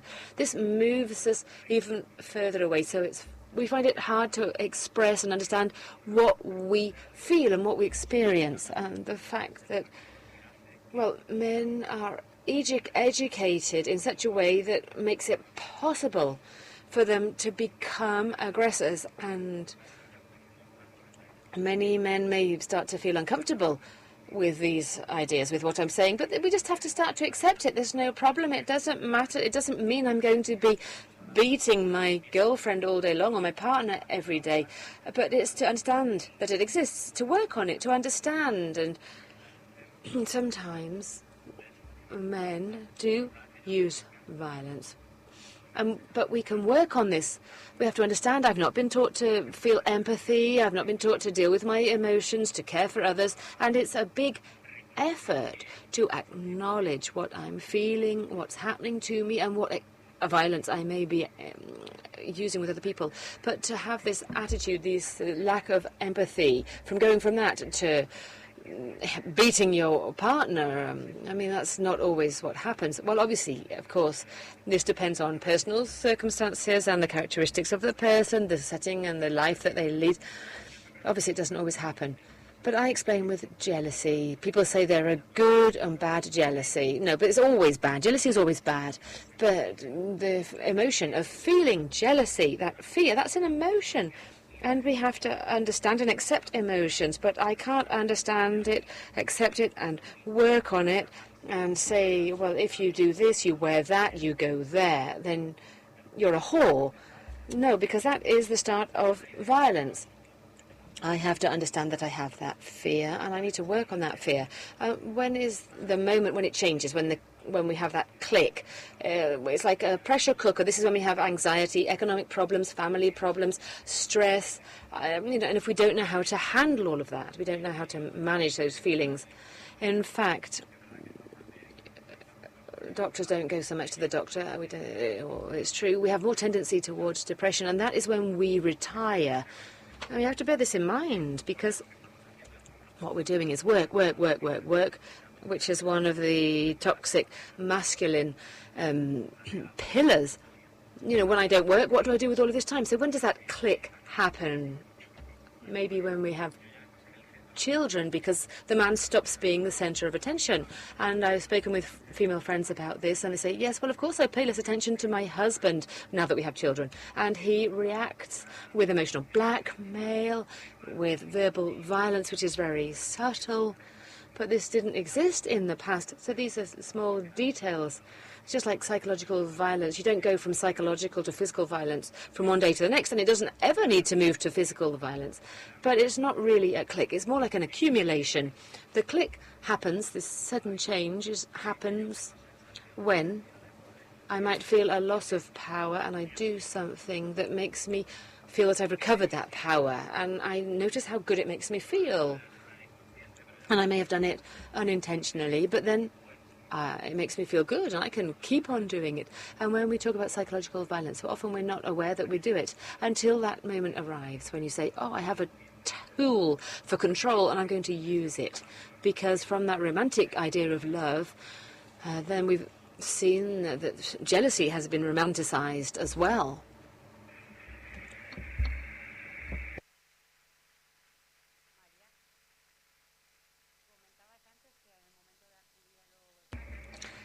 Maria, you talked about when it came to mental health services, women are dealt with differently, and there's been a big change. There was a change in the 70s. I think it's very interesting to talk about that change that occurred in the 70s. Perhaps you could mention that and talk about changes we might see in the future. Well, in the 70s, in 1974, I finished studying medicine, and I became a resident doctor in a new psychiatric hospital that was opened in Valencia. And that was when, well, you're much younger than me, but that was when mental institutions were shut down. A few years before the 1986 health law, that was the time when health or mental hospitals were shut down. And back then, men and women were treated in inhumane conditions, crowded installations, without any right to any kind of freedom, because, well, people were just locked away in these asylums and they never came out. I began to work in the Vetera Psychiatric Hospital in the women's wards. There were 3 women's wards, and there we received the women who were transferred from the Jesus Asylum, a new residential hospital, which was large and with a different approach. I always say that back then in the 70s, you have to bear in mind that there were many factors coming into play. On the one hand, there were reforms at all levels in the health system, and shortly afterwards there was a general health law. In the factories at an industrial level, there were claims and protests in the universities all over the place. So in psychiatry, it was absolutely necessary to think or look for new alternatives. In the 1970s, North American feminism was undergoing a boom period, and it was the second wave, and the feminists had a big impact, even in North American politics on some occasions. And in parallel, or in line with this, a lot was discussed regarding women's health. That famous book by Betty Friedan, The Boston Women, and many women began to talk about health. Health, because the mental health of women is at the base of feminism. For good reason. One of the reasons why women have been excluded from so many places, and we've been considered unable to vote or to work in productive workplaces or to participate in politics. This was due to the weak mental health of women and the emotional weakness of women, as they called it. And women, well, all of this was discussed and classified and written about, talking about myths and religion and philosophy and science. There are so many scientists last century still talked about the mental weakness of women, associating it with their reproductive organs and their ovaries. And there were people at last century that talked about the mental inferiority of women.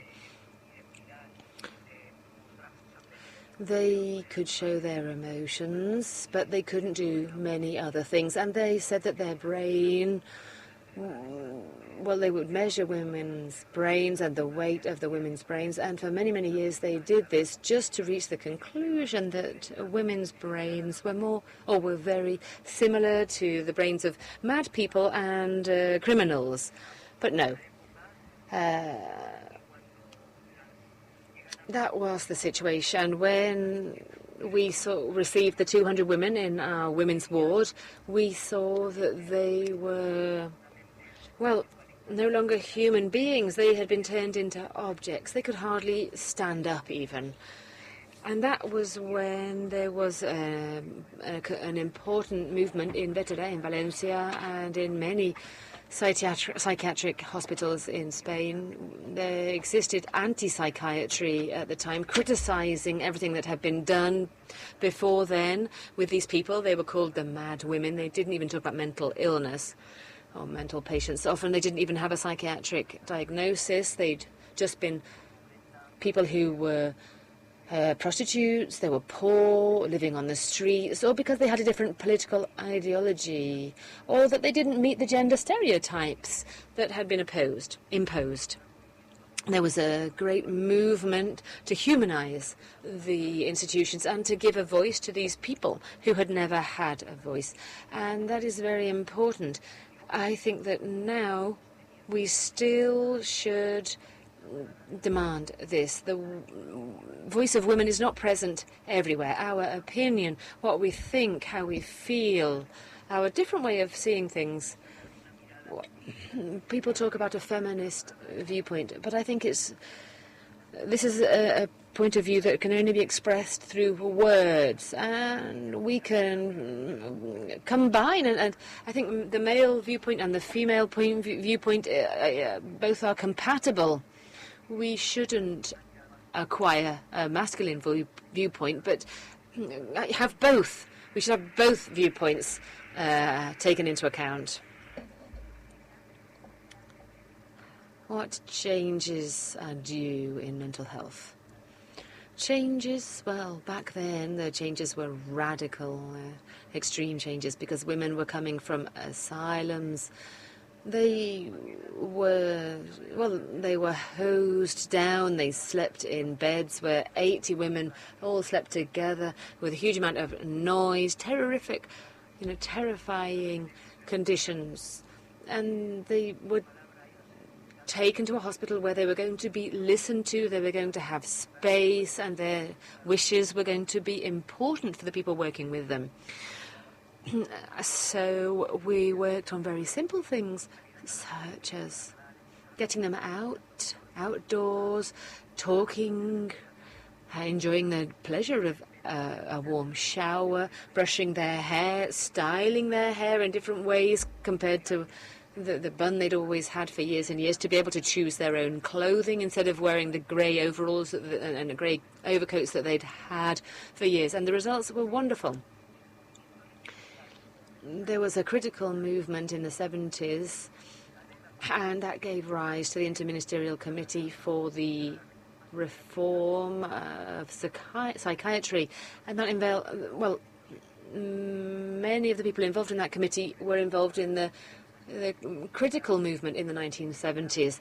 And in the health law, this incorporated mental health within the general health system.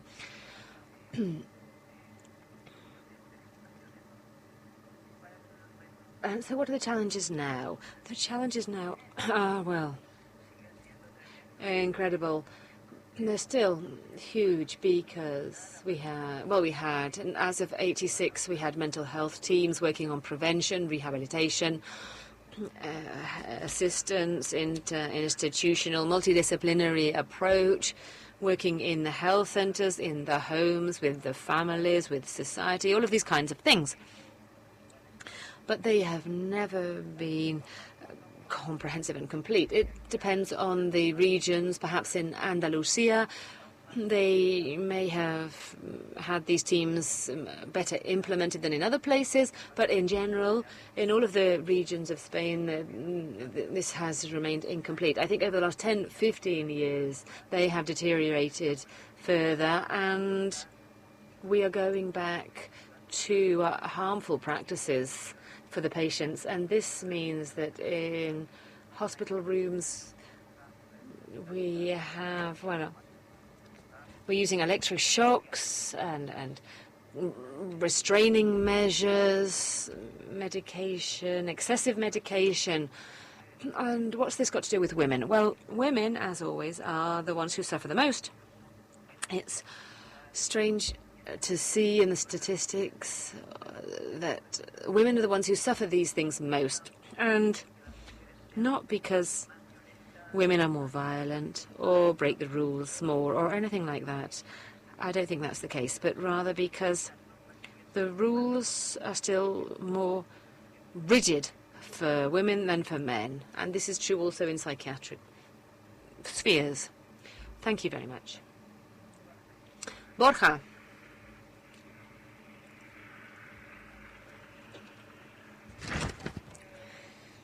During your years working with aggressors, what do men say when they begin therapy? How do they tell their story? Is it different in the younger compared to the older? Are there any differences? Are there changes? Do you work with younger people as well? Are you an optimist? It depends on the day, but yes, I am optimistic. Well, the story that they tell, just to be very brief, is that I've not done anything. I'm here, it's Zapatero's fault, Rajoy, the law, my daughter, my mother-in-law, my job, but I haven't done anything. I shouldn't be here. They They think it's a couple of hours workshop and then they're going home, and they don't realise it's 36 sessions over a whole year. And the programme,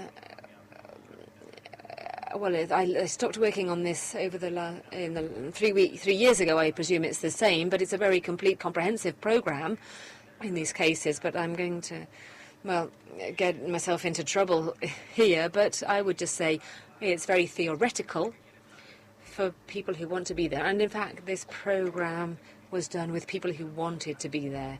These were volunteers. They voluntarily participated in the study so if you have a group of men who are angry, annoyed with the world and the system, and you're the only person they can get it all out to, and their idea is that they haven't done anything, and there's a point there that they refuse to accept it. They have a conviction. They've got this program which is an alternative to going to prison, so they're kind of on probation, let's see. And I realise, and this is an emotional issue, well, the program has a lot of sessions, as I said, but I talked a lot about emotion. We had to work with emotions. What is an emotion? Let's work on this. Let's really take on board what has happened. So really I kept on and kept on. And what I found was that there was a very aggressive reaction, verbally and sometimes physically, but above all, aggressive verbal response. It was like talking to a wall over and over again. And after 3 years there, I began to realize that in session 12 or session 13, something changed.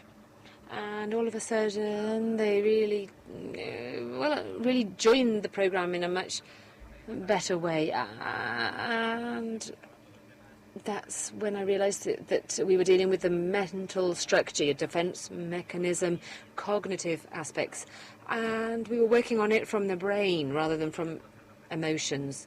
And so I started to do it the other way around. I started off talking about reasoning, logic, mental structure, defense mechanisms, cognitive side, and then we would talk about emotions. And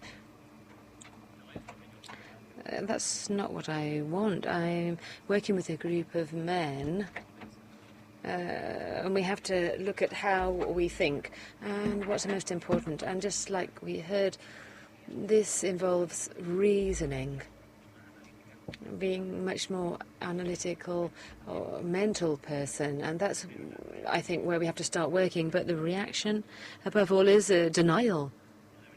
I shouldn't be here. I've done nothing. I don't deserve this.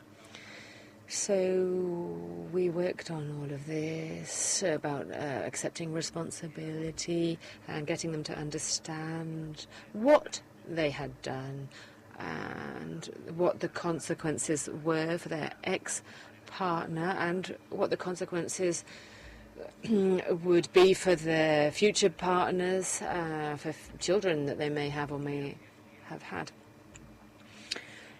It's true that in the groups there were men from 18 up to 82, I think was the oldest, and the mental structure was exactly the same. The answers that they gave me when talking about partnerships, relationships, intimate relationships, were exactly the same. And that's when we realized that a lot of progress has been made. Feminism, or like Maria said, women with feminism, well, you've got more of a scaffolding, let's say, about what should be a woman. You've broadened the idea of what a woman should be. And so we haven't, though. So we feel threatened by feminism. And I work with young people, and I say, who of you here are sexists? And nobody will say, I am a sexist. But, they may not have hit anybody, but they verbally insult. And mental structures are exactly the same between the young and the old. The other day, I was talking with my father.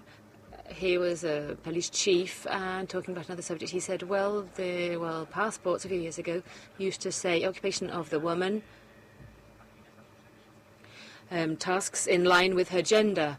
And that was on a passport. Would you show that nowadays? Well, no, but you have catalogues, series and films in which men and women are still separated. It's become so subtle that it's very hard to identify it. And during adolescence, youngsters still get these messages. And I think in the last study from 0 to 10, the age of 0 to 10, boys and girls, what they receive is like a pen drive. Boys have to be like this and girls have to be like this, and it's something very structural. And the mind of children, after they reach the age of 10, then it kind of crystallizes all of that information. So it's much more difficult to change it. During adolescence, there is a kind of doorway, and there's a possibility. But when they're an adult, it's much more difficult. So we have a pen drive with information based on a heteropatriarchy. And when we're 16, 26, 30... as you get older, it gets much more complicated to change that. And, of course, you have to want to change it because, in general terms, for men, it would represent a loss of privileges, and that's the way they see it. It's like, oh, here you are, you're on about it again. It's feminism. Oh, this is a real bore. But we have to attack that from that angle. And that's the key, I would say, for modern times, and that's why I'm optimistic. But it's true that I realize that those structures, patriarchal structures, are still there. And you hear those views from adolescents. It's very difficult to change, and it's very complicated. I'm talking with a female friend the other day. Her 5-year-old son had just begun primary school. He plays football with babies, cooking. He wears blue, green, black, pink. He paints his nails, or he doesn't. It makes no difference. He went to school with a doll and wearing black. Fine. Then the second day, fine. That was on the Monday. On the Friday, he said, Mum, I don't want to paint my nails again. I don't want to wear a pink dress. Why? Well, because they've told me I'm a girl. In the mind of a boy, in this case, of 5 years, he says, if I'm not a girl, I shouldn't behave in that way. And on a Saturday morning, he said, let's paint our nails. And on Sunday evening, he said, wipe off the nail varnish because I've got to go to school. So in a modern home, they let that boy do whatever he wants without this binary sexuality. There's a society surrounding that home which obliges him to follow the sheep's path. And when he's 5, he's learning that he can be one kind of man at home, but he has to be a different kind of man at school, out of the home. I mean, we need to have a look at that, I think. I think we need to get that checked out as a society. And these kind of conferences help with that.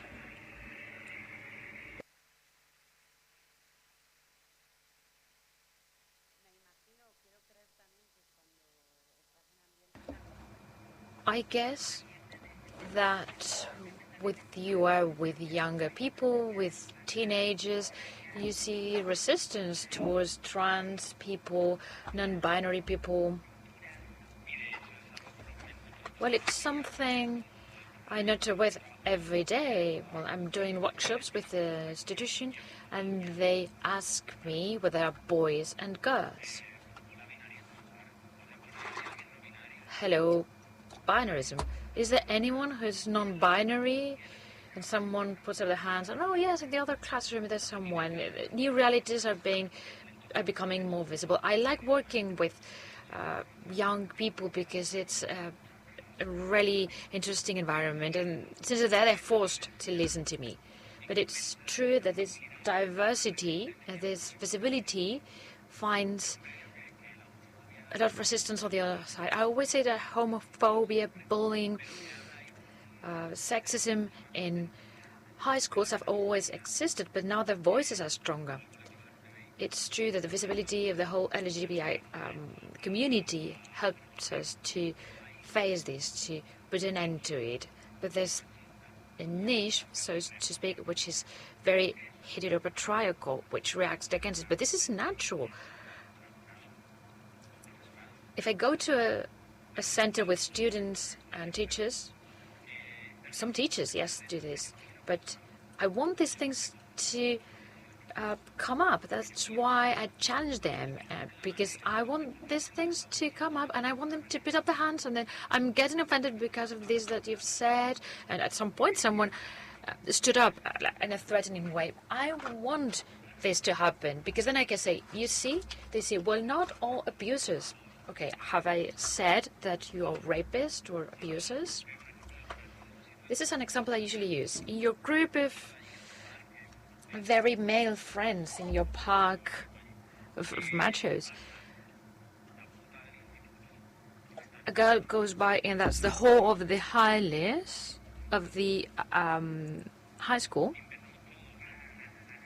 The school's lad walks by, and you start to say horrible things about her. And if you don't agree, and if you don't speak up,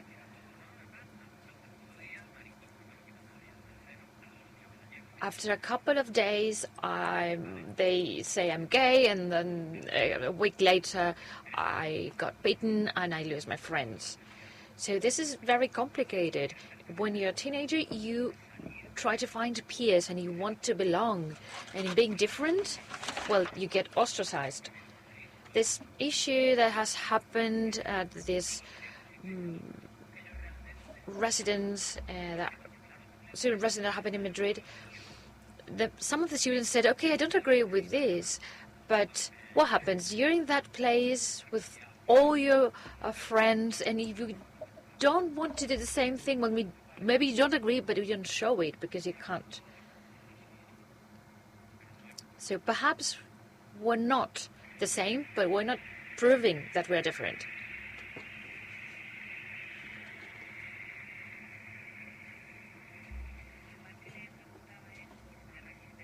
I was asking him about resistance that we see in high schools and other spaces, because non-binary and LGBTQ people, we are here and we're becoming more visible. But then regarding to mental health and psychiatry, we see psychiatric patients are self-organized in support groups, and they're very, very critical towards psychiatry and psychiatric methods and psychiatric institutions. What do you think about this movement? How do you deal with criticism against your profession and your practice? For me, this is the great hope right now.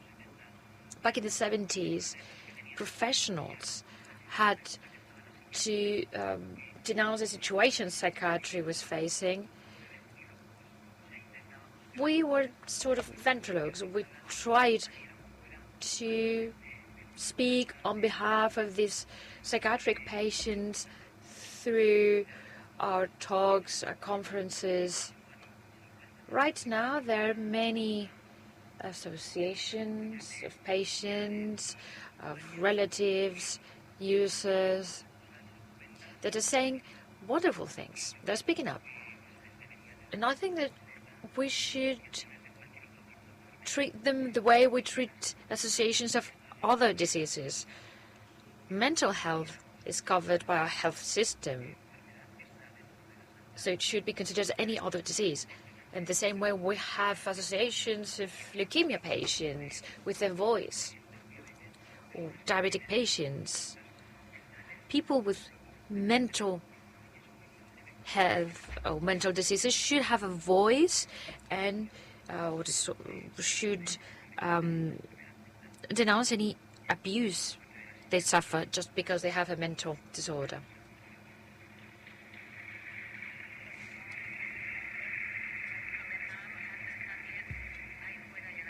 I was saying before that there are many institutions as horrible as asylums were, and they still exist today. Migrant detention centers, for example.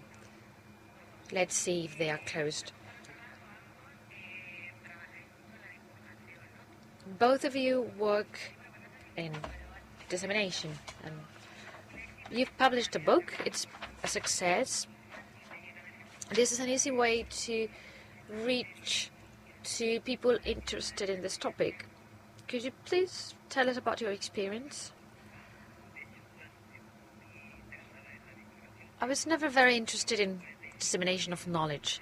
I've worked in public mental health for 45 years. And my publications, mainly in the last 30 years, were about psychosis and rehabilitation and more technical topics. I'm not used to speaking in public, for example, because in my profession I was rather a listener. When the book was published, well, this was out of a coincidence. I always write about my impressions, what I feel, what happens every day. This has been a habit of mine. And during lockdown, I don't know why, I started to write stories of women that met back in the 70s, when they transferred to asylum, from the asylum to the Vetera Hospital. These are the stories of 9 women. I wasn't thinking about publishing them. This was a coincidence. And many people are reading them. When people ask me, why did you write it? Well, I have to think about it now. Because back then, there wasn't any reason.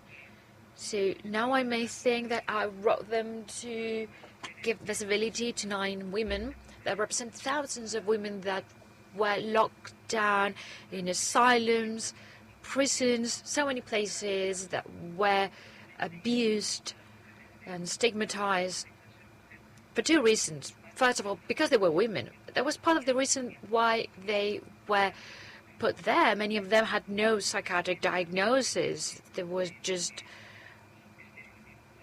it was a breach of the gender stereotype. They were stigmatized because they were women, because there was a psychiatric diagnosis, and because they spent their youth 30, 35 years in an asylum. So giving visibility to these women, this is an end for the myths that surround mental disorders. For example, violence. This is completely untrue. There are less violent people amongst people with mental disorders than in standard population. And the myth that they are artists and creative, this is not true. So I'm giving visibility to normal women, like each one of us. They had a normal life, a project for their life, and at some point they were subject to abuses from their husbands, there were single mothers, things happened and they ended up in an asylum. I'm trying to show the resilience of these women. Throughout these years, they haven't spoken, they had no interest, and at some point they felt listened to and they thought there were possibilities, and then they were able to rebuild their life project. They're 40 years behind, but they're able to do this. And somehow they can enjoy the family they have left, or the families they have, the friends they have, the village, the neighbors, their land of origin. I recently read a book called The Politics of Territory, and it talked about how important our relationship with our houses are, with the objects we have in our houses. And this reminded me of my stories. I think I've shown this because for me it was important, and it was important for them too. You have to read it. What's your experience with dissemination? This one. Well, I have more, but being here. It's not like Maria, I haven't written a book so far, but this will happen at some point. But I have a lot of experience in workshops, talks, or even social media. Yes, because they contact through centers, and I work with teenagers, so we have videos, pictures, boomerang. So because I'm working with them, I'm trying to use their language, and I try to be in their reality.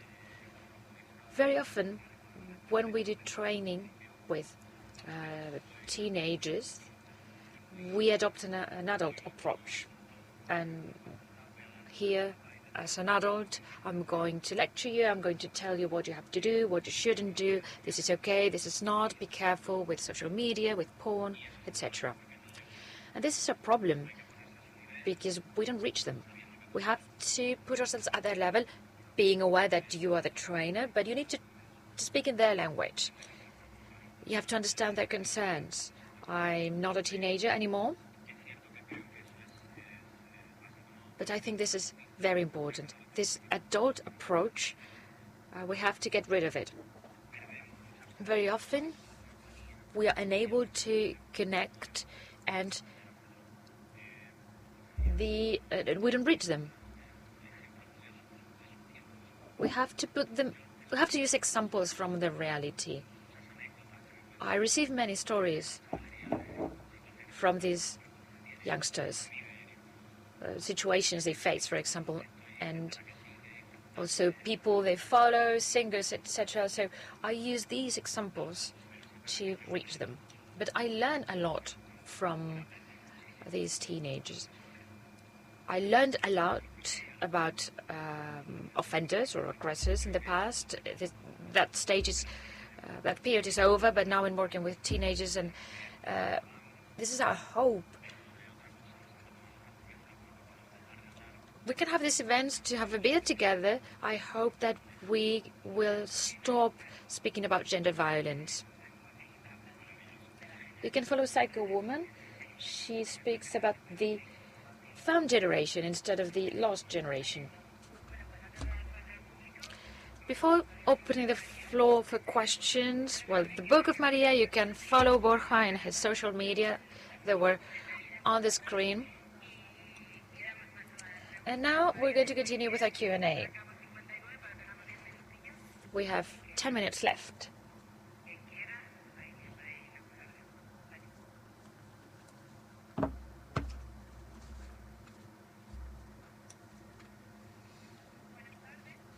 Good afternoon.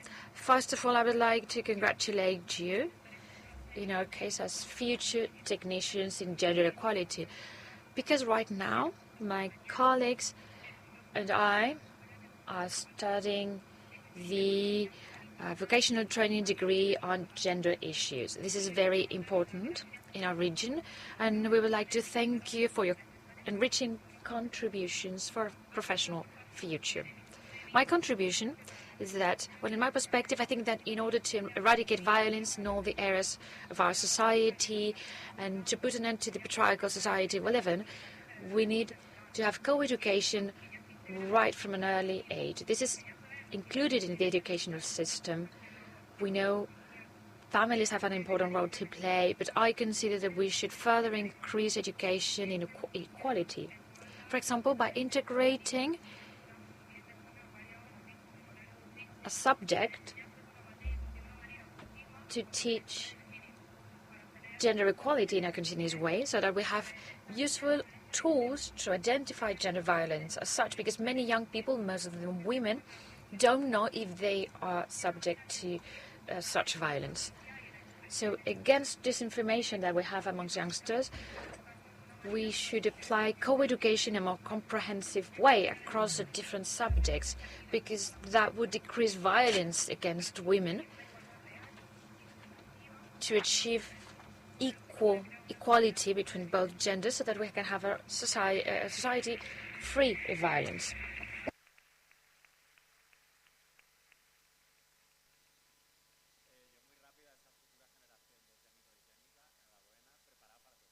So very quickly, for this future generation of technicians, well, you should get ready for what's coming your way. I'm not the Minister of Education. It is true that it's complicated to add a subject, but I think that we could use different spaces. It's easier to do this in childhood, but tutoring sessions could be useful for teenagers. our teenagers need a safe place to talk about what they feel, their concerns, the situations they face, to have this co-education. This is a subject that would be great, but not everything should be regulated. They need to talk about what they see, what they feel, their experience, what they've been taught, ways of tackling it, but using tutor sessions or creating additional ones would be great.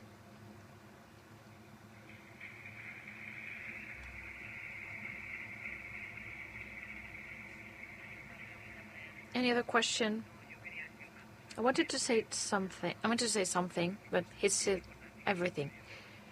This is very important, but it is also important for them to give a training with gender perspective for everyone who works with other people.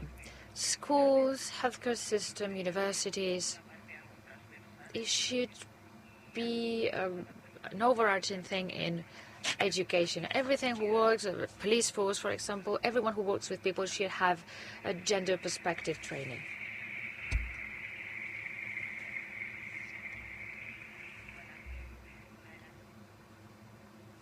Go ahead. We can't hear you.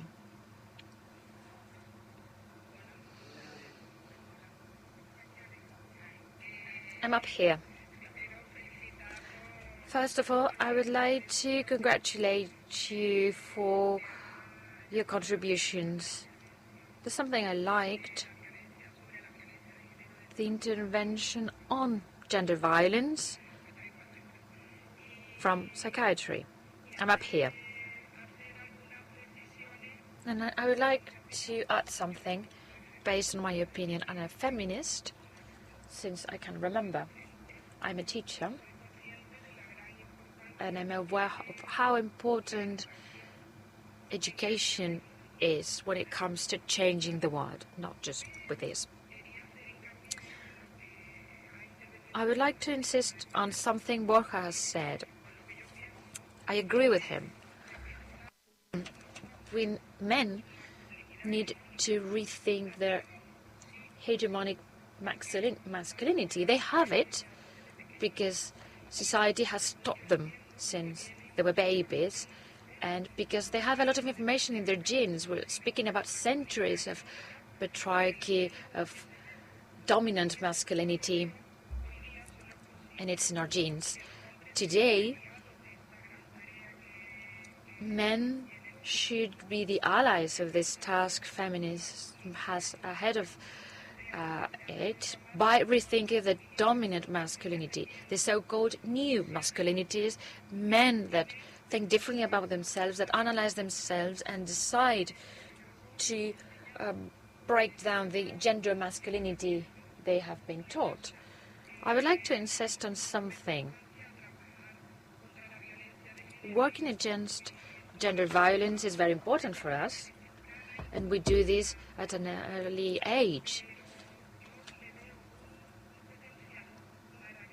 But I see a great potential if we work against gender violence and with new masculinities when people are adults, when they're mature enough to rethink their masculinity and to decide acting different in life. I'm referring to young men that are studying in high school. They hear things they don't like. They may not even share it, but they don't feel capable of facing it. Each person has her character. There are people able to face a group and some people cannot. I've traditionally faced groups and, well, things happen to me, but many people are not able, and adults are able to face groups or other situations so that they don't repeat patterns and there are no situations of inequality or unbalance. Thank you.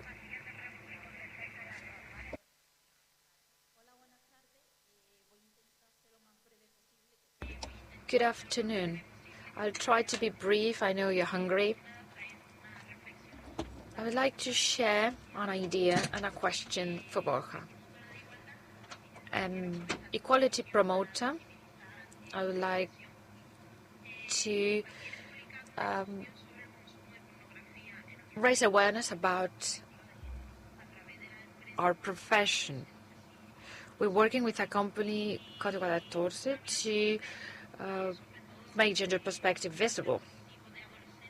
I'm worried about teenagers because porn is a problem in the sense that it normalizes situations that they put into practice in their love relationships. And the advice I would like to receive from you, Borja, for example, in our company with this study, we are making a huge effort to put up posters, to give talks, and people say, yes, this is a problem, yeah, for sure. But when we need to speak about this, people don't want. So it's a pity that we organize a talk and I only have my relative and friends. And I put in a lot of effort, and this is advice as a professional. How can we motivate teenagers to speak about this? I'm a huge fan of yours, by the way. I've listened to you in many conferences, co-education a few years ago here with Marvel films, analyzing them, and congratulations for your work because I like it. So, you have 1 minute. Well, first of all, thank you very much. That's cool. Advice, okay. Working with adults on a voluntary basis is very complicated, particularly with men. I've taught workshops about equality and machos. There were 30 people, just a few men. One of them was one of my patients, then a woman's husband, a relative. This is what happens. It doesn't mean we don't need to create spaces when there's even just one man that says, okay, I think I'm feeling this, I think this is going on with me, I think I'm having this situation in my love relationships. I would like to go. I understand that creating a space with public money, with just one person, it's complicated, but we need to create those spaces. Then regarding porn, very quickly, if you work with teenagers, both boys and girls, it's great because they are there. They have to be there. The good thing is that they are they're there, they have to be there. I give pornography workshops. I said it 3 years ago. We need to include porn in the classrooms. We need to speak about porn. They've seen it. They've already seen it. They know what's out there. They're using it. So we need to speak about it. We need to speak about it, not to promote it, of course. We need to explain them the myths behind porn. It's a sexuality. We have to explain a sexuality based on consent, but also pleasure, empathy, and enjoy, because that's also sex. So they're not going to be scared if we start to speak about porn, because they have it, they consume it, they have it in the phones. Well, youngsters and all adults too. It would be great to work with adults, but you need them to want to go there. But teenagers are already there, and they have to listen to us. They're forced to it. Maria?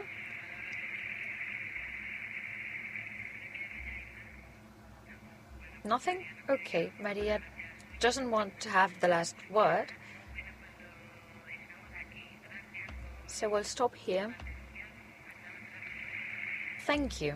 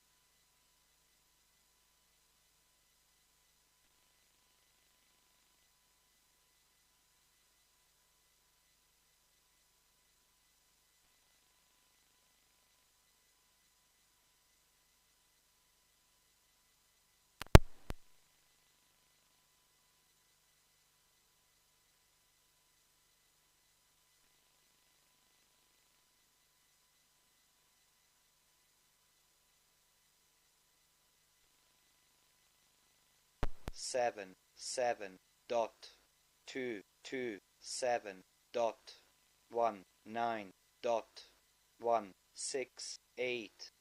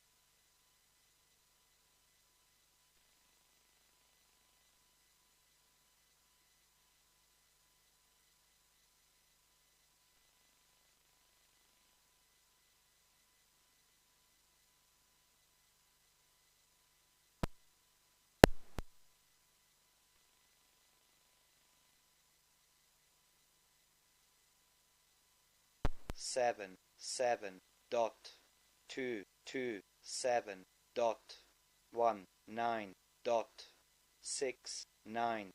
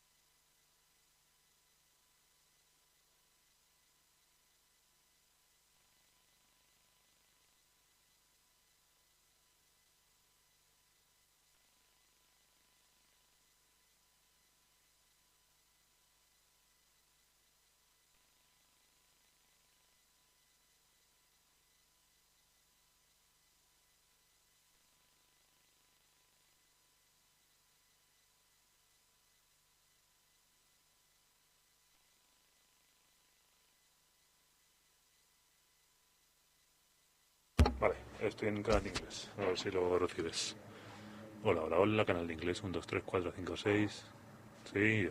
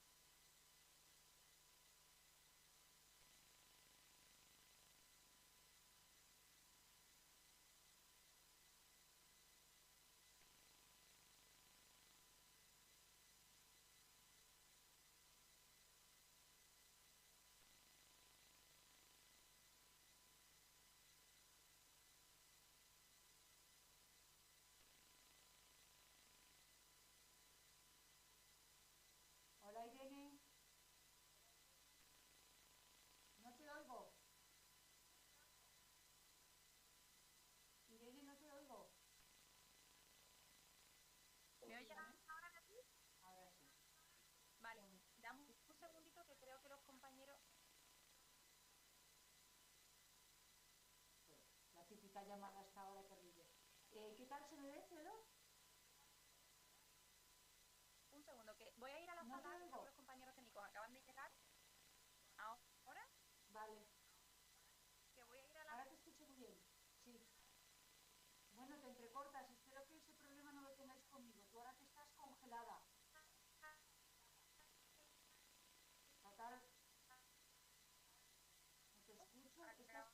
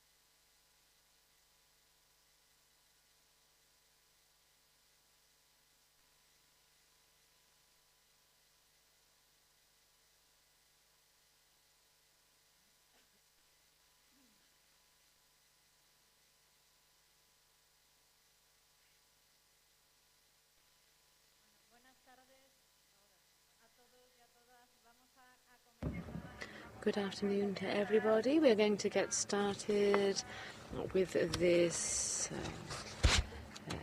roundtable debate, talking about the security forces and how they deal with gender violence. I would just like to, first of all, mention the Regional Ministry for Social Inclusion, Youth, Families and Equality, and to say thank you for giving me the opportunity to moderate this conversation, and for them having invited the security forces of Andalusia and allowing them, the police and the security forces, to be here and participate in this event. I'm now going to introduce the people taking part in this roundtable. On the right, far right, we have a Francisca Borrero.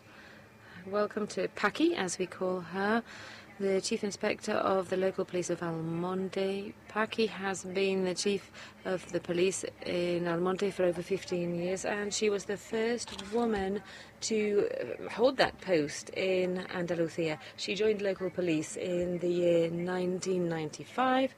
She studied working sciences. She has a diploma in labor relations and criminology, and she holds different master's degrees. She has been in charge and the coordinator for security in the Plan Aldea and Plan Romero. She is also a teacher, above all when it comes to road safety and gender violence. She takes part in conferences, campaigns as a speaker, and also attending them for training purposes. She has received many acknowledgements and awards, but since she's not wearing her uniform, we can't see them.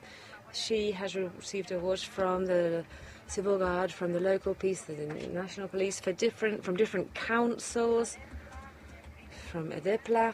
So many medals. I shan't continue because otherwise, well, it would take up a lot of the time that we have this afternoon if I decided to read her full CV, just like with the rest of the speakers. So I'm going to try to be as brief as possible.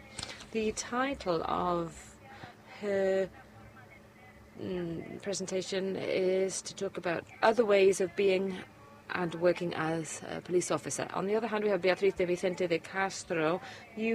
Most of you know her.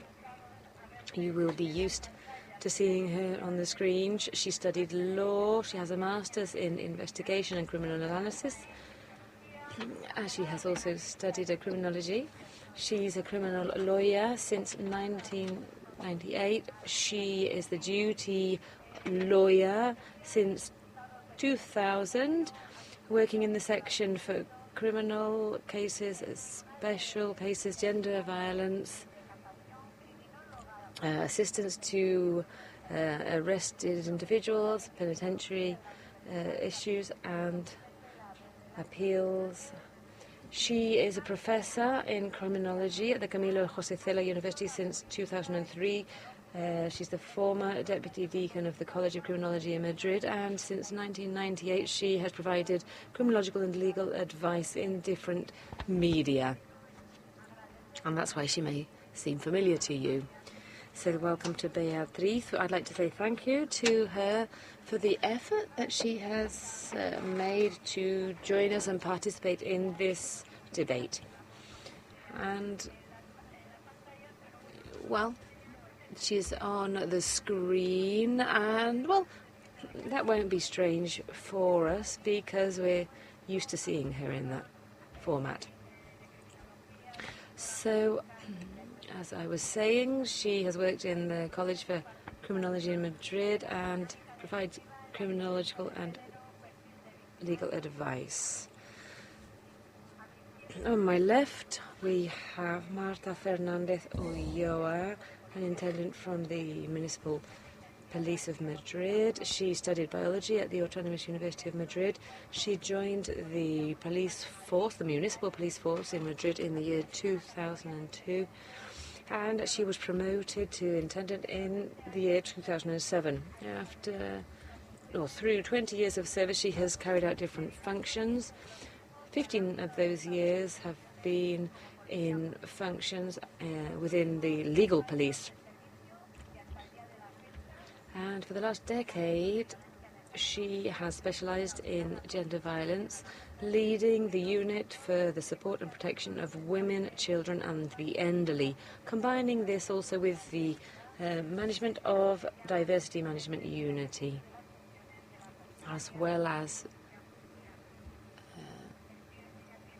many studies, postgraduate studies. We could highlight the Masters in Police Sciences from Alcalá University, and she focused her specialization in police and legal investigation and the preparation of witness statements and technical reports and assistance to vulnerable groups and victims. She is a collaborating professor at the Center for Security and Emergencies of Madrid City Council and the Security Training Institute of the Madrid Autonomous Region. And she will be talking about from emergencies to the protection of victims, managing risk, good police practices, and the reduction of victimization. On my right, I have Francisco Plaza, Paco, an agent from the Malaga Police Force. He joined the force in '86, and since 1996 he has been a member of the Protection and Investigation Group and a member of the VOGEN group since 2017. She joined the local police in 1986 and has been involved in the group for investigation and protection, specializing in children and abuse until 2015. Since 2017, after the collaboration protocol with the Home Office, he began to form part of the VOGEN group. He is going to be talking about criminology, which he studied at Malaga University. He will focus on daily operations of police teams working in protection. He will talk about the experience on the streets. That's right. Specifically, his speech is about protection officers. So that's just a summary of the very extensive experience of the 4 people that are joining us. So the really interesting people are these 4, and if I have their permission, I would like to give the floor, first of all, to Beatriz de Vicente, because, as I said, she has made a great effort to join us. She has other commitments, and if we let her join us first, then she will have time for everything. At the end of her presentation, then she will have to leave us, but we will continue with the other 3. Thank you. So whenever you're ready, Beatriz. Thank you for that very kind introduction. Thank you to the technical team that has enabled me to join you. I would have loved to have been there in person because it would be great to be there with all these great colleagues, and I've seen how many people are there in the room. I've seen members of the forces of security, the security forces, and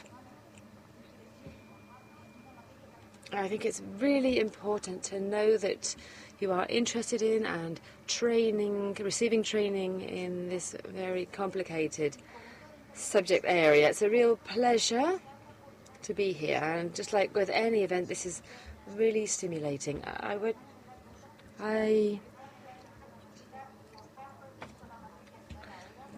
So what I'm going to talk about, I have to say,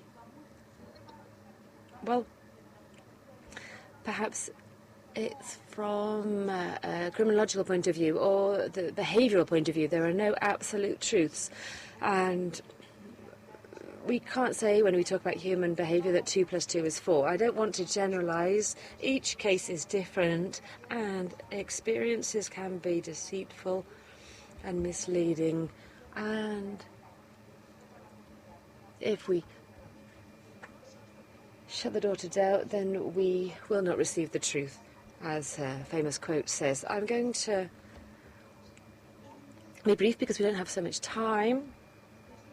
And if we talk about gender violence from a dynamic point of view, first of all, if we talk about the criminal dynamics, the relationship, we know that the victim is not a piece of furniture in a scene. There is an interaction between the victim and the aggressor, and sometimes the victim allows, enables and perpetuates their condition as a victim without meaning to. So we're going to see a little bit about this subject of criminal dynamics. And then I'm going to very quickly touch upon the main types of profiles for the aggressors and the victims. And I would insist that nobody fits into a particular box with a label on it. There are many professionals in the room, many police agents working out there in the trenches, and they will have seen that we come across different types, and each person has their name and their surname, and we cannot be simplistic. When we talk about statistics, these are not absolute truths, the real figures reflecting the reality. But we're going to try at least to get a bit of an idea, take a closer look. What is criminal dynamics? Well, this is all about the behavior between the aggressor and the victim. What are the mechanisms, conceptual mechanisms, in the case of gender violence, which allow certain behaviors to develop? What are the behavioral mechanisms that mean that the victim, without meaning to, favors or incites, or without meaning to, they provoke their own victimization? If we talk about prevention, we will realize that on many occasions that the aggressor won't change, but the victim can change. And it's important for us to realize, it's like with fraud. In criminology, we talk about fraud as something in which the victim bites the bait, let's say. They facilitate the fraud. So if we talk about this, we could talk about previous relationships, as well as the reactions of the victim at certain moments and during this assault or after. Has there been some kind of retroalimentation, or is there a kind of cycle between the victim and what happens to them? And this isn't that we're saying that the woman is guilty. There's nothing further from the truth, but it helps to explain a question that we often ask. Why does a victim repeatedly have partners who assault them, or women who put up with 20 years of constant assaults? There are some findings within criminal dynamics that help us to understand these behaviors. Just like the syndrome of, the domestic Stockholm syndrome. This is identification with the aggressor, and this term first appeared in 1973. And it was related to a theft in Stockholm where the victims developed emotional bonds with the criminals. And in a domestic setting, well, the victim is subjected to stress and constant abuse in an attempt to find a balance in that stressful situation.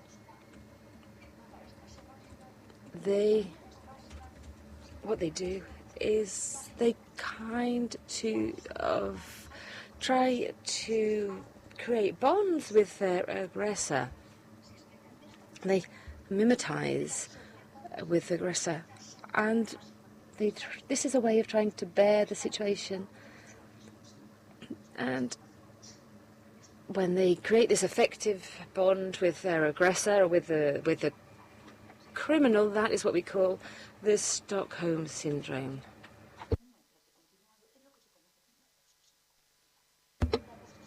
And we can talk about coercive persuasion as well, and we can talk about an attempt to change a person through force.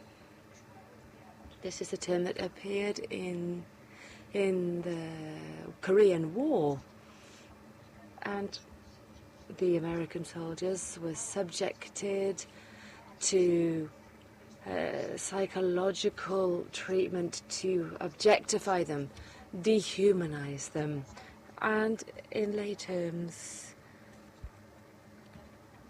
well, this is the same thing as what happens in gender violence. The person in question loses their identity. We could call it brainwashing almost, in lay terms. It's a state of fear, isolation, and a feeling of guilt, a feeling of defenselessness,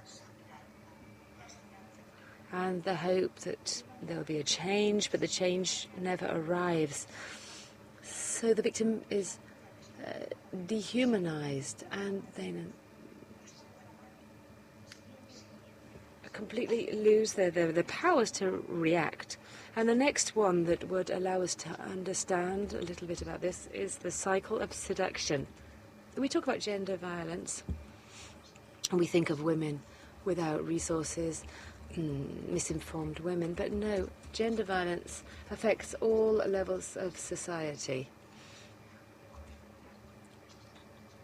It's not necessarily a dependent woman or with poor resources. That's not always the case. There were women who are highly intelligent but are nonetheless victims. What happens in those cases? How can these women fall into the grips of an aggressor? This is the cycle of seduction. Here we're talking about psychopathic personality. This is something that 2% of people have.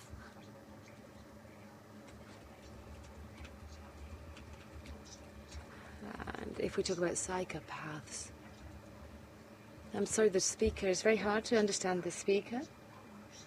We're doing our best, but it's very difficult.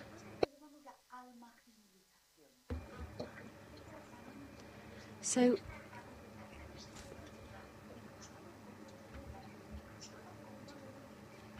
if we're talking about victims, their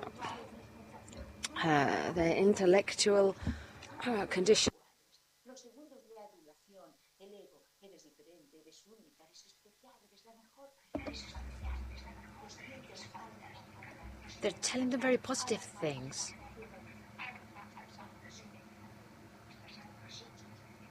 And then we think that we're soulmates. We're meant for each other. Then full trust. Trust me, tell me your secrets, your vulnerabilities, your problems. Then idealizing. I'm the ideal partner for you. And with this, there's turning this into a myth. So they excuse everything. He's right, he's perfect for me. So we have to be careful with these people because they're very dangerous. Another thing that allows us to understand. I'm sorry, the interpreters are receiving very poor sound. It's very complicated to translate. Todos los presentes me vais a entender perfectamente porque seguro que lo habéis visto, incluso que lo hayáis sufrido en más de una ocasión. El ciclo de la violencia se compone de 3 fases. We're very sorry, but we cannot interpret the speaker because the sound is very poor. We apologize. Descréditos, menosprecios, burlas, y se va acumulando la tensión. Hasta que llega un momento, explota. En la explosión llega la agresión. Llega el golpe y después de la explosión el arrepentimiento, la luna de miel. Perdóname, voy a cambiar, tú sabes que te adoro, si es que ya tengo un pronto, si es que ya me conoces, eres el amor de mi vida. Y confío en ti y caigo en ti. Y me engancho a esa luna de miel, porque hacemos el amor apasionadamente, porque me das regalos, porque incluso me llevas de viaje. Pero ¿qué ocurre? Que en un ciclo cada vez más corto, porque esa luna de miel cada vez es más breve, volvemos a acumular tensión. Y volveremos lo que se conoce como el ciclo de la demencia. Volverá a haber una explosión, una luna de miel, y así entramos en una espiral absolutamente incorregible. Otro de los elementos que explica dentro de la criminalidad esa perpetuación, y este tema probablemente de los más aterradores, es lo que se conoce como la indefensión aprendida. La indefensión aprendida, propuesta también por Walter Matthey de unos, vamos a decir, a finales de los 70, principios de los 80, Seligman, un investigador absolutamente apasionante, realizó, no me da tiempo, si quiero contaroslo todo, un experimento con perros para explicar este fenómeno, que viene a decir que cuando el sujeto aprende que da igual lo que haga, no tiene control sobre la situación, al final le dejas la puerta abierta y no huye. Seligman demostró que cuando los perros aprendían, recibían una descarga eléctrica y aprendían que dándole a una palanca se liberaban, siempre reaccionaban cuando se encontraban en una situación de ataque, buscaban la salida. Pero había perros que aprendieron que daba igual lo que hicieran, porque no había palanca. De manera que al final, cuando les ponían una palanca, no actuaban. En la indefensión aprendida, la víctima siente que no puede controlar nada, que no puede solucionar nada.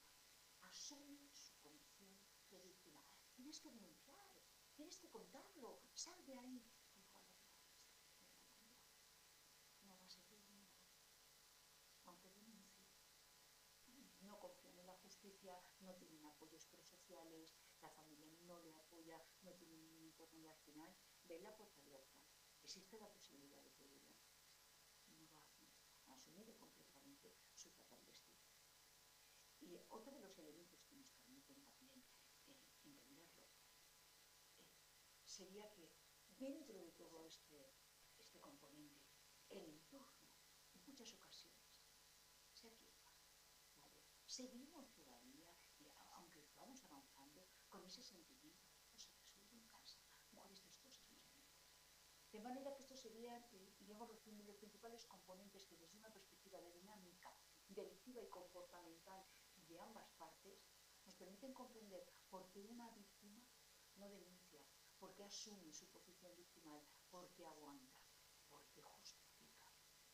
Vamos ahora a acercarnos a la figura del maltratador. Mirad, hablar de tipologías es complejo, sobre todo porque no podemos generalizar. No es, las tipologías, diríamos que son clasificaciones, en este caso las tipologías criminales, clasificaciones, tipologías pueden ser victimales o, en este caso vamos a hablar de los agresores, clasificaciones de sujetos partiendo de distintos estudios y de distintos. Hay muchos tipos de maltrato. Hay un tipo de maltrato directo, que el agresor ataca a la víctima, y otro, de una autoría inmediata, o lo que venimos conociendo como ahora el nuevo término de la violencia vicaria. Utilizando a un tercero, no necesariamente el hijo, también puede ser desde un animal doméstico, tu familia, cualquier persona a la que tú quieres, para dañar.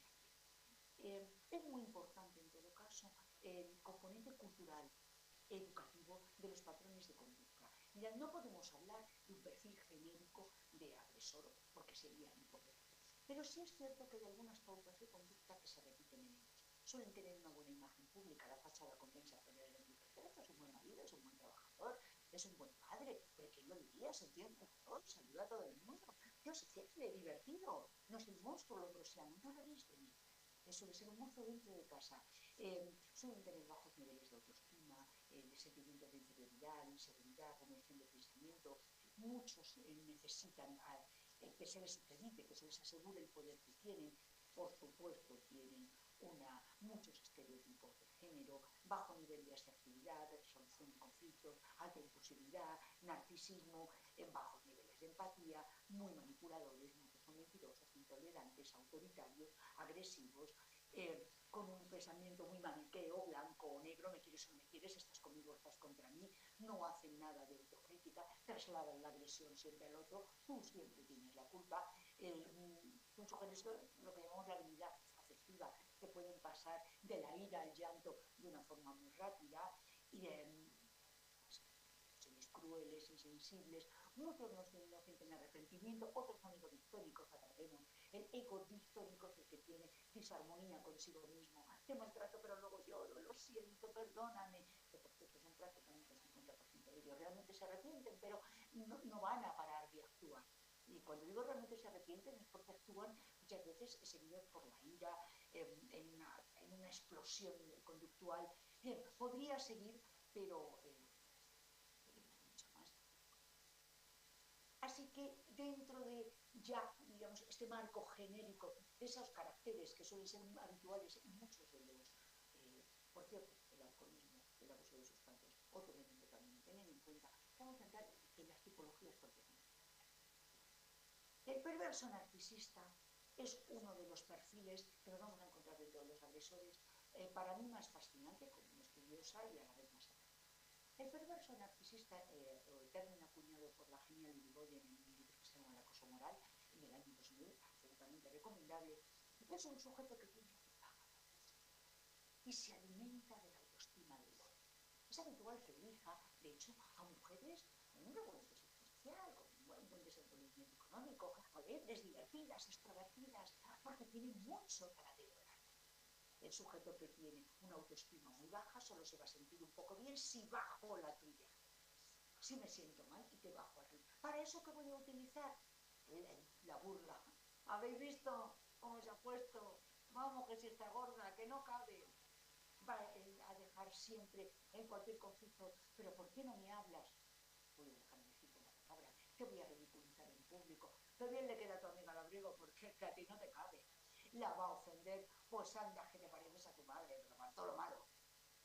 Y siempre con un toque de ironía. No, es broma. Socialmente va a parecer gracioso, pero en realidad va minando poco a poco y va alimentando su ego a través de abaratar al otro.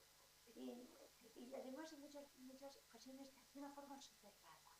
Por eso he elegido esta imagen tan evocadora. Es el lobo con piel de cordero. Es el sujeto. Y además la culpable eres tú. Que me ha puesto nervioso eres tú, que ya me conoces. Y encima eres tú que te pones a cinchar. Y al final te has cargado tú la fiesta. Es que te lo mereces y te lo buscas. Lo estás pidiendo. Ese es el caso. Mirad, dentro de las tipologías hay un estudio del Departamento de Psicología de la Universidad de Deusto que realizó una tipología según el estado mental de los agresores. Y partiendo de ese estado mental estableció tres grandes tipos. El primero sería el sujeto que ejerce la violencia exclusivamente en un ámbito familiar. Tiene un nivel de impulsividad bajo. Socialmente se presenta como un sujeto normal. Es habitual que el detonador sea el alcohol. Carecen de habilidades sociales, son estables en las relaciones de pareja, son enormemente dependientes y suelen tener culpas y remordimientos. En este estudio se encontró que el 50% de los agresores que fueron sometidos al estudio respondían a este patrón. El siguiente patrón sería el disfórico. El disfórico presenta algún tipo de trastorno de personalidad. Se acerca más al perverso narcisista que os decía. Es un sujeto que tiene conflictos emocionales, en el sentido de que tiene baja autoestima, suelen tener celos, suelen ser iracundos, es hostil frente a la mujer, tanto dentro como fuera de casa. Es un sujeto que no tiene arrepentimientos, que no tiene ningún nivel de culpabilidad y que, por supuesto, en absoluto. Luego tenemos el maltratador violento antisocial. Este es el sujeto que tiene problemas legales, es el delincuente habitual, es violento dentro de casa, fuera de casa, lo es con su familia, lo es con los hijos, con la mujer, con la madre. Digamos que es el sujeto que tiene detrás un historial de delincuencia. Siguiendo con los caracteres y los patrones, dentro del uxoricidio hay algunos estudios y datos interesantes. Uxoricida. El uxoricida es el sujeto que mata a su mujer. Es una de las formas de parricidio. El parricidio es matar a un familiar, el infilicidio matar a un hijo, el uxoricidio matar a la esposa. Pues bien, hay un informe muy interesante que os recomiendo por si lo conocéis. Es la primera vez que se hizo un perfil del homicida en España. La radiografía del homicidio español hasta ese momento se estaban tratando sobre todo estadísticas en el mundo anglosajón que no se corresponden con las características propias de nuestra criminalidad. Pues bien, en ese informe del Ministerio de Interior y Secretaría de Estado se hace la primera radiografía en relación al homicida español, con digamos, un apartado concreto relacionado con el uxoricidio, con el hombre que mata a la mujer. Es curioso como 1 de cada 7 homicidios se perpetran dentro de la pareja. En todos los casos de homicidio consumados, en este caso el agresor dentro de la pareja era un sujeto básicamente que actuaba de forma voluntaria, dolosa, sin ningún tipo de concurrencia de enfermedad mental. Es curioso que se establece que la tasa más baja que hay de uxoricidios en Europa, de las más bajas las tenemos en España, y algo predominaba, los sentimientos de posesión, de pérdida. Uno de los detonantes principales del uxoricidio es el sentimiento de abandono y de pérdida. De hecho, estudios que se están haciendo ahora, eso se interesará mucho a los policías, cuáles son los predictores, los factores criminógenos que nos permiten adelantar, cuidado, alerta, puede haber un problema, son todas las situaciones de separación conyugal. Bien, otro elemento importante era la cosificación de la víctima, es el mero objeto, ya sea porque me quiero vengar, ya sea porque es un objeto de mi posesión. Dentro de estas tipologías de uxoricidas, hay un estudio interesantísimo de don Miguel Lorente Acosta, que es médico forense insigne profesional y profesor de medicina legal en la Universidad de Granada, que tuvo a bien en una charla sobre violencia de género, resultó absolutamente fascinante, establecer una serie de tipologías que dependían de las distintas situaciones en las que se daban los marcos de violencia de género. Y así elaboró estos perfiles que creo que son muy acertados. El primero era el hombre abandonado. El hombre abandonado, ahí lo que rige es el sentimiento de honor. El homicida está defendiendo su honra. Su imagen social como hombre que ha sido humillado es el detonante de la agresión. A mí no me deja nadie. Y el hombre abandonado en muchas ocasiones puede cometer lo que se aprende de perfiles de uxoricidas, es decir, perfiles de hombres que matan a sus mujeres. Tú a mí no me abandonas, o mío o de nadie. Uno sería, por tanto, la idea del honor. El otro, los grandes prototipos, es el hombre celoso. Aquí lo que estás poniendo en duda es ni competencia sexual, ni masculinidad. Por supuesto, también hay un afán de propiedad. Y sobre decir que en la mayoría de ocasiones, para colmo, los celos son completamente infundados, son delirantes, son ideas que no se corresponden con la realidad y es lo que se conoce como celeritas. El siguiente es el hombre violento. En este caso, sobra decir que el hombre celoso sería la idea de venganza, o por el que te mato, porque te creces este castigo. Y en el hombre violento, digamos que el homicidio o el asesinato se produce en el marco de la escala habitual. Simplemente que en esta ocasión se nos puede engañar. El hombre violento sería el sujeto que de forma habitual ejerce violencia sobre su pareja y en un acto, una agresión más y digamos con cierta desmesura termina matando. Otro de los interesantes perfiles es el hombre desatenido. Tú no estás cumpliendo con los deberes conyugales. Es tu deber hacerme la cena, es tu deber estar en casa cuando yo vengo, es tu deber que yo tenga, no me has planchado la camisa. Tú no estás, digamos, es un hombre autoritario y aquí el motivo del homicidio es que tú no cumples con los deberes que como mujer tienes. Sobra decir la perspectiva de género que tiene este tipo de cosas. Otro sería lo que se conoce como el hombre insultado. Aquí es muy importante entender la criminodinámica, porque estas son relaciones en las que normalmente la víctima no es pasiva. Hay una retroalimentación, se insultan, en muchas ocasiones hay agresiones mutuas, de manera que el ciclo de la violencia es alimentado por ambos. En este momento dado, el hombre insultado no soporta, los hijos no son tuyos, ¿y qué te crees que eres? ¿Qué votarás? Y en una de estas la reacción de él es completamente desmesurada y termina matando. Digamos que retroalimentan el conflicto. Este mismo autor, luego posteriormente, tiene una obra muy interesante, El rompecabezas, anatomía del maltratador, del año 2013, que habla del quebrantahuesos, del desalmado, del controlador sistemático. Cuidado con los controladores. Ahora, además, con las nuevas tecnologías, tenemos el cibercontrol. Digamos, estas nuevas formas, y eso ya daría para otro congreso, la ciberviolencia de género y las nuevas formas de violencia de género a través de las TIC, de las tecnologías de información y comunicación, pero será para otro congreso. Siguiendo con las tipologías, el siguiente sería el enfermo mental.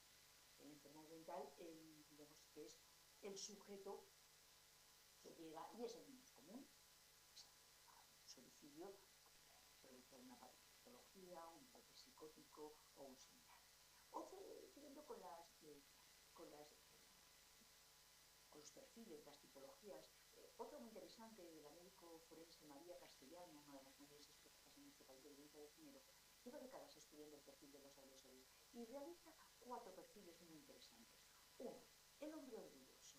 Él está especialmente preocupado por su imagen social y por la de su familia. Rígido, exigente, las cosas se tienen que hacer como él quiere.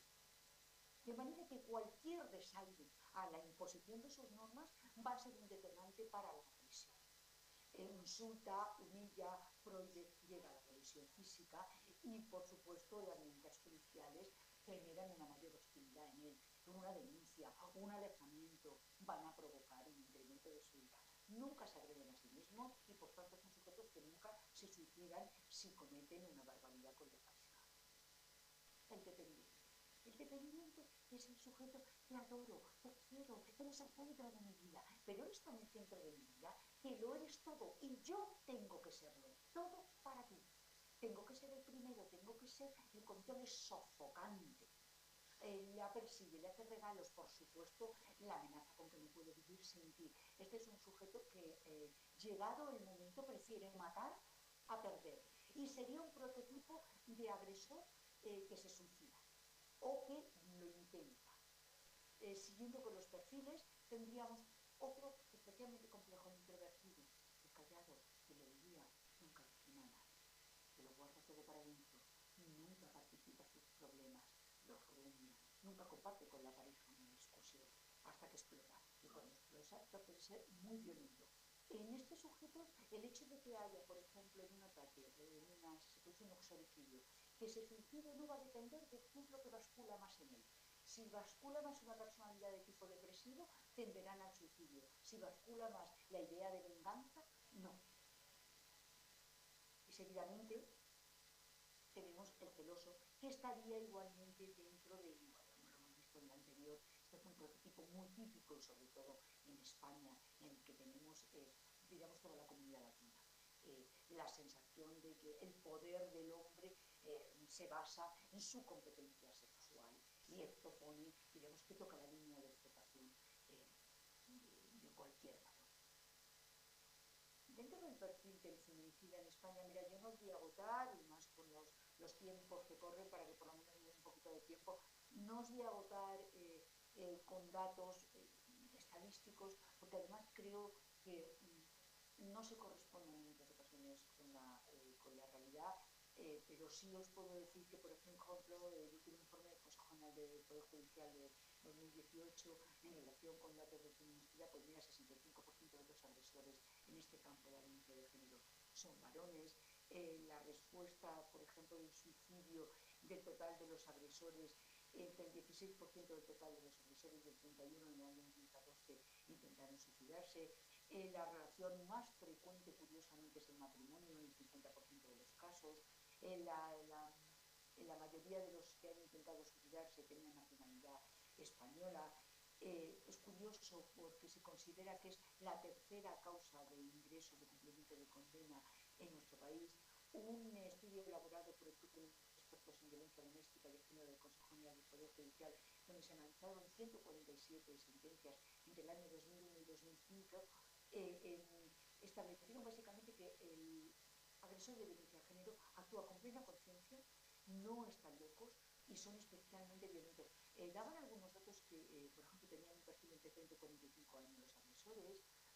El domicilio común era el lugar más habitual. Las agresiones se producen por la noche, entre las 9 y las 2 de la madrugada. En muchas ocasiones en presencia de los hijos. Es curioso cómo los domingos y los lunes suelen ser días especialmente criminógenos. Se utiliza especialmente la arma blanca. Madrid es la ciudad que concentraba, que tenemos ahí en la frente de Madrid, que concentraba el mayor número de ataques. La distribución por meses, aunque no es algo especial especialmente viene a decir además el Consejo del Poder Judicial, cuidado con el dato fiscalístico, porque esto no son verdades absolutas, pero el mes de julio concentra una especial cantidad de denuncias y de casos. Y es muy importante en este sentido, esto es verdad que estaría un poco dentro de las circunstancias habituales, en todos estos casos, cuando uno intenta un poco comprender, hay distintas razones, las hay de tipo biológico, por ejemplo, de por qué los varones representan el 90% de la criminalidad total, la testosterona sería una respuesta biológica, hace que la respuesta ante el conflicto sea la agresividad, también respuestas de tipo psicologista o de factores de personalidad. Claro que es importante que concurran determinados factores que van a modelar nuestra personalidad, pero también socializaciones defectuosas, aprendizajes en la infancia, lo que llamamos las teorías del desarrollo moral, normalizar determinadas conductas. Eso también es especialmente importante, las importantes distorsiones cognitivas que se producen en el marco de la violencia de género. Si en realidad, cuando justificas, si yo no le he hecho nada, si se ha caído sola, si es que es una exagerada, si solo le toqué en el hombro, si solo fue un empujón. Y luego, desde una perspectiva social, sociológica, madre mía, daría también para otro congreso la necesaria perspectiva de género, que muchas veces ni siquiera se entiende qué es la perspectiva de género. Señores, es un método de investigación que nos permite identificar cuáles son los factores que promueven la discriminación, la desigualdad, la exclusión, pero no solo de las mujeres, sino también de los hombres, es decir, de cualquier género en determinadas circunstancias. Serían muchas, diríamos, las razones por las que podríamos explicar, ¿no? La abundancia tristemente de casos de violencia de género. Ayer mismo se sumaba una víctima más. Mirad, factores criminógenos. Los factores criminógenos, yo empiezo por ya acelerar a toda leche. Los factores criminógenos son una serie de elementos, materias, circunstancias que favorecen el comportamiento delictivo. En muchas ocasiones, importantes factores criminógenos son situaciones de tensión, como pueden ser el estrés económico, el desempleo, el aislamiento social, el alcoholismo. Es muy importante que podamos, desde una perspectiva de prevención primaria, darnos cuenta cuando hay elementos, circunstancias que van a favorecer una conducta defectiva para intentar interrumpirla. Casi es lo que llamamos en criminología hacer prognosis criminológica, intentar adelantarnos y darnos cuenta cuáles son esos factores que preparan y que predisponen.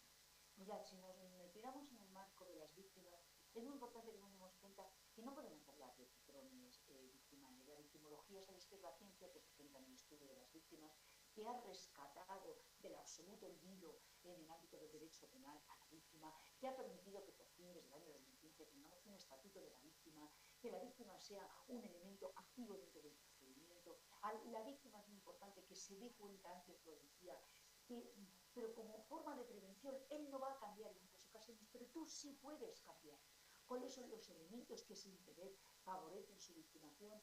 Es muy importante, he escuchado antes que una de las ponencias va a hablar de eso, que tengamos el concepto, sobre todo aquellos que trabajáis en el ámbito judicial, policía judicial, investigadores, policías, agentes de las cuerpos de seguridad del Estado, los tipos de victimación. Hay una victimación primaria que nace directamente del hecho delictivo, pero luego hay una importante victimación secundaria, aquella que le viene de las preguntas del abogado, de la intervención policial, de todos los rigores del proceso, incluso de la sanción social. Tenemos que intentar evitar esa victimación secundaria, pero cuidado, también la terciaria, aquella que impide al agresor, después de cumplir su condena, poder reinsertarse, aquella que establece la estigmatización, porque yo creo que cualquier, como este maravilloso Congreso de Violencia de Género, no podemos mirar solo la perspectiva de la víctima, tenemos que ver esa pareja criminal disarmónica, pero que a la vez debe ser tratada de forma conjunta para que podamos salir del problema en el que vivimos. Es importante que sepamos que dentro de las víctimas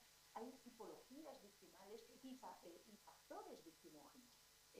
Mirad, hay varios estudios dentro de la criminología que habla de los factores victimógenos. Son aquellos que favorecen la victimación, que hacen que determinadas personas o colectivos sean especialmente vulnerables a ser víctimas. Los hay personales, por ejemplo, las mujeres tenemos un fuerte factor de victimación frente a la criminalidad sexual, por un componente meramente fisiológico. Por tanto, el sexo femenino sería un factor de victimización. También lo sería, obviamente, en violencia de género. Pero la edad también es un factor de victimización. a veces que sea especialmente joven o que seas especialmente mayor, son lo que llamamos factores personales, son inherentes a la persona. A veces hay determinadas circunstancias, como el estado en que te encuentras, el estado psíquico, tu evolución muy emocional, que pueden variar y hacerte más o menos vulnerables. Hay otro tipo de factores victimógenos que son los que llamamos de estilo de vida. ¿A qué te dedicas? ¿En qué trabajas? Por ejemplo, un clásico de factor victimógeno serían mujeres que se dedican, por ejemplo, a la prostitución. Es un estilo de vida en el que es muy habitual que pueda sufrir maltrato, drogodependientes, mujeres que están en situaciones de vulnerabilidad, de exclusión social. No puedes imaginar la oscura que es en el ámbito penitenciario, extranjeras sin papeles, mujeres de determinadas etnias que sufren violencia de género, pero que nunca la han enfermo. Y otro tipo de factores victimógenos que llamamos situacionales, que tienen mucho que ver con las circunstancias de oportunidad delictiva. Si siguiéramos hablando de la víctima, tendríamos que repasar cuáles son el perfil habitual que se está estableciendo sobre el perfil de la mujer maltratada. Mirad, hay distintos estudios. El primero que se hizo fue en 1979, una ponencia de investigación en maltrato dentro de la Comisión de Derechos Humanos. Y en aquel momento se establecía cuál era el perfil de la mujer que acudía a los centros de asistencia. Pues era una mujer de entre 25 y 40 años, ama de casa, sin ningún recurso económico, sin ningún principio de subsistencia, con un estatus socioeconómico bajo, con una media de 2 a 3 hijos, que llevaba aguantando maltrato físico entre 7 y 9 años. Pero esto no es el perfil. Cuidado, sí, que estamos. Bien. Siempre esto lo bueno es como a un buen amante dejarle con ganas. Por cierto, antes de terminar, fui vicedecana del Colegio de Criminología, quiero puntualizarlo, no lo soy actualmente. Soy, por tanto, ex vicedecana del Colegio de Criminología. Dicho esto, permitidme que, bueno, no voy a poder hablar de todos estos datos, pero mirad, son de tipo estadístico, los podéis consultar en cualquier sitio. Tenemos que avanzar a esto, a la igualdad en derechos y obligaciones. Creo que es importantísimo que tengamos esa visión holística, dinámica, de este complejo fenómeno delictivo, porque no es un fenómeno delictivo en el que la víctima sea un elemento pasivo, sino que puede hacer mucho por dejar de ser víctima. Y bueno, pues hasta ahí me quedo aquí para que podáis someterme a las preguntas que queráis y deciros que es un auténtico honor y un placer estar con vosotros, aunque me hubiera gustado estar aquí. Gracias.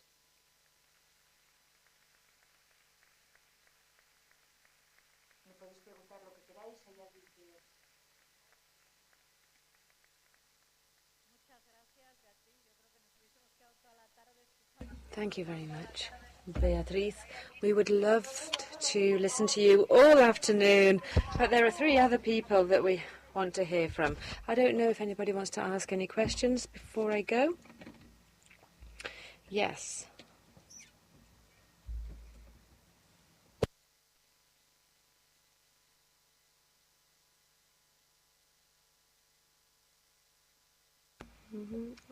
They are speaking without the microphone.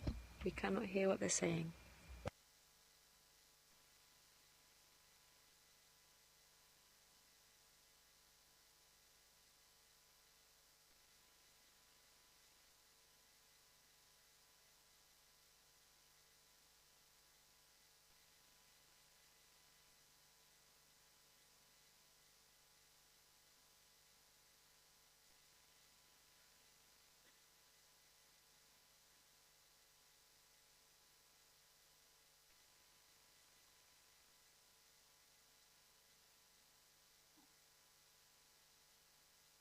No creo que en modo alguno el hecho de que un sujeto haya sufrido, mirad, una de las respuestas habituales. Sí, pero voy a responder muy rápido. Es que ella se tiene que ir, entonces hemos dicho que iba a hacer alguna pregunta en concreto a ella para que ella se pueda... Sí. Creo que han formulado una pregunta o no. Nada, una pregunta muy rápida, muy breve. Utilizar términos... A very, very quick question. If we talk about the narcissistic profile or criminogenic factors, could this kind of deviate attention from the responsibility of the aggressors themselves? No, not at all. When you have knowledge of criminology and behavioral sciences, if we try to blame external factors, well, that just is ridiculous. Many individuals have suffered violence during their childhood, but that does not justify in any way the fact that they attack other people in their adult life. If one thing is the behavior of the aggressor, and another thing would be to justify it.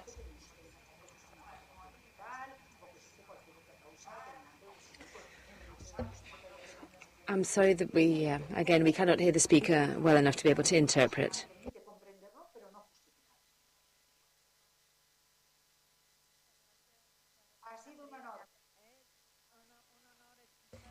Thank you very much. That was an honor to listen to you. Thank you to everybody. And it's a shame you aren't able to stay for the rest of the debate, but no doubt on another occasion you'll be with us in person. It's been a pleasure. Thank you very much. Yes, and we all need to keep on working. Thank you very much to everybody. So we'll continue. I apologize. It's been complicated via the screen to try to indicate that her time was running out. So now we will hear from Francisco, or Paqui, as she likes to be known, talking about another way of being a police agent and doing a police agent's job. Okay, well, I'm not going to answer any of the questions that have been launched. You'll be the ones to answer that at the end of this. Our colleagues are going to talk about protocols, police protocols, and I like to, well, really throw myself into things, and I'm going to leave them to talk about the tip of the iceberg. I'm going to talk about the part of the iceberg that we cannot see. And we heard from Borja, our psychologist friend. He said that after many years working with aggressors, well, his experience wasn't very positive because he hadn't achieved the objectives that he had set out. So maybe they need to be changed. I would talk about another way of being a police officer, but after seeing so many health workers and legal workers and different professions, perhaps we should say there's another way of being a legal expert, of being a health worker, and another way of acting in all of the professions related to gender violence. I don't like to criticize anyone without criticizing myself, so I'm going to talk from the point of view of local police. And there is another way, a different way to be police officers. Here we have the director of IESPA. I really value her, I know her, and I know how skilled she is. And I know that training for new police officers is going to be different. And she is working for that, and I would ask the politicians to let her do that, because this will benefit absolutely everybody. I could tell you that I have worked with police officers from the old ESPA, and the first case, well, in their first case, they charged one person with 10 crimes, and they called him the Charger after that. They charged 10 crimes to that person, but you have to ask why. And, well, the simple reason, because back then, 90% of the subjects that were studied in ESPA was all to do with the criminal code, and the local police has to understand the criminal code, but we have to also understand that there is a law on gender violence, there's mediation, and there are other ways of doing police work and being police officers. And this is very important, above all, for new police officers. We have to question everything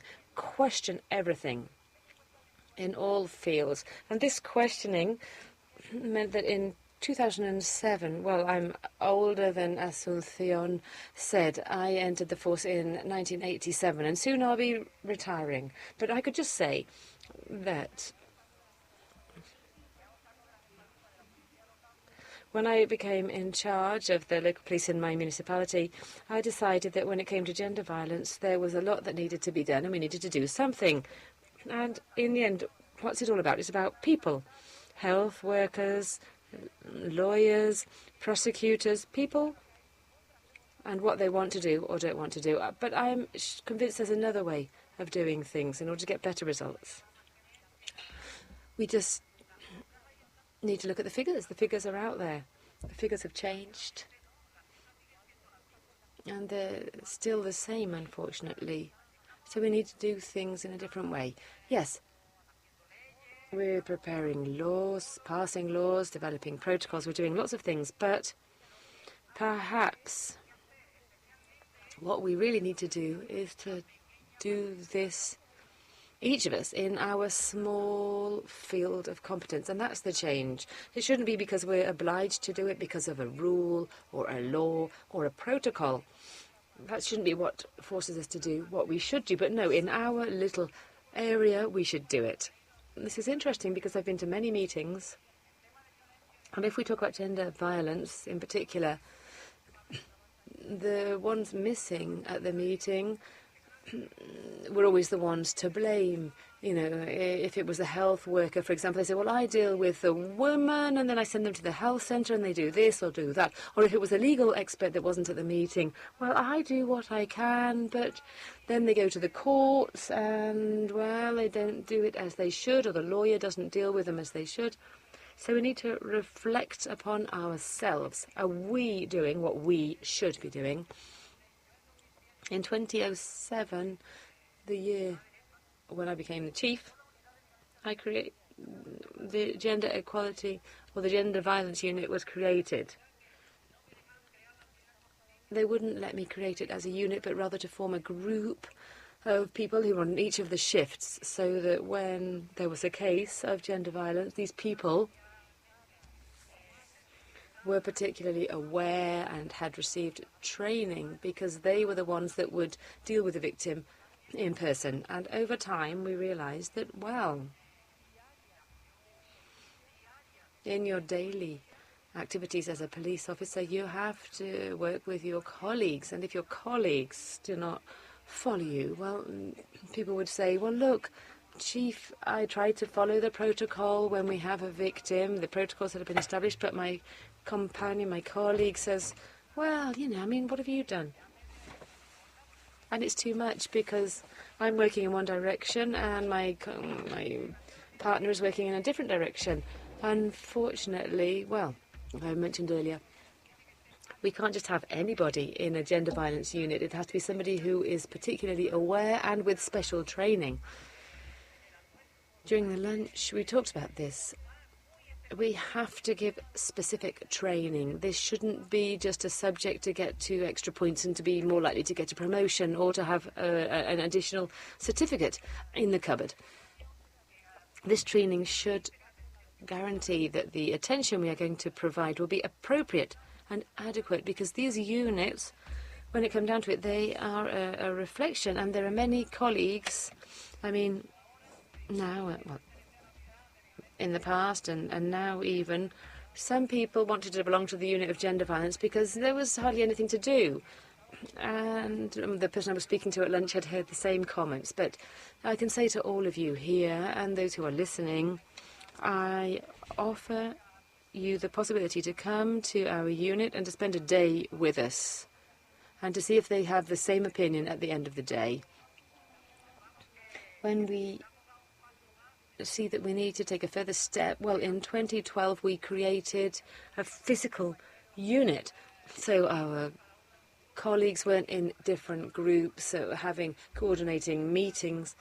But no, this was a further step, not just to have a police unit.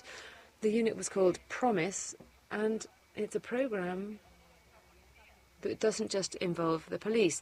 We realized that we needed to deal with the victim in an overall way. So it includes police officers, it includes social services from the town council, it includes equality services from the council, social educators, the people who are going to deal with children or elderly people who live in their homes with that woman, because they are our eyes, let's say. So if someone goes to the home to help that person will observe a lot and will be able to help us. They will have observed the situation in that house. The children, the parents, they will know about the relationships. And I have to say that arresting somebody is complicated, but it's much more difficult to avoid having to arrest somebody, because if you don't have to arrest somebody, this means you've carried out prior work over many years, increasing awareness and carrying out training. And that's much more difficult than going to a situation and arresting somebody. And we know the risks that exist there, but it's much more complicated to avoid having to make an arrest. Creating these units with this involvement. In these units that I'm talking about, we also have health workers from the municipality. We have lawyers. We have judges. Why? Well, because we have to provide an overall view. We created a single file, which we will hear about later on. This single file is fundamental with these kind of crimes. We can't have a case with social services. And so in social services, somebody goes and reports a problem, and for the police not to hear about it. Or if the police has gone to a home and has found that situation, the educator, the social educator, should know that there are minors involved in this situation. So it's not just a single file for the women, but for the whole entire family, because the women, the children, and the elderly people will be the victims in that home. The local police officers, well, we often might say to them, I arrested this individual, but then there was a restraining order and the judge hasn't convicted them or anything. But ask why not. Let's ask why not. Because it turns out that perhaps the declaration, the statement that we took to the judge is a gentleman who has his competencies, and you have to take the police report. We are the ones. We have to take a report. It shouldn't just be 3 pages. I've seen police reports which were just 3 pages talking about gender violence. And ours are this thick because we have a single file and we have information from social services that have worked in the case, information about the medical attention, information from the schools. We go to the schools if we're talking about a family with minors. We talk to the tutor. We ask about the situation of the child, if they've had ups and downs in their academic results, in their attitude, in their relationships, if the teacher has noticed anything. We go to the doctor and we ask for them to give us the files of that woman and the treatment that that woman has received. We bring all of this together. In other words, a woman comes along, I don't feel good, I feel anxious, and it turns out that that coincides on the same dates when one of her children had a drop in their school results or violent attitude at school. Well, we're professionals. We are legal police in this area. We have to compare the data, we have to prepare a report evaluating all of this data. We have to assess academic records, family situations. I've seen reports where the police didn't go to the person's home because it happened on the street. Because if you go to their home and you see that the door has dents and the TV set is broken, you have to report it. You have to visit the home. There may be signs of violence. If there are dents in the doors, perhaps there was violence there. This gives us clues to continue our investigation, to ask around, because women, and many of you who work in these things, you know this. You know that very often we need to take information from them little by little because they're completely devastated and broken. They feel completely broken. They feel like they are worthless, they feel guilty about the situation, and you need to get information out of them. But we are the professionals. We need to take a look, a thorough look at the home.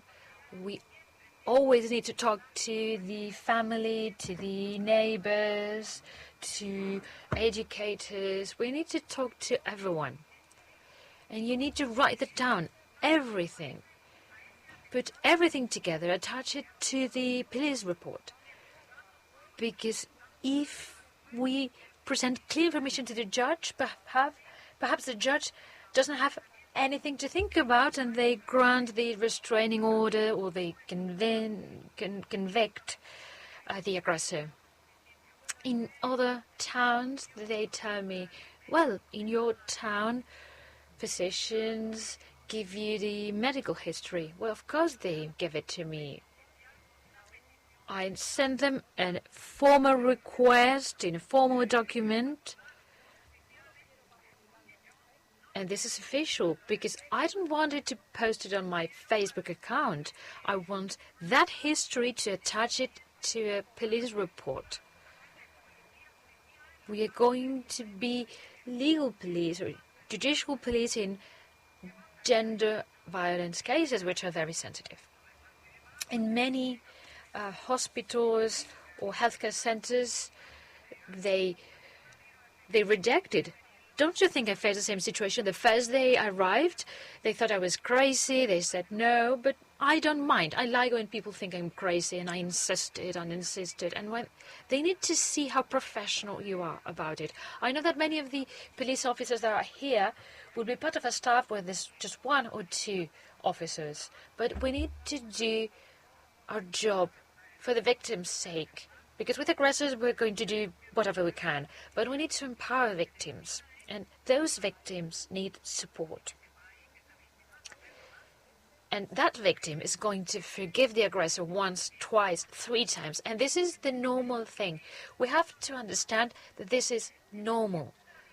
In the cycle of gender violence, this is going to happen again and again. And we will always be there to treat them the way we need to treat them. We have a unit called Promesa, Promise, and we meet every 15 days with the services I mentioned before, and we share everything that we've received from different places so we all know about it. The psychologist says, well, I saw this person, she said this, and then we all know about it. Well, the police is going to investigate, or the education department is going to deal with it. All this information is shared every 15 days. We need specific meetings sometimes on specific topics with all the professionals involved. But there's something which is critical here, and that's education. Because as I said before, we'll do whatever we can with aggressors. We need to empower victims by giving them support and help. They should never feel alone. Even if they forgive, they should never feel alone. It is not too much work to call them to see how they're doing. And they appreciate that call much more than any other thing that happens that day. How are you doing? That's it. You cannot force them to do things, but you can empower them. And if they feel, well, the police is calling, the police cares about me, the Promise unit calls me once in a while, they ask me how I'm doing. They feel that support. They know that they can come to us whenever they want. They don't feel alone, because many of them don't have relatives or they don't understand them, and at least they have our support. Any victim that comes to us should never be left alone. So our cases, they never have an end. Even when aggressors have left the home, they have a new partner, we never forget about those women and minors. There's a follow-up at work, at school, to see that everything is okay. And we gradually take more distance. Perhaps at the beginning we call once a month, and we end up calling once every 6 months. We're going to wrap up so that we can have discussion, which is also interesting. Well, last thing. We work with schools. This is very important. In schools, for schools, I never prepare anything because children always surprise you. When you go to schools, you need to be very visual because they understand visual things today. And whenever I go to school, something happens. A child said, "My father doesn't want my mother to work, and my mother wants to work." You cannot stop there. At the end of the talk, I talk to the tutor, I get information about the situation of that kid, those parents. And if something doesn't add up, investigate it.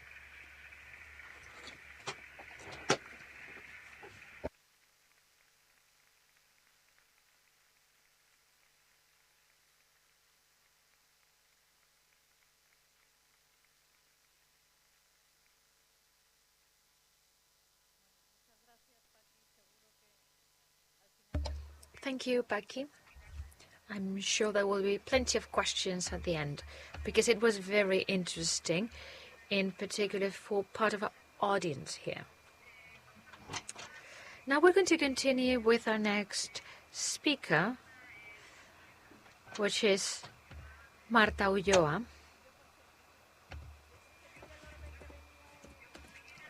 Well, I was following the order, I see.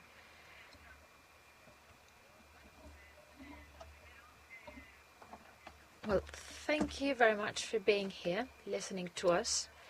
Second, I would like to thank the organizers and the local government for inviting local police, the local police of Madrid, to take part in this conference and to give us the opportunity to listen to other speakers, because you always get new ideas that you can implement in your service to improve things. I'm going to request a favor of panel coordinator, and it's just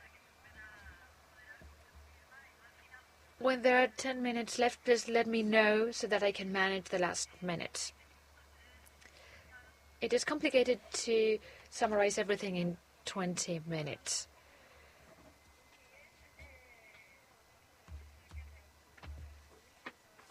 I would like to explain how local police work. In each municipality, according to our capabilities, in order to improve the situation of women that suffer from, that are subject to gender violence, we have two main missions. One, protection. We have to protect people, we have to protect women and their children. We have to protect their physical and psychological integrity.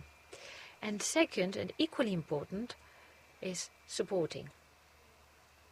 If we don't support them, we are going to be agents of change. You've heard Betty, the first speaker. She's mentioned these general factors. We're going to see them in some victims and not in other victims. And they can change, but they need support to change.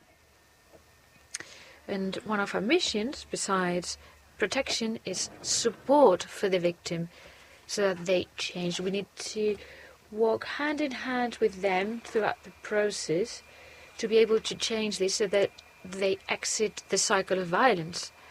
As Paqui has explained, or at least this is what I think, victims take a step forward and 2 steps backwards. They're going to move forward very gradually. There are going to be many setbacks, and when there's a step back, we need to stand by them so that they feel supported while trying to change.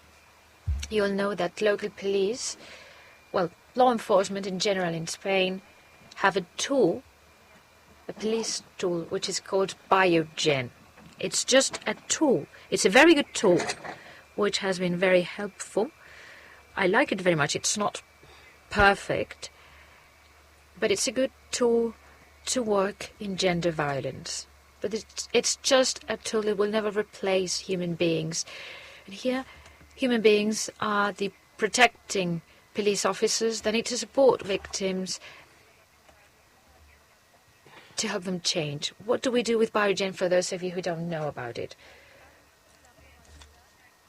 We assess the risk. What does it mean?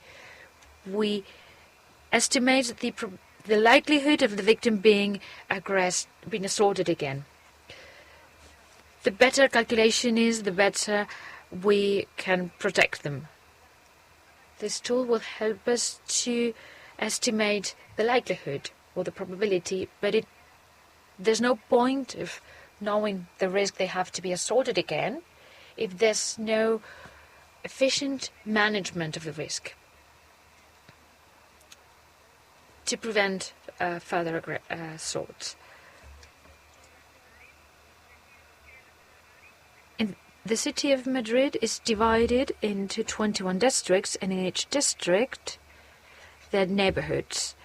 The staff of local police force in Madrid is 5,600 people, and we have two types of units. Central specialized units, which are competent across the city, and district comprehensive units, which are so-called neighborhood police. They're multi-purpose and they deal with any incident that may come up. When Madrid's local police started to work with family violence, and I say family violence because this was back in 1999, and gender violence, the term didn't exist back then. And we worked together with psychologists and social workers. But Madrid is very big, there's an increasing number of cases, it became more visible, and we cannot expect victims to go from one place to the other until they get to the resource they need. We need resources that are near the victims in their own neighborhood so that the support is efficient. Therefore, in order to provide specialized attention, the specialization was decentralized at police level and at service level. What does this mean?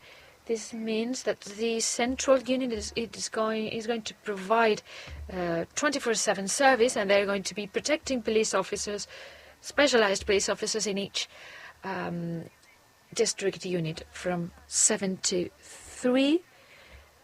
We have 2 shifts, so that in the victims district there's specialized police, and if they're not, or there are too many cases, there's always a guarantee of special police officers that can work with the victim. We cannot work on our own.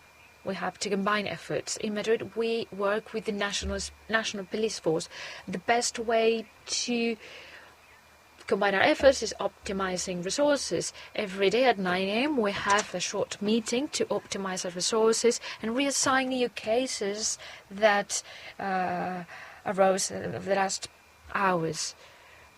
50% of the cases will be for national police force, 50% for local police force. This is the way we work, with this structure.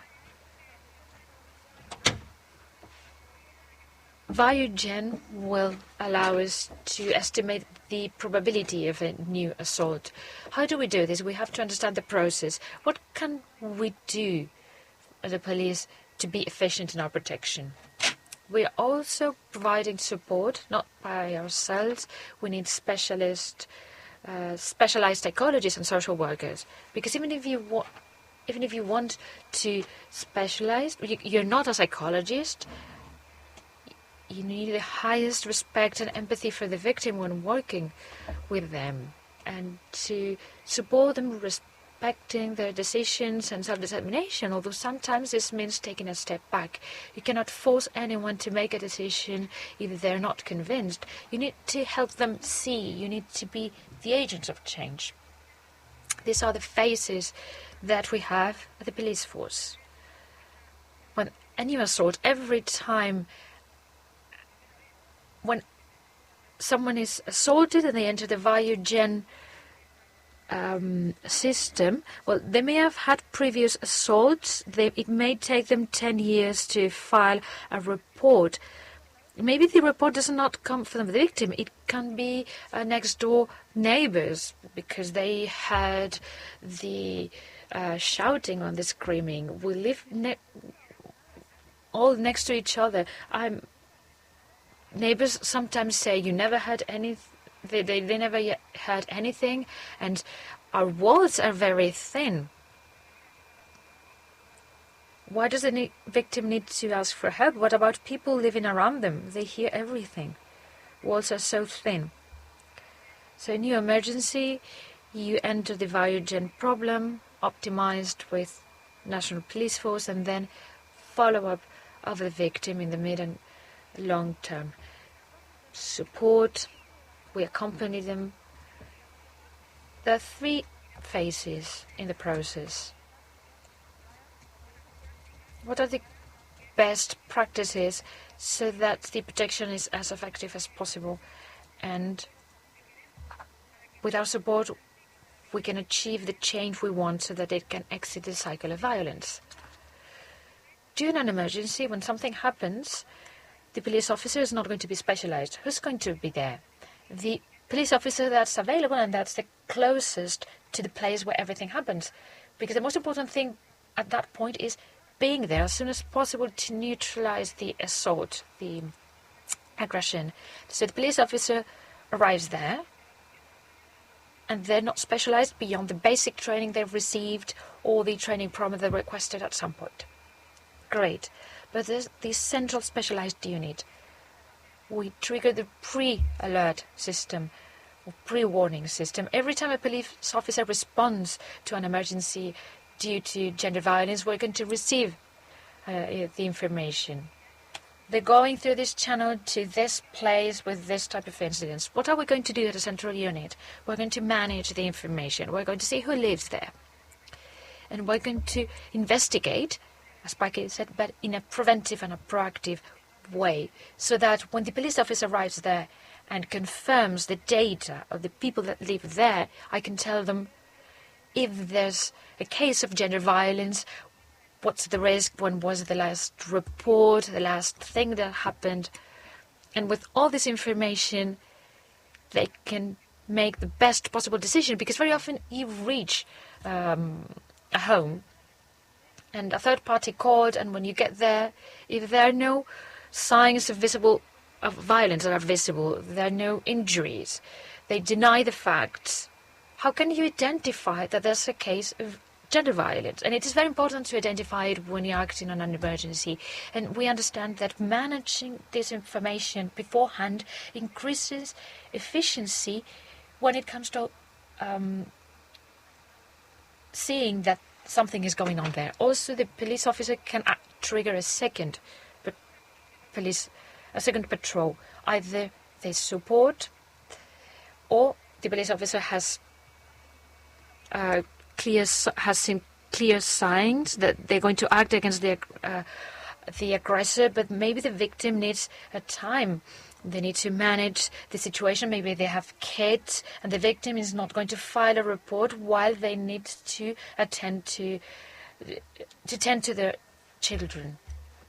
First of all, we need to respond to the emergency, not just against the aggressor, arresting them, as we would do with any other crime. This is not any other crime. There's another party here that we need to manage at that point. So this is our best practice in case of an emergency. So from emergency to follow-up, mid and long term. During the emergency, probability of risk was established, and besides following up the victim, to support the victim, we're going to see how the risk situation evolves, the victim situation, the aggressor situation, the environment, and based on that, how risk evolves. If there's a downwards trend or upwards, and we see the measures to be applied. Already 10 minutes. I've talked for 10 minutes. Okay, great. You scared me. I think I have time to cover everything. So, assessing the risk, we need to consider many factors that have to be introduced into the tool. It's a completely objective tool that is going to give us the risk. Great. How do we do this? Over the phone or going to the person's home? Well, I would like to support them. So it's important for her to know me, my face, my name, to call me by my first name, because I need to see the environment. I need check the risk of those minors. I need to see where they live. I need to see if the neighborhood is safe, if it's dynamic, if there are people in the streets, with shops are open, or perhaps it's a very isolated place with no light. Because there's a difference between opportunity and probability. We measure probability, but not opportunity. The value gen system is not going to consider the environment, and the more protection the environment offers, the safer the victim is, because the police officer cannot be with them 24/7. So regardless of the risk level, the assessment is always made in person and at home, unless they are opposed to that and they don't want us to see their home. At least 3 visits, and once the case is stable, once you know each other, you can consider having an interview over the phone. What happens if I go there and she's not there, and I call her over the phone and she's not there? Well, I cannot protect her because I don't know where she is. Well, we cannot throw in a towel. We have to do everything we can to try to locate her and provide them with our resources and our support. Perhaps she doesn't want. We need to give her time then. Then we need to work with other services if they reject police protection. Sometimes they reject police protection because they know what will happen if they collaborate with us. And we have all this psychology that Beatriz has explained. Stockholm syndromes. I want this to be over, but I don't want anything to happen to them. You are a police officer. I'm not going to tell you anything because you're going to go after him. So we're going to work with other professionals, psychologists, social services. We're not going to throw in the towel because we cannot locate her. We can do everything we can. We're going to check the population registry. If they have minors, we're going to go to the school. We're going to talk to social services, because maybe they talk to social services, then maybe they're receiving help or subsidies. We're going to combine our models. We have police officers at our central unit and in our districts. So the most complex cases stay within the central unit, because we are the only ones giving a 24/7 service, and until the case is stable, I'm not going to refer it to the district. The risk has to be updated, the victim has to be located, and once everything is prepared, I'm going to refer this to a specialized police officer at a district, and I'm going to let her know. From now on, your protecting officers is going to be this person called Juan. They're going to call you. He will come to see you. This is his phone. What cases will I keep? Well, high risk, extreme risk, with no restraining order, because protecting a victim without a restraining order and they continue to live together at home, well, that's really complicated. And you always have the uncertainty. Perhaps here you can give me some good ideas to reduce this uncertainty. You always have the uncertainty whether you're effectively protecting her, or maybe you're feeling the fire every time you visit her, knowing that she's living with the aggressor. Extreme risk.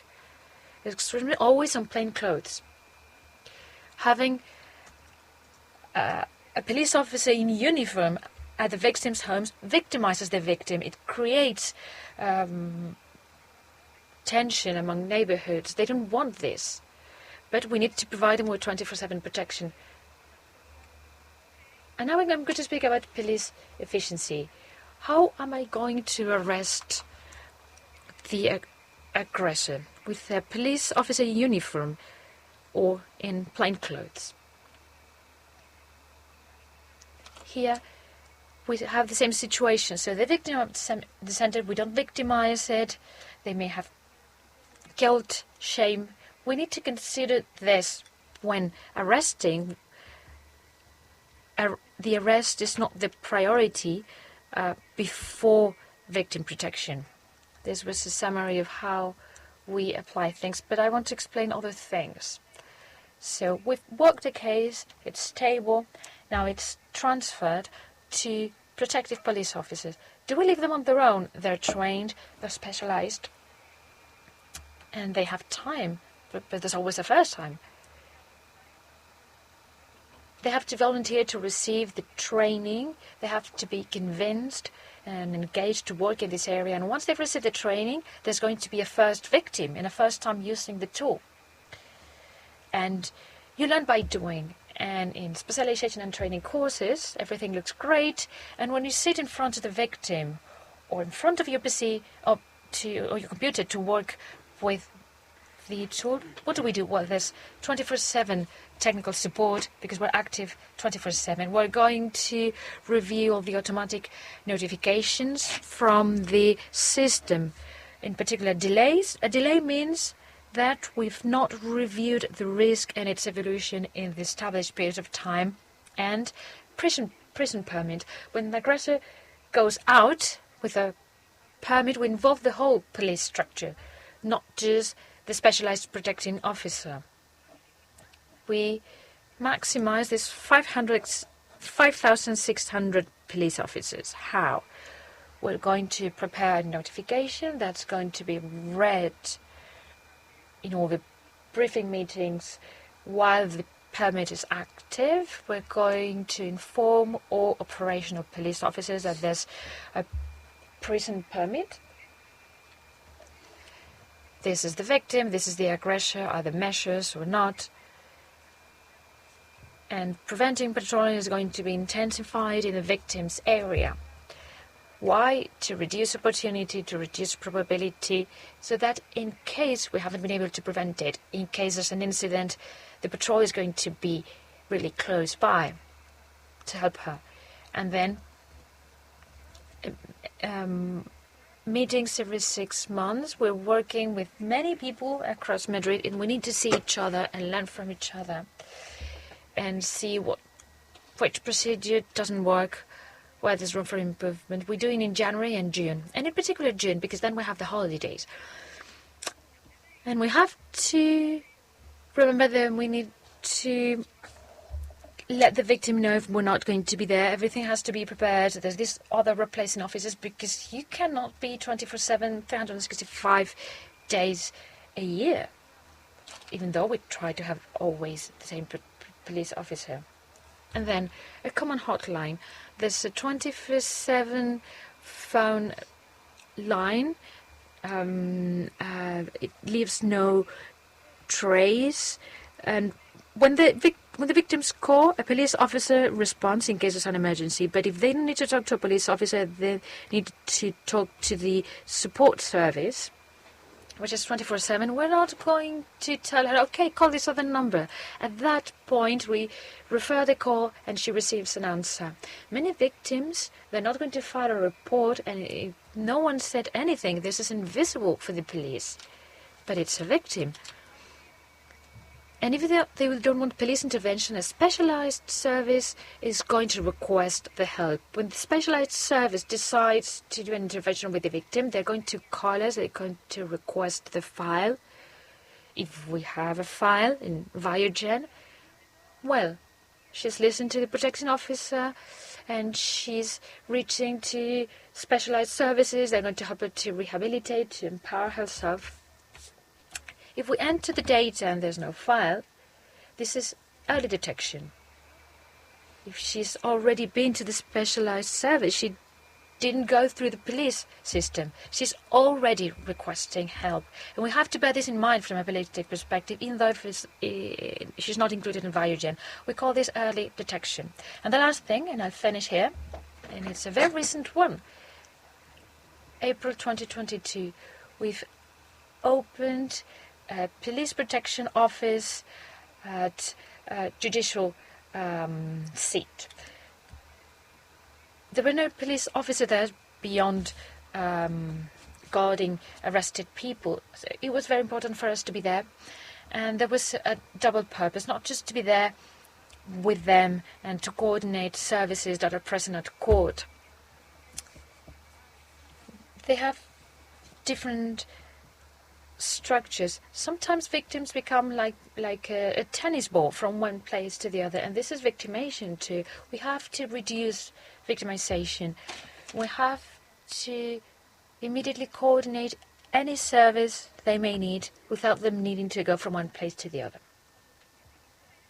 And then victimizing means that the judicial process is not moving forward. If there's a delay, this is victimization. Can we help so that this doesn't happen? When there is a case of violence that goes through the police circuit, but the aggressor, the offender, is not arrested, maybe they have a restraining order in place, well, we're not talking about civil protection, because for that the judge would need to interview them, but we have to go and find them. The report is provided in 24 hours, and the more in-depth investigation has been done afterwards and sent to the judge after the emergency has occurred, because in 48 hours, well, you're not going to have much more time. And they know that from the moment we are there, any process which can be done at any given time, we will be able to carry it out. We will go and find the offender so that things are not delayed, whether there was a restraining order or not, well, notification from the first moment. They can't get close to the victim. And you know that restraining orders cannot be applied until the aggressor has been notified. So we have to make sure that they receive that notification. That's what we're trying to do from within the judicial headquarters. And with that I finish. So the summary of how we're working in the municipal police in this field, and all of your suggestions or ideas, well, I would love to hear them.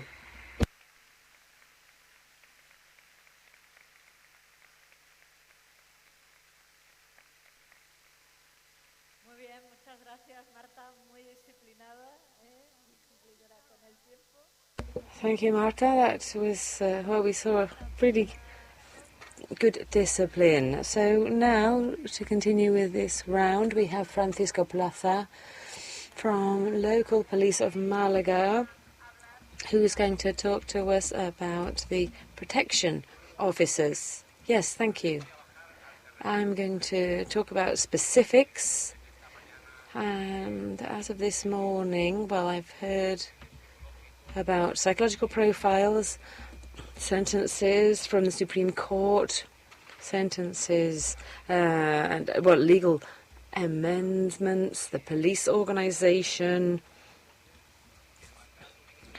and assaults and abuse from almost all points of view, because there is one which remains, and that is the one that I'm going to talk about. This is the basis, the everyday work, the work in the field, being out there in the streets, seeing the face of the victim as often as necessary at any time of the day.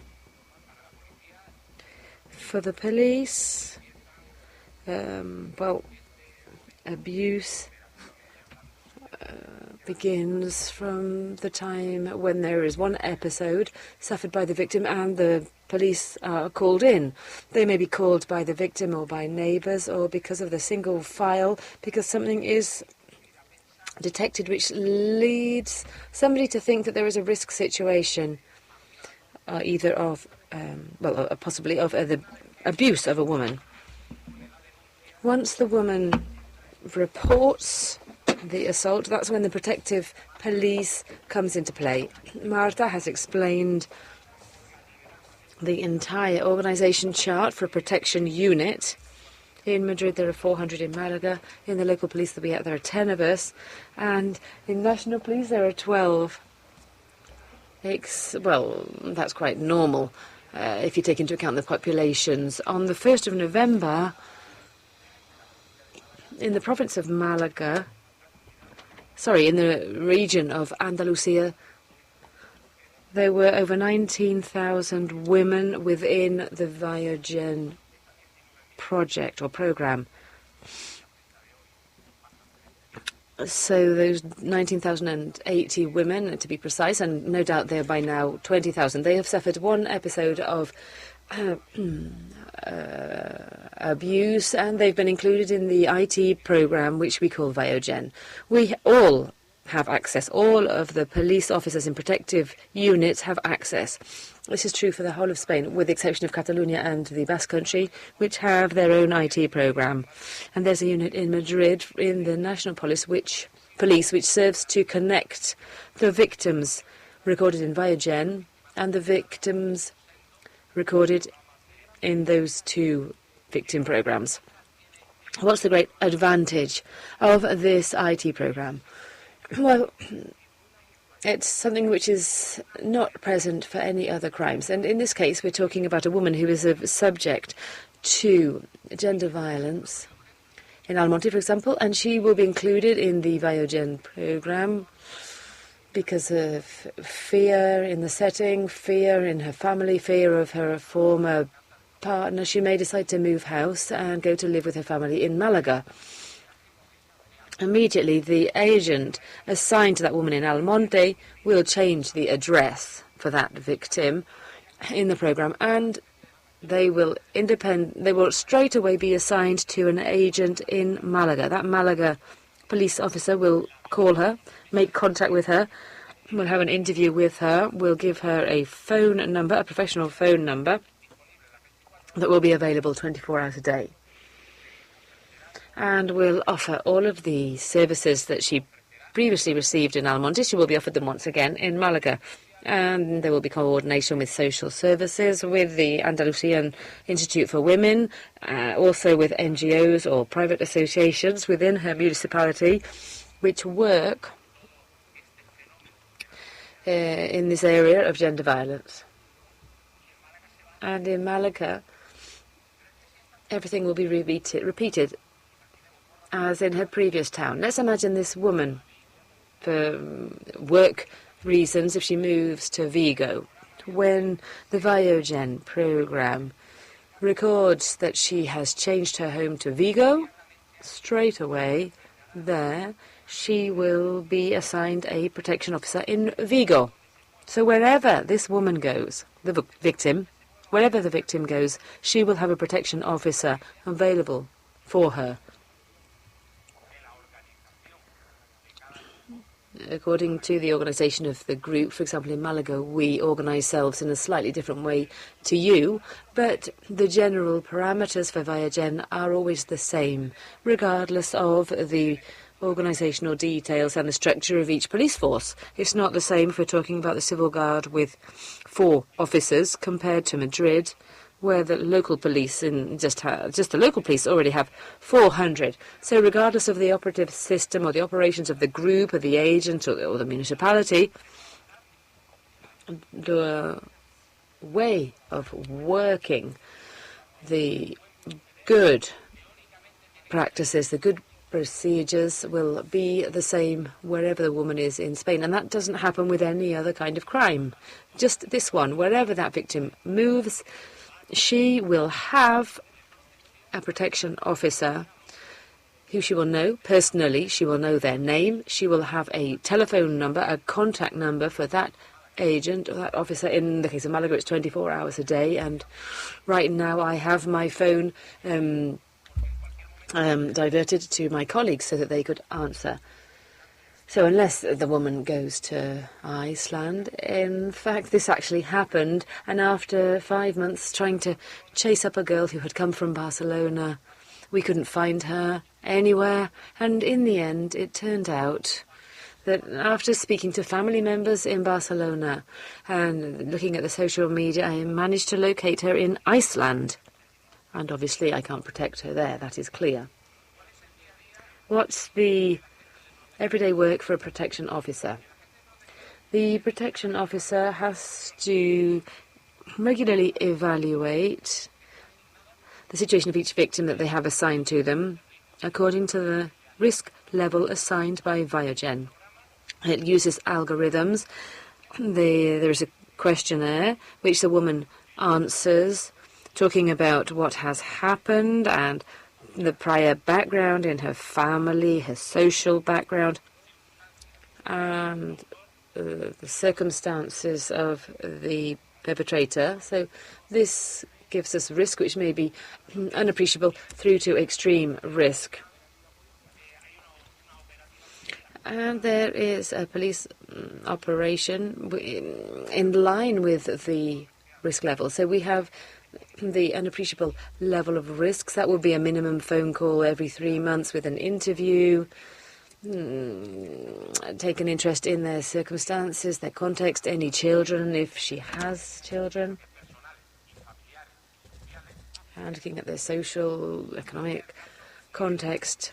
And then we have extreme risk. That's when there has been a police report and the aggressor has not been arrested. And I completely agree with my colleague from Madrid when she says that you cannot have a police car with a uniformed policeman or woman in the victim's front door until the aggressor is arrested.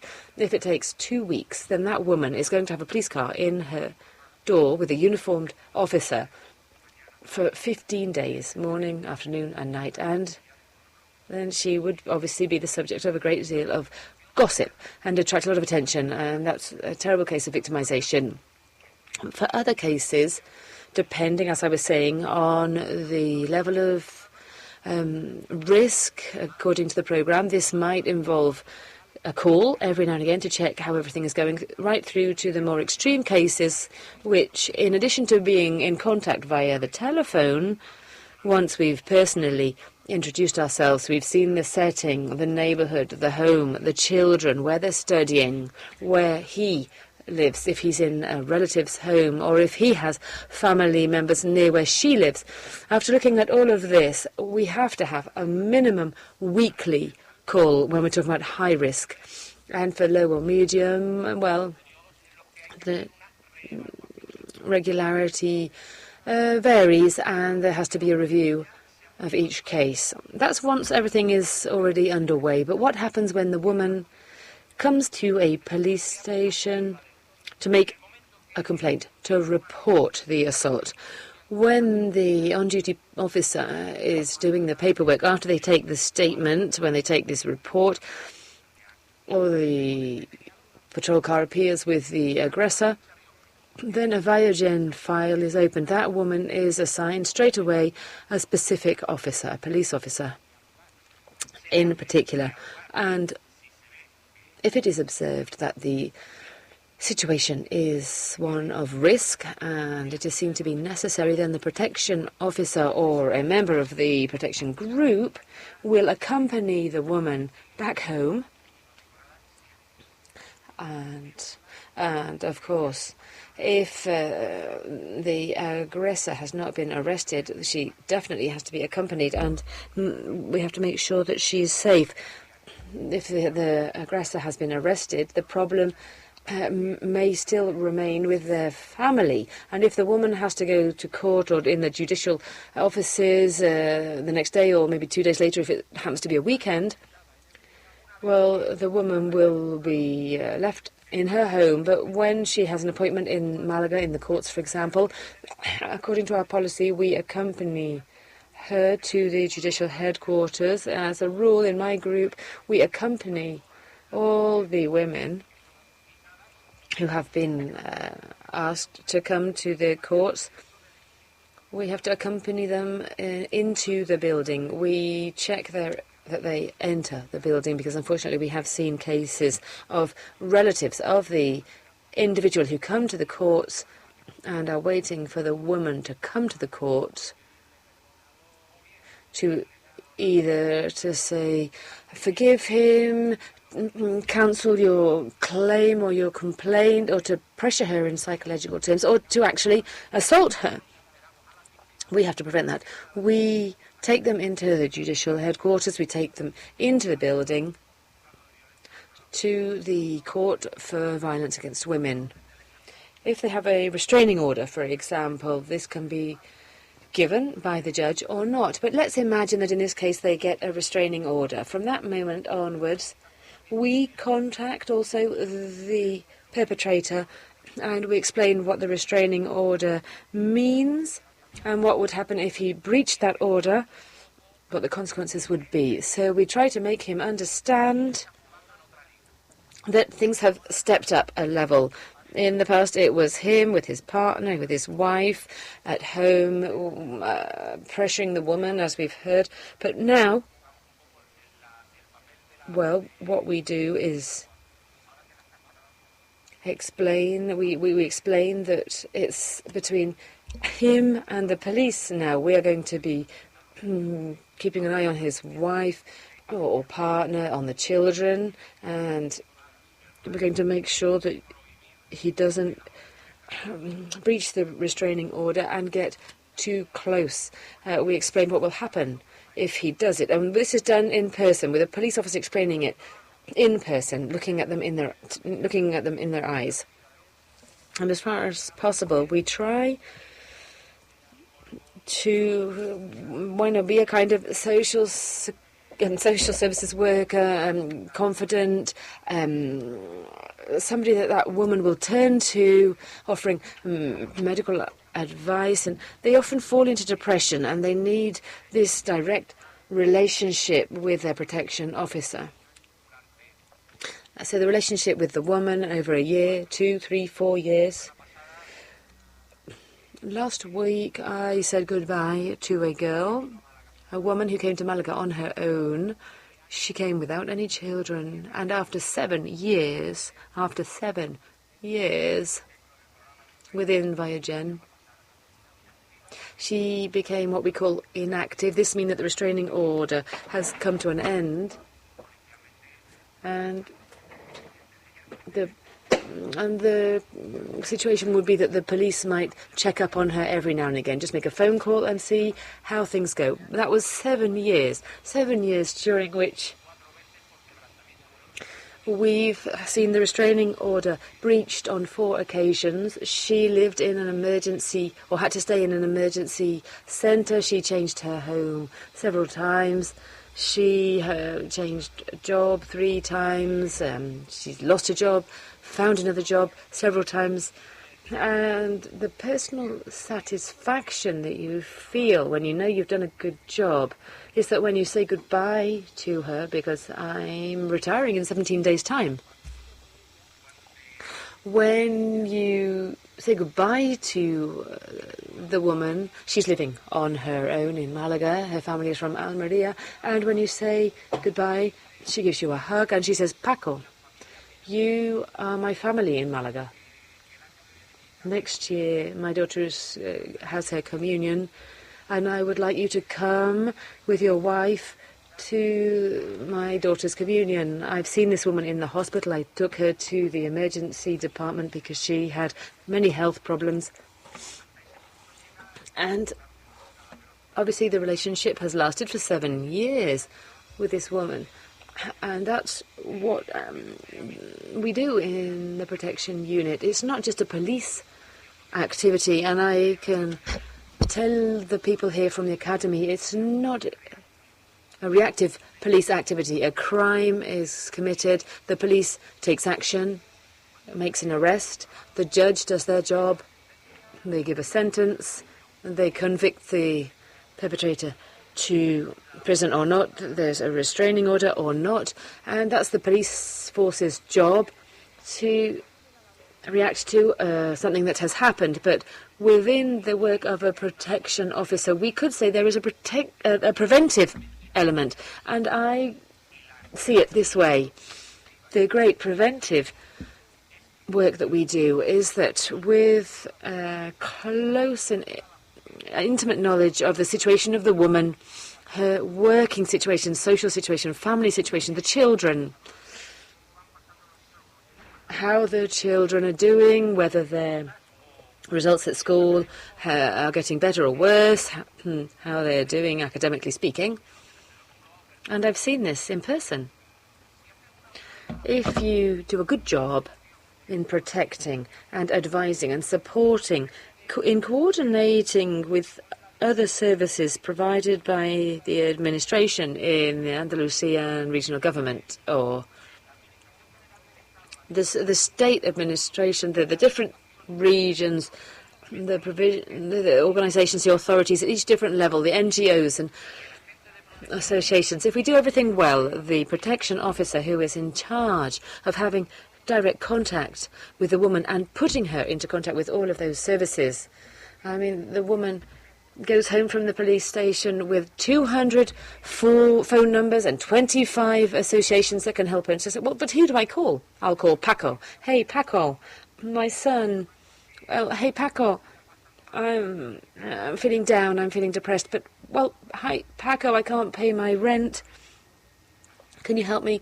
And so the protection officer, when it comes down to it, is the person who kind of deals the cards. The woman is the victim that we have to support and help in everything that she needs. And on the other hand, we have the administration, the administrations, and everything that they make available. There's a whole range of services that they make available. How do we bring the two together? In my experience, my personal experience, it's the protection agent or protection officer who brings those two things together. I mean, how does the victim relate to the administration? I mean, we need to understand that in global terms. So when we're talking about the court proceedings, the police report, the services available to her, who brings her into contact with all of those services and proceedings?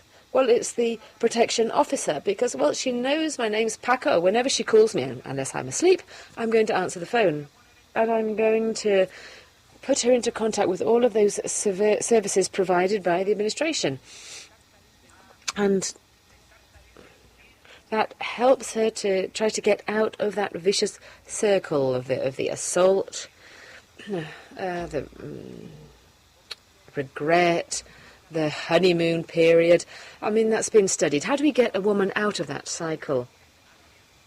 With support and with advice from professionals, social services, psychologists, and police officers. Is this preventive work? Of course it is. If we can manage to get that woman out of that vicious circle, which emotionally ties her to that man, or to that social circle that ties her to the man, if we can convince her to get out of that circle, then she won't fall into his hands again. And on the other hand, the aggressor, or the offender, the individual, all of those profiles that we've seen earlier, these psychological profiles, the narcissistic individual. Well, psychologists have studied that very well. They really know about those profiles. But when it comes down to it, that aggressor has a police officer in front of them, looking at them in the eyes. I know where you work. I know where you live. And I'm going to be keeping an eye on this woman. I'm going to be watching her home. I'm going to be watching over her children during their play breaks. I'm going to be watching over them as they go in and out of school. So it's up to you what you do. Well, these kind of things have an effect. You said 5 minutes and the rest was going to be for questions. Well, I didn't think I was going to actually talk that much. Well, you've talked for 23 minutes. 23 minutes? Einstein said it, time is relative. Okay, so time for questions.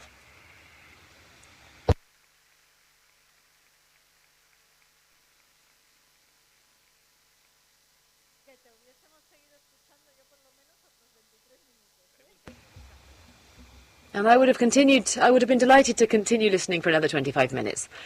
Now, lots of questions for my colleagues here. Good afternoon. Good afternoon. Thank you to everybody for being here, for coming here on behalf of the police force with your colleagues. I miss the civil guard here because, well, not just because of the work in itself, but also for increasing awareness. And we know what happened with the case of the PAC in Spain. I would start off with Paqui. It's very good for the agent with these kinds of cases to do this because they believe in it. I think it's very important. And for Marta, you asked for some suggestions, and it's clear that the first response that is provided, well, this will be provided by the closest officer. I think that the officer assigned to that woman should be another woman, because that woman who may have been, well, subject to violent physical abuse or rape, she may be averse to talking to men at that time. I think it's important for it to be a woman, so it's important to have more and more women in the Civil Guard. Above all, in the Civil Guard, there are very few women. We need to have more women in the police forces, just like with a doctor or a gynecologist. But when the officer comes along, it's the officer that has been assigned to. I'm sure Paco does it very well, but nonetheless, I'd like to ask you, Paco, what is the relationship between the police and the gender violence information points in Malaga or in other locations?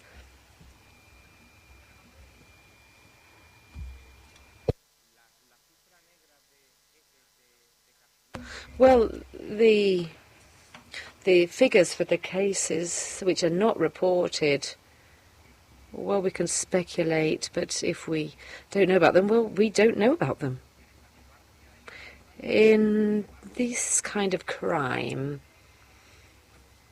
well, the initial premise really ties us or limits us because we're talking about a private setting. We're talking about private homes. If we don't get reports through friends, neighbours, family, then it's just an unknown figure. So if we speculate on percentages of gender violence situations that we don't know about, well, I mean, we can speculate about that figure as much as you like, because we really just don't know. And to finish, I would say that in my group, there are 3 women and 7 men. At the start, when it was decided to include local police into Vallagen in Malaga, there was a lot of conversations about this, a lot of talk about whether the female victim would feel comfortable about sharing the intimacies of their relationship, and I mean, obviously, not to even mention sexual assault. Would they feel comfortable talking to a male police officer that they've never met before? That was discussed. The idea was considered of creating a 100% female unit, but there weren't enough women. And those of us working in cases of abuse, we had been working on this for many years. We had experience, and we were included in the Vallagen group.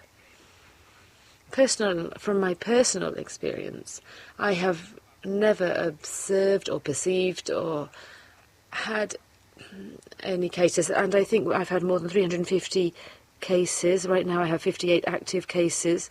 I have never observed reluctance amongst these women to tell me something because I'm a man, or they've never asked for a female officer. That's never happened to me. I think the most important thing of all is respect and empathy.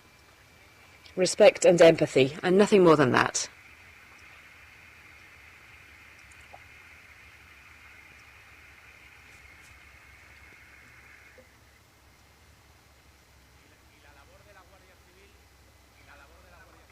And the work of the Civil Guard is really impressive, because in large towns and cities, well, it's the smaller municipalities with more or less police officers. Well, we have a territorial limitation, but the Civil Guard, maybe one person may cover 7 towns or villages, and there may be 2 officers, and that's incredible, because I have to express my respect for them, because that's a really tough job. And Paco, indeed, I wanted to mention that I had left it to the end, but following on from what you've said, it's true that we were talking about the security forces when dealing with gender violence, and we've been looking at a local approach, but it's true that gender violence competences correspond to the Civil Guard and National Police. And then the local police, of course. We have seen here what is done by the local police, but there are many municipalities in which the local police, are very few, or they don't have that agreement with the Home Office in order to be able to participate in Biogen, and it's the Civil Guard in those small municipalities that deal with these cases, always in coordination. Of course, all of the security forces coordinate, but it's true that they are coordinated, and I don't want the new people to take away with them the idea that it's just the local police and that the other police forces and security forces don't do anything, because no, they have quite great competencies, and above all in very small towns and villages where it's difficult, but thanks to this training that they are receiving, not just in conferences but in the institute itself, they will be able to coordinate this perfectly well and collaborate with the Civil Guard. I just wanted to say that. Marta, your turn. I don't know if you wanted to say something. Well, I think Paco's provided us with a really great answer. There's nothing to add.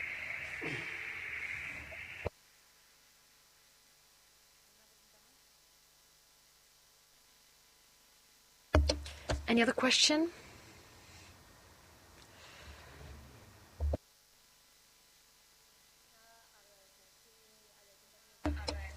Well, first of all, I would like to thank you for sharing your experience with us, both personal and professional. Well, on my behalf and on behalf of my colleagues, it is very enriching for us and very helpful. And I would like to ask, when it comes to staff, how would you work if you knew there was a case of harassment amongst colleagues, fellow officers harassing a woman? I think recently we saw a case, I think it was the Civil Guard. How would you tackle it? Well, in my town council we have a harassment protocol for all the council's workers. It has been triggered or activated, and we act based on that protocol. We need to open a file, information file, we do it. The situation is studied. But there's a protocol for all workers at the city council. I don't know what happens in other towns.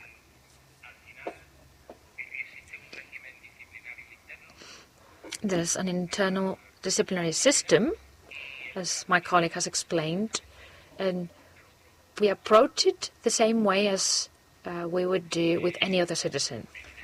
Obviously,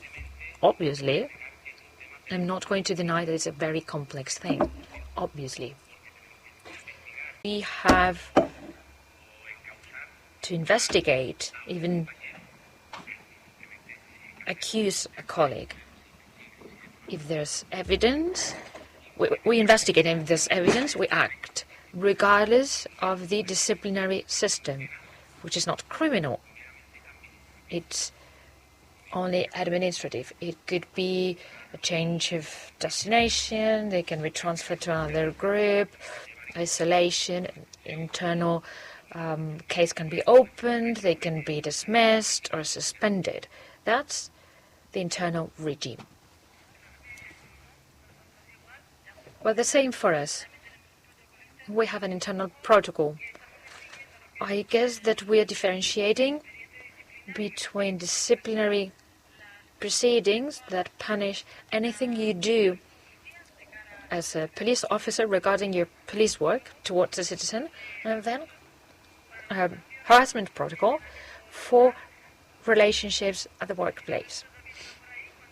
And I don't know if this has to be a question with any member of law enforcement is an aggressor within his personal relationship and he becomes an aggressor. I don't know if you refer to harassment at the workplace or a colleague that becomes an aggressor against his partner. Well, let's forget about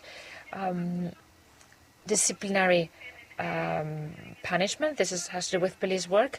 Then, regarding harassment, there's a specific procedure. The first measure implemented is aimed at stopping the harassment, and then we'll investigate. While the investigation is ongoing, they're not going to cross paths. And when there's a potential situation of gender violence, the procedure is going to be the same as if the aggressor was not a police officer. There's going to be a victim, an aggressor. There's going to be presumption of innocence as any other aggressor would have, as long as there's no conviction. Who's going to protect the victim? So, based on the protocol, if we have an aggressor who is one of our colleagues, the victim is going to be protected by the national police force, not local police, because we're many people, and I cannot guarantee what anyone can do. I want to prevent any situation where people may feel tempted to look at things they shouldn't look at.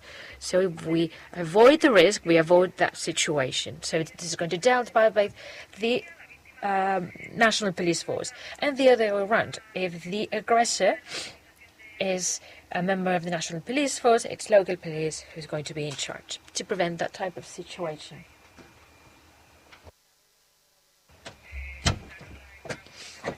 I would like to congratulate you. I would like to have Paqui, Paco and Marta close to me. So congratulations for your personal involvement with this, because this is critical, but it should not depend on personal implication or personal involvement. This should be happening everywhere, but this is not the case.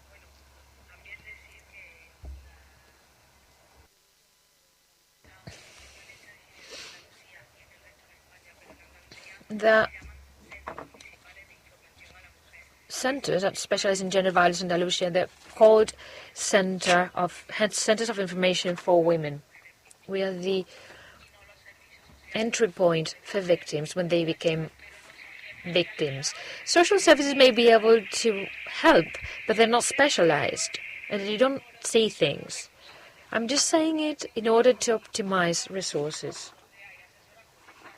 We have specialized legal advisors. They're specialized in gender violence and equality with a gender perspective. We need that in all the administrations and institutions that work with victims of gender violence. We are specialized as our psychologists and our trainers. I've been working with gender violence for more than 25 years. So I think coordination is critical. We should be completely coordinated. We need to be aware of the resources we have.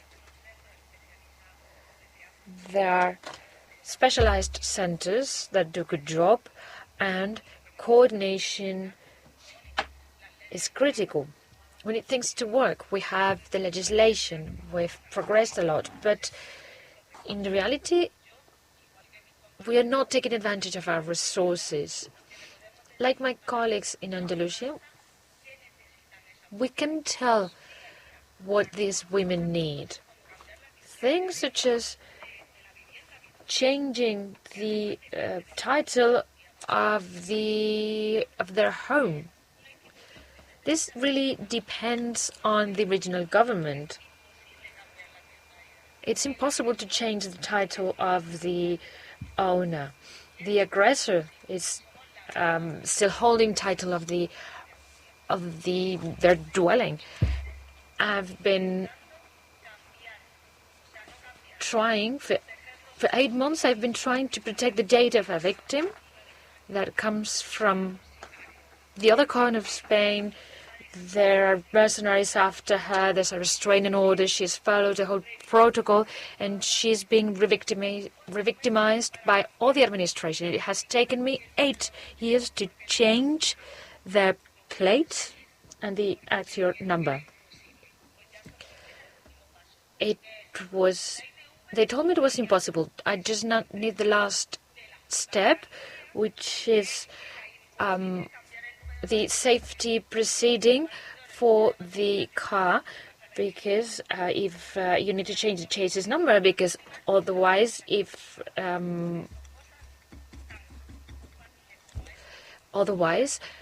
can still trace the car when it undergoes the safety proceeding. There are many permits that you need to change, and victims explain those needs because we are the entry point. Of course, we collaborate with the police, the National Guard, with courts, with healthcare services. I would like to congratulate you because with professionals such as yourselves, we can progress, but we cannot depend on the particular individual. This can be done at institutional level. You just need to make a phone call. Victims come to us, and we are specialized.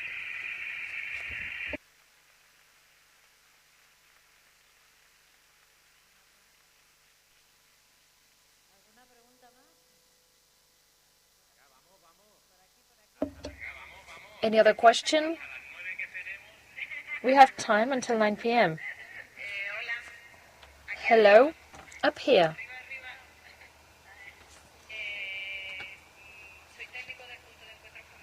I'm a technician at the family meeting point in Malaga.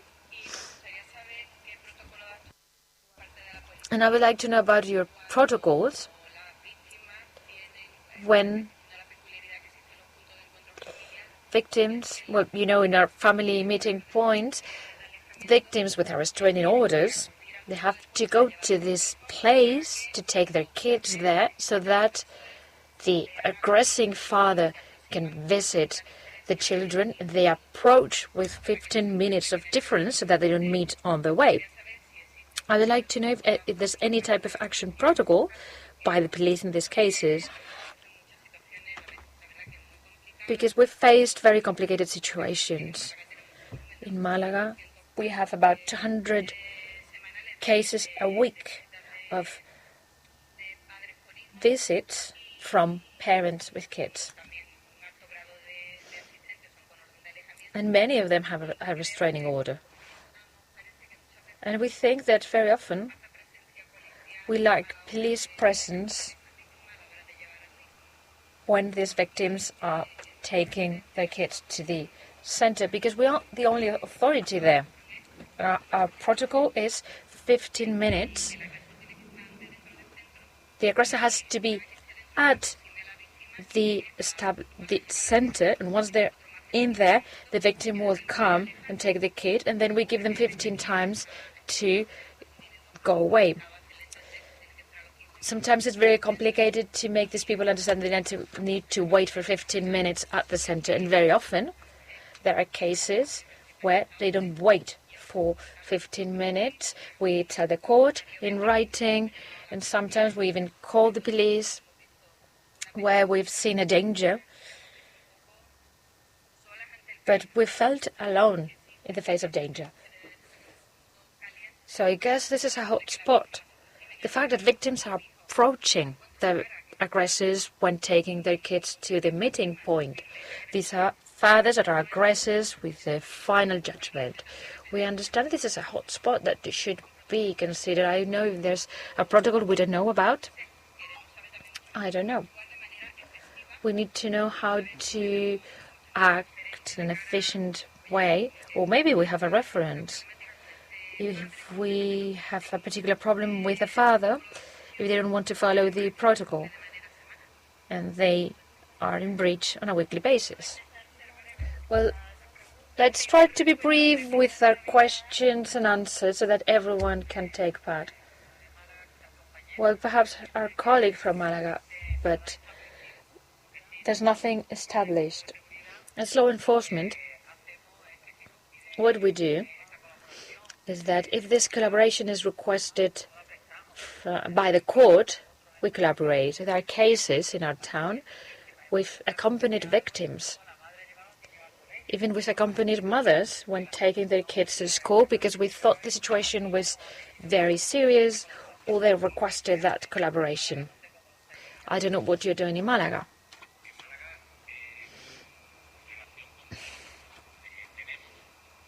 In Malaga, we have a relationship with you. We've been there very often in Velázquez Street and now in the new place, but there's no protocol as such. The only thing we have is that when we know there's a visit scheme at the meeting point,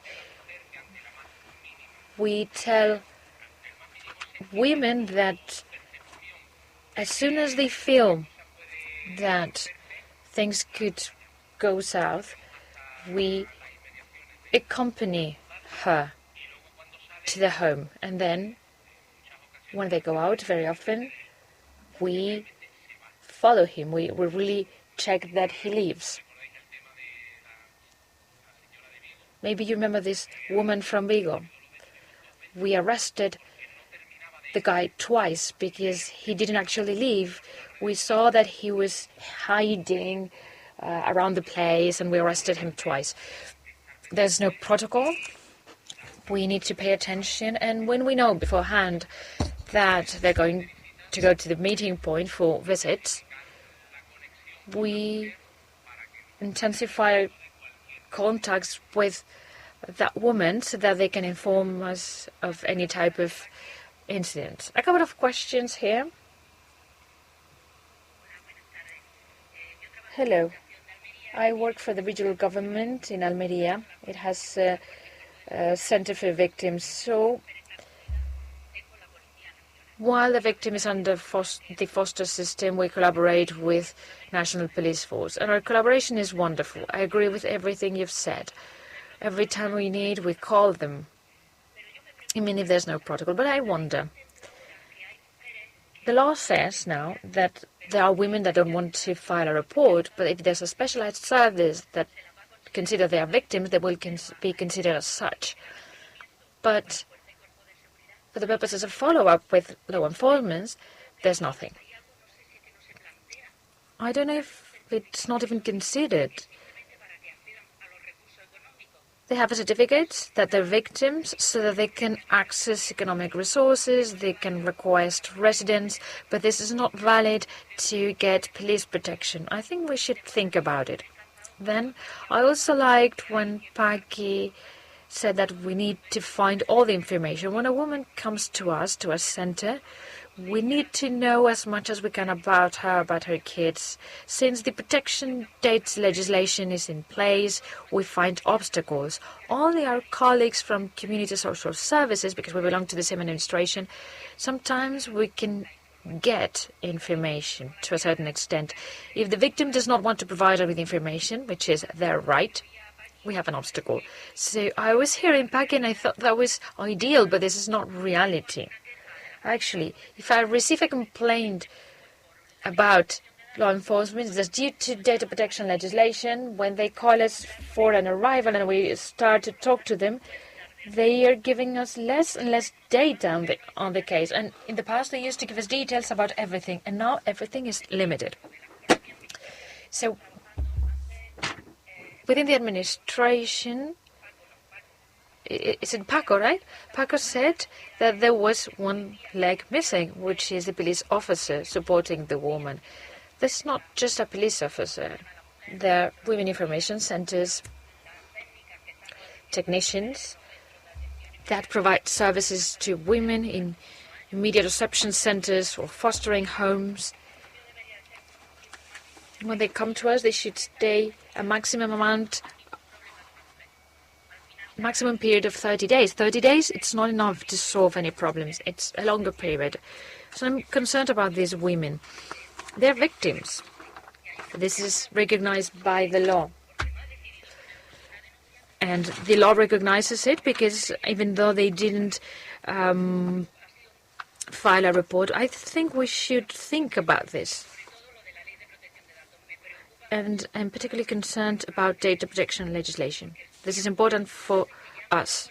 Very often I call the police, and now they cannot give me information from Biogen regarding the aggressor. Because we need to know whether this woman can leave our center and be safe or not. And we're finding more and more obstacles.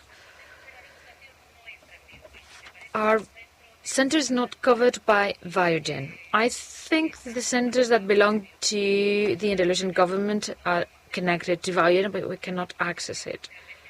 Not in Almeria.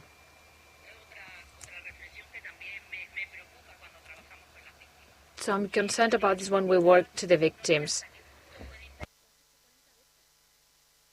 I apologize for speaking so long. I agree with you in everything you've said. I have to tell you, well, that's why we have a single file. In our case documents, we have the police reports of gender violence that go to court, but we also have cases where a kid at school said something about his mother, and the mother doesn't want to talk to us, but we open a file and we launch an investigation, and we have a motivated or a recent file, and we consider the possibilities, and we let the court know. When see there's a potential risk, we don't issue a police report, but we draft a normal report with what we've seen and what we've investigated. Should we take a further step with you? Well, that's clear. Information has to be shared, and if someone misuses it, because in the end we all want to help victims, so let's not put obstacles among ourselves. We need to think about it, but, well, it is better if we can move forward.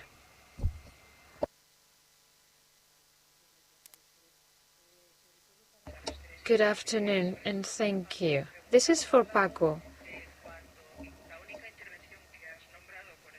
The only intervention you've mentioned with the alleged aggressor is once the restraining order is granted or after conviction. Is this the only thing you intervene with them? Because I think that there's no work with them. I work with abusers who are under the prison system, but they're on the street because they have alternative prison sentence. They're on the streets with different attitudes. I have to say that in general the result is quite positive with them. But I would like more interventions with them, because there's justice, there's the prison system, and no one else interacts with them. And I think it is very important to have an institution that can help them. Very often these are men that don't know how to act differently. I'm not justifying it. They need resources, and they don't have the opportunity to work on those resources before coming to us. So in this previous trajectory, even before having a final judgment, I would like that we could work with them. I wanted to ask you about it because of what you've said. Once there is a restraining order telling the aggressor that their case has been followed by the police and informing them about the restraining order and the consequences of that if they violate it, that is something which is obligatory within the police protocol within Biogen. And we fulfill the requirements of the program very strictly. If there are other actions within the protocol with the aggressor which go beyond these controls, if they're considered appropriate because of the different circumstances, the controlling of their workplace, where they spend their time, and well, that can be looked at case by case. But if we're talking about more actions within the protocol with the aggressor, is that the question? Yes, in the questionnaire. The questionnaire, if it comes up with medium risk, within those questions there is a section. Well, there are 8 or 10 questions which refer to the perpetrator, and many of these are comparable, objective questions. If they have any previous record, previous incidents, well, those two are the only two, and we have to ask them. And I can tell you that we have communication with the perpetrator which goes beyond just notifying them of a restraining order, but that falls within the operations of each group. What's established, well, the minimums are what we've talked about, but if you want to go further than that, well, that depends on each unit. But, I mean, personally, if I see the man, if I see that I can have some impact on his behavior or make him reflect upon what he's doing, I'll call him. I'll call him and I'll be in contact with him. You know, have you found a job, and where do you live? Ah, you've got a new girlfriend. That's great. I don't know. I try to have an impact if I can. But something established and set out in advance, no.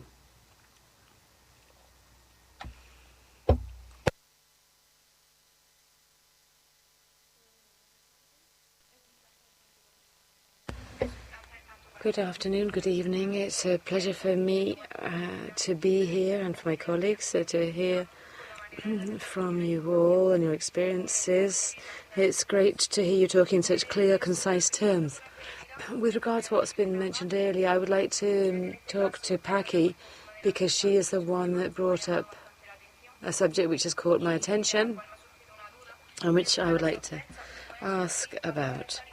This is with regards to the intervention of security forces in an emergency situation. If we're talking about gender violence in a public space, for example, if there's a suspicion of such violence, can you immediately go to their home to see, as you have said, if there are indications of violence, or if there is a warrant to do so? Well, of course, it depends on the information that you have received and of the seriousness of the what's been reported. You have to look at what you've been told and adapt to the reality. I mean, you can't go into a private home just when you want to, but we have our resources, and we've been in the profession for many years, and we know how to get to the home and to try to get the woman to talk to us.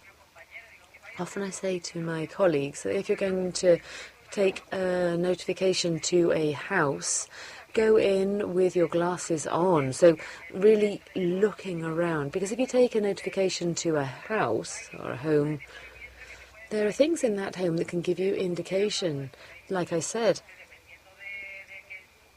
So depending, I mean, if you observe danger, then of course you can take immediate action. The only thing is that you need to provide a motive in the report and write the reason why you went in, and leave it very clearly explained and with no loose ends. Well, for me it's been a pleasure to listen to all three of you, and of course the contribution of the public. But, well, we've been here for many hours now. The audience have been here for a long time, and people are wanting to leave now. So thank you very much to all three of you for your contributions, and more than just for your contributions today, but thank you for your work. As you've said, it's not just your work, but the work of your teams and the people who work with you. And if there were many people like you and your teams, then women would be much safer. And well, that's all. And so, thank you.